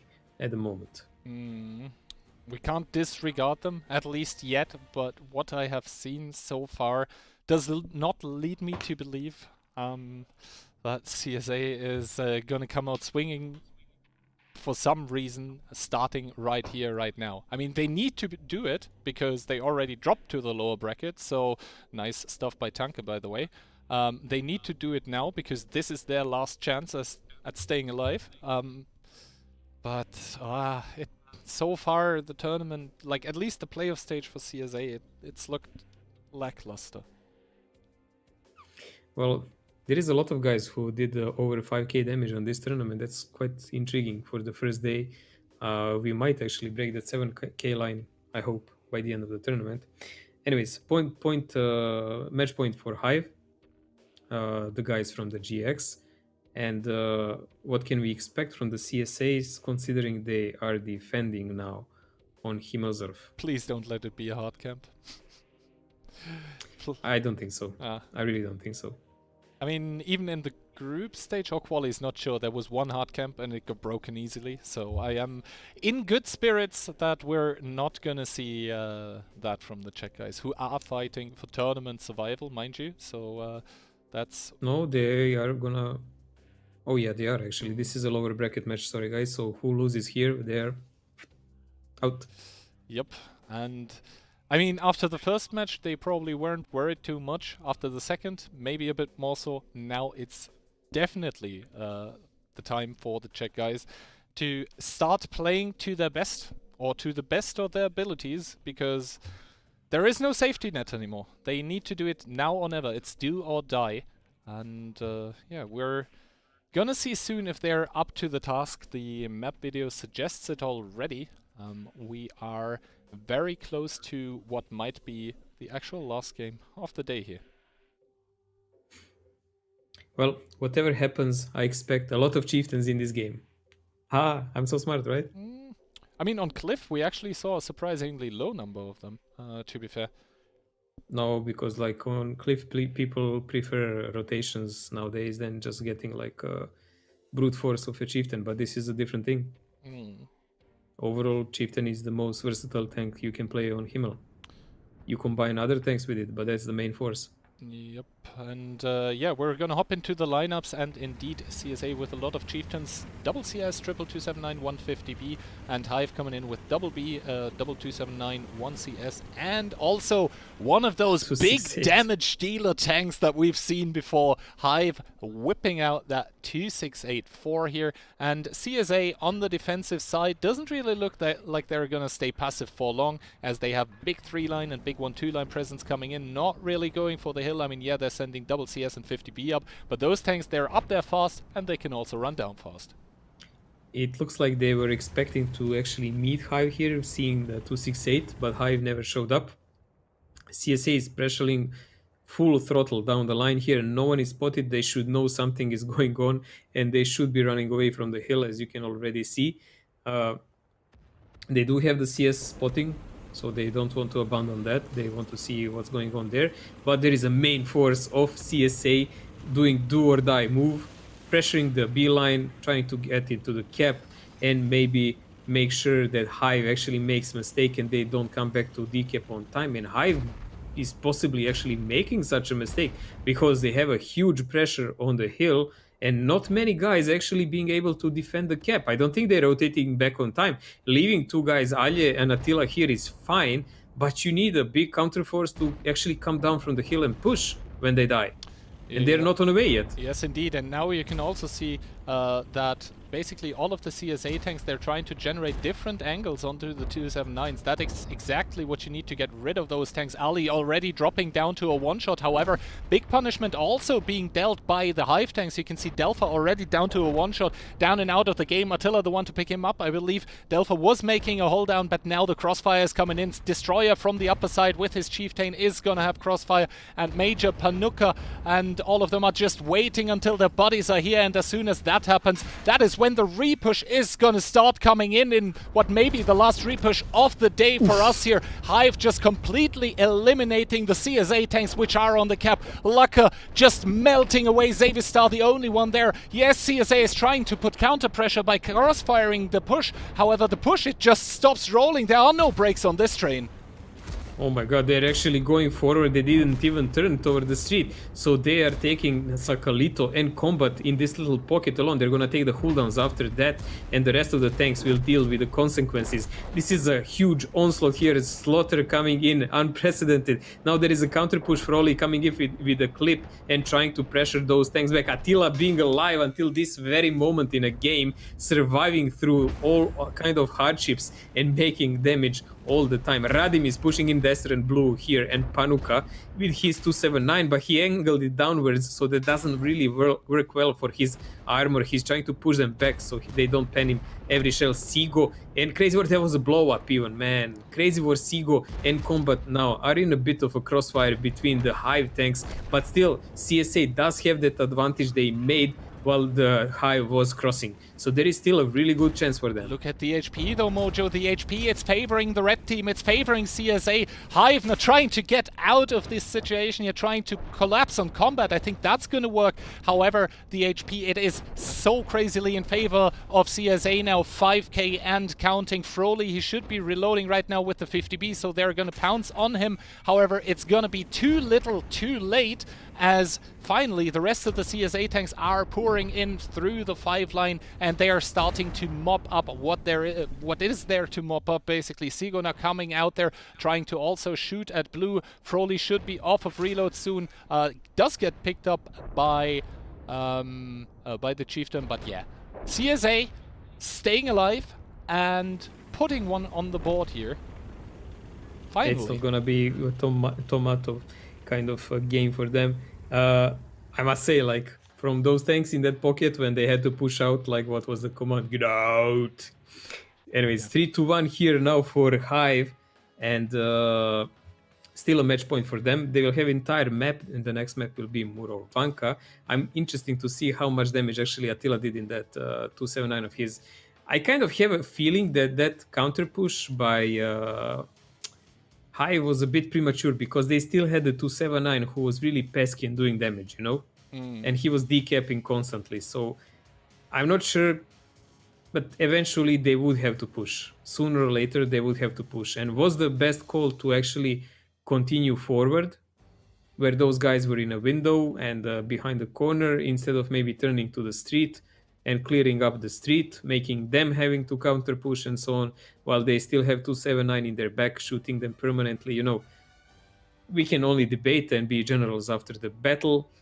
The facts say Lukin did 5.1k damage and Attila did 4.4k damage with a tank that was supposed to be a sacrificial lamb. I think one of the 279s was supposed to die very early. The other one is always the outer one supposed to stay alive for very, very long, and that is exactly what Attila did. Also perfect shooting from him. I mean, 10-10-10. Really grand performance, but not enough to carry his team through. And this means that CSA is able to smack off the first of Hive's 3 match points which are going to ensue. You can see we just had Himmelsdorf, then Ensk was banned by Hive, and CSA actually picking a Murovanka, which might now come to hurt them, because Murovanka, one of those defense-sided maps, even if they're able to pick up their defense, they're still going to have to attack at some point. Well, so far, if it even comes to that tiebreaker we spoke about, Hive is the only one who has the one attack. Let's see, Hive defending on Murod gives them a lot of options of what they can do. You can choose to play aggressive, you can choose to just get your positions and then sit and wait on your ass to see what will the enemy do, which is usually the best choice. Anyways, CSA now again really in a moment where they are fighting for survival on a tournament. It's gonna be like that every game until they maybe reach a tiebreaker, and even then. So I mean, their clan logo is a lion, and you always know when lions are the most dangerous. It's when they're cornered, and that is exactly the situation. It hasn't changed since the last game. They still need to win every single round from now on. The question is, are they able to do so? Because Raid is going to do everything within their power to try to prevent them from doing that. And yeah, so that's just the struggle we are watching right now. Now I have to check really quickly who's going to be the attacker here. CSA is attacking. CSA is attacking immediately. So if they manage to convert their attack, that's going to be good for them. But first of all, they need to make that happen, which is not the easiest feat in World of Tanks. Well, we'll see is CSA up to the job, because last couple of tournaments they usually fell out in a first day, unfortunately, because they used to be a team that standardly play one of the final matches. But new generations are here, and let's see, can Hive kick them out of the tournament, live to play another day, or they can just squander all of the chances they've made so far and prove they need to learn a lot, right? Yeah, they need to put everything and more into this game, as we do have the game starting. CSA coming in with triple EBR, 1 CS, 1279 Rest Chiefs, and Hive answering on their defense with a GW. It's going to be Magic playing that one of the RT gods up there with Luna and Nyx, and then we have triple EBR, 1 STRV, 9907, 1 VZ, 1279 and Rest Chiefs 5. Yeah, Magic is doing RT, supported by 3 EBRs doing the spot, plus 1 STRV, so that's fairly standard camping setup for Murovanka. That's what Hive opted for. On the other hand, CSA is playing with offensive setup, with 3 EBRs and a lot of chieftains there. Now that's a good connection by RT, but we will need to see how many of those can he make. This is a really offensive position for those chieftains of Hive, that this can be actually really risky for them. Because it leaves them open for a lot of rotation for from CSA side, who can just like leave 1 or 2 guys proxying, and you will never know what's behind them until it's too late. Yep. I'm not sure it's usually that smart to show that many tanks on the start. Normally it's not. That's also why I basically expected CSA to overpush the 0 line, because if you show that many tanks, you just open up all the possibilities to the opposing team to react in fashion and just do what they want. Harry in the middle now. He needs to be careful. Harry on a suicidal position there, because I mean, Hive has the RT, plus they have control of the hills here. They can shoot him in the side when he's not careful, and he's gonna end up on 1 shot now probably. CSA now yeah, starting. He's on 160. Never mind, he's past tense. Harry's past tense. Yeah, but CSA is actually overpushing the 1 line right now with double EBR, I think, and 1 CS on the 3 line. Meanwhile, the 3rd EBR plus 1 chieftain, and Vervi is gonna struggle to get away in his EBR. He really needs to make the Matrix and Neo moves here to dodge all of the incoming shells, and this is bringing Hive into action in the 9-0 line in the forest. They're counter pushing here because they're recognizing that they're losing the west. Even the EBRs being pulled into this fight. Panuka with a nice connection, and we're gonna see if Hive has enough tanks here. CSA right now up 4k HP, but will it be enough? Yeah, I'm not sure that 4 HP will work here, because I think Hive really has a big advantage here, and they should be melting them by far now. Crazy and Carmelets are realizing that, and they're trying to counter push and find some cooldown, so they are not shot from 3-4 sides, but at least 1 only. Dester is trying to hold them, but there is not enough pressure on them yet.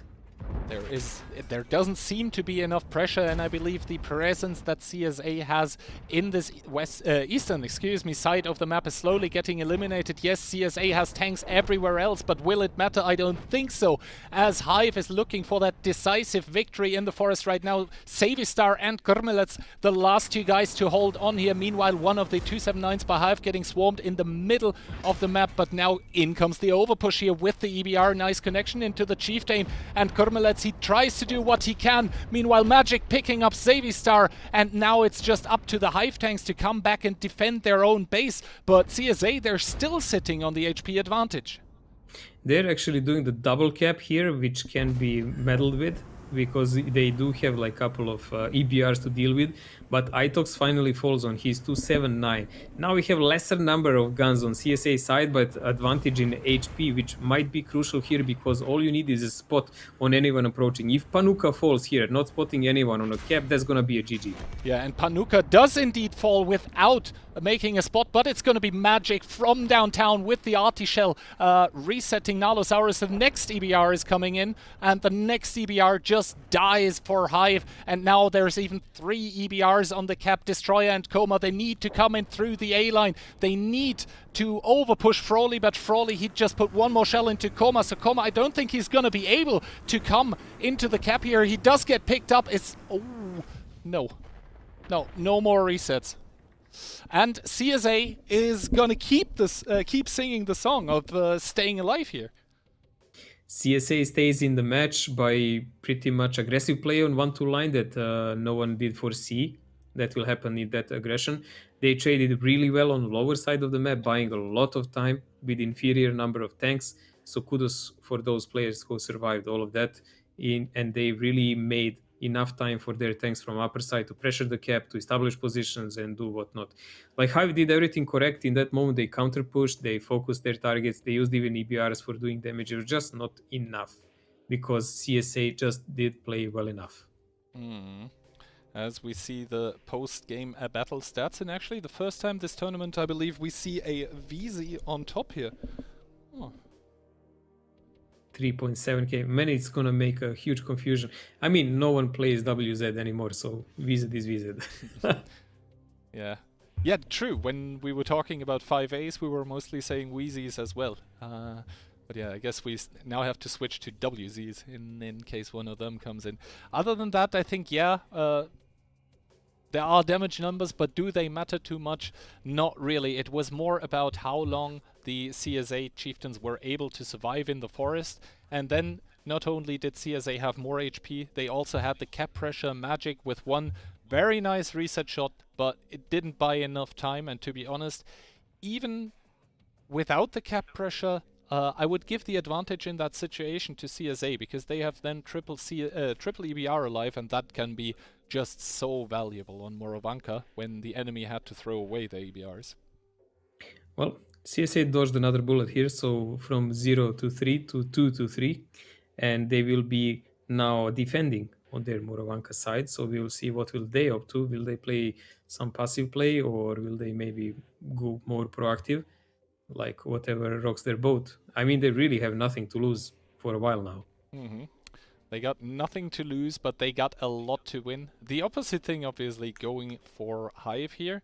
And yeah, the sides are going to be switched now. CSA actually managed to pull through with their attack, so now they get the luxury, the pleasure of defending, and we're going to have to see how that one turns out. Yeah, and to be honest, we saw 1k damage by Magic. I saw him taking a few pot shots at EBRs. If those connect, obviously it's nice, especially when you pen one of the EBRs, but he didn't really connect the shots onto the EBR, so basically a tank position wasted for his team in that match. I'm just going to put it out there. I think if CSA manages to win this game, they're going to actually come victorious on the end of the match. Oof. Predictions. I mean, basically, since you're already saying if CSA manages to win, then it's only the tiebreaker left, which is basically a 50-50. So it sounds very dangerous to make that bet, but it actually isn't. Anyway. It still takes them 2 games together. Yeah. Anyway. Proper 0 from Hero. First of all, we are going to see the second game on Muro.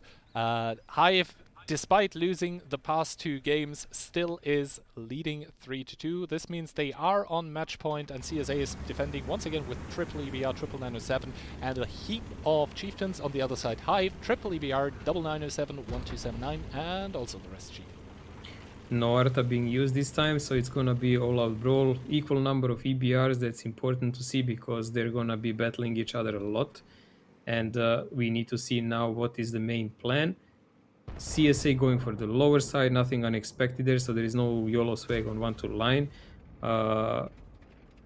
Pretty much normal displacement of tanks, like Chieftain on C4, nothing radical. They're not sending anyone on a pocket on E3. just a vast number of tanks on lower side of the map, relying on the spots of their EBRs, and that's it. You can see their EBRs, they did a really aggressive spot on 1 to 4 line. On the other hand, Hive, who is actually attacking this round, plays really way more passive. They are trying to counter possible pushes first from both up and lower side, keeping the chieftains in hold down traps. You can see them on K3, 4 and on K0. And they're just like trying to probe some information because it does look like they are scared to lose a third game in a row. I mean, what's crazy though is it's 1 minute and 20 into the game, and the only tank who has taken only one shot of damage yet is Seago in his EBR on the one line. Every single other tank remains untouched. And yeah, Panuka now taking or testing out if he can take that passive bush, deciding against it though, trying or returning back. And now, yeah, CSA is also not giving a lot of information to Hive, right? There were a lot of tanks spotted initially, but they have long been despotted, and now, with every second that goes by, Hive is more unsure of where the CSA tanks actually are.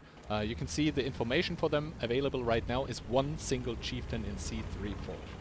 And yeah, there is no information, but usually that's a lot of info. People rarely check the upper side of the map nowadays, so they pretty much guess that most of the tanks are CSA or lower side. Now, there we go. There is a movement by CSA. And is it a timely one? I'm not sure. There is a lot of tanks down in that pocket, and there is a big movement for Hive tanks over the center.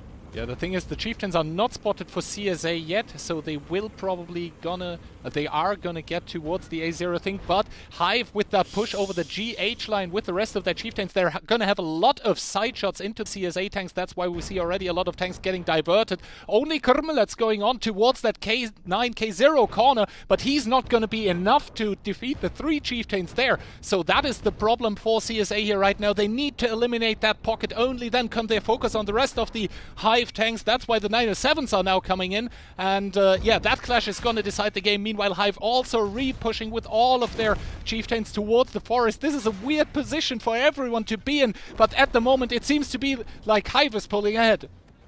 You have like a bit layer of the cakes here because you have slight shades of gold, red, then again gold and again red. Everyone is all over the place over each other. Destro is still alive in this cooldown in the water, but he is on one shot. Attila on the other hand is 1k HP. That's a super important thing to notice because he might do the similar feat like on that Himmelsurf. He might really do a lot of damage in the enemy back, and if he stays alive, CSA will pay a dear price in blood for that. Yeah, and it looks like he's gonna stay alive as Will does pick up Destroyer, but Attila still on 1k HP, and now CSA, they're forced into doing something. They're trying to overpush the G9 presence that Hive has, but I think there's just too many tanks, just too much HP. Will now taking shots in the back, trying to defeat Attila in the corner, but I feel like Attila might even have the reload here.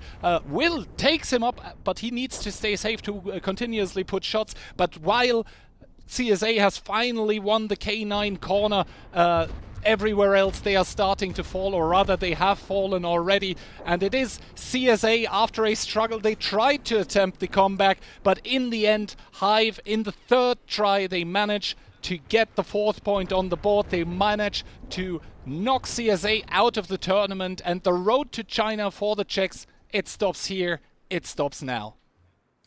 Yeah, this is pretty much GG for CSA. That I don't know why and how triggered the rotation from the lower side of the map. Really didn't pay off because they actually played at the hand of Hive, who played way more passive in the start. They were uncertain what to do, 100%, but they were definitely in position to shoot the enemy tanks that were arriving. Attila's position at the end was really critical, and although he was helped by Itox, who played the 279 at the end to survive, still that position can never be disregarded and is usually a death of a team who doesn't kill it. Yeah, I don't understand why CSA was pushing doing the push in the first place. Like, they were defending. Yeah, I'm saying, like, I don't understand what actually triggered it. Yeah, and like there were spots by EBRs. Maybe they thought that they were not spotted enough, and instead of that, they might have actually be perma spotted because there was one EBR in a bush, passively spotting for the side of Hive. But we will not know now why it happened because it's simply the case we cannot contact them. Anyways, 4-2 is the final score between Hive and CSA. Hive will proceed tomorrow to play further on the lower bracket, and CSA will be just watching the tournament. Yeah, anyway, I hear that our lovely analysts are ready, so for today we are going to say a goodbye and good night, and see you tomorrow. Welcome back, everybody, and thank you Did you very see much it, Kabu? to Mojo Did and you see Sheesh. that? I Did you see muted that? myself on TeamSpeak, but I did see that, and you were right once more. I am the expert here. Yeah, well, I am the captain of the that's why ship. you're here. You are here for the expertise and to be a continuous expert. That's the whole reason you're here. It's the it's perfect. Ikabu, this is the first time in my life I've been called an expert, and it feels good. Please continue doing that. So here we go with what's going to be happening tomorrow is we're going to see Raid versus Oh, Hive. that's going to be a tough one. So that's going to be interesting. A tough one. Yeah. We will also see Fame versus Invul. The Even loser of tougher. which will face off against either Raid or Hive, depending on wins. And then we've got the finals tomorrow. So who do you think we expect to see in the finals? I'm expecting to see Fame versus Invil in the finals again. One of them is going to drop into the loser brackets, win whoever is going to win in the Raid versus Hive fight. Okay. That's my prediction. Bold prediction. And so far, you're doing well. You ruined it at the start of the day, but now you've started to pick it. But you were warming up. You were just first time nerves. That's all it was. Yeah, it was stage fright. I'm blaming it on that. Okay. So while we wait for the replays, oh no, I think the replays are now ready. So this is where your expertise comes again. Oh yeah.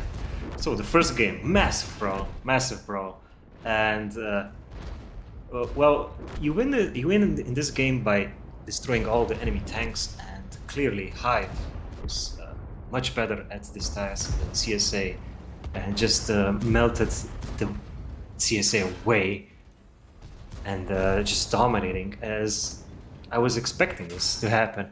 In the second game as well, some mistakes from the CA being too static while Hive pushed around. They took the advantage and they just started shooting them all around and basically just won the game by just outflanking the CSA and then picking them off one by one. Also, I gotta say, this camel looks really good from Hive. Can we get it somehow? Is that possible? In your dreams. In my dreams. All right. Dreams. It's okay. It's something. It's and as you see, look at the damage difference and the gun difference in the game. This was a clear 2-0. Now I was afraid that Hive was going way too strong in this one, and I was kind of worried it was going to be 4-0 and way too fast over.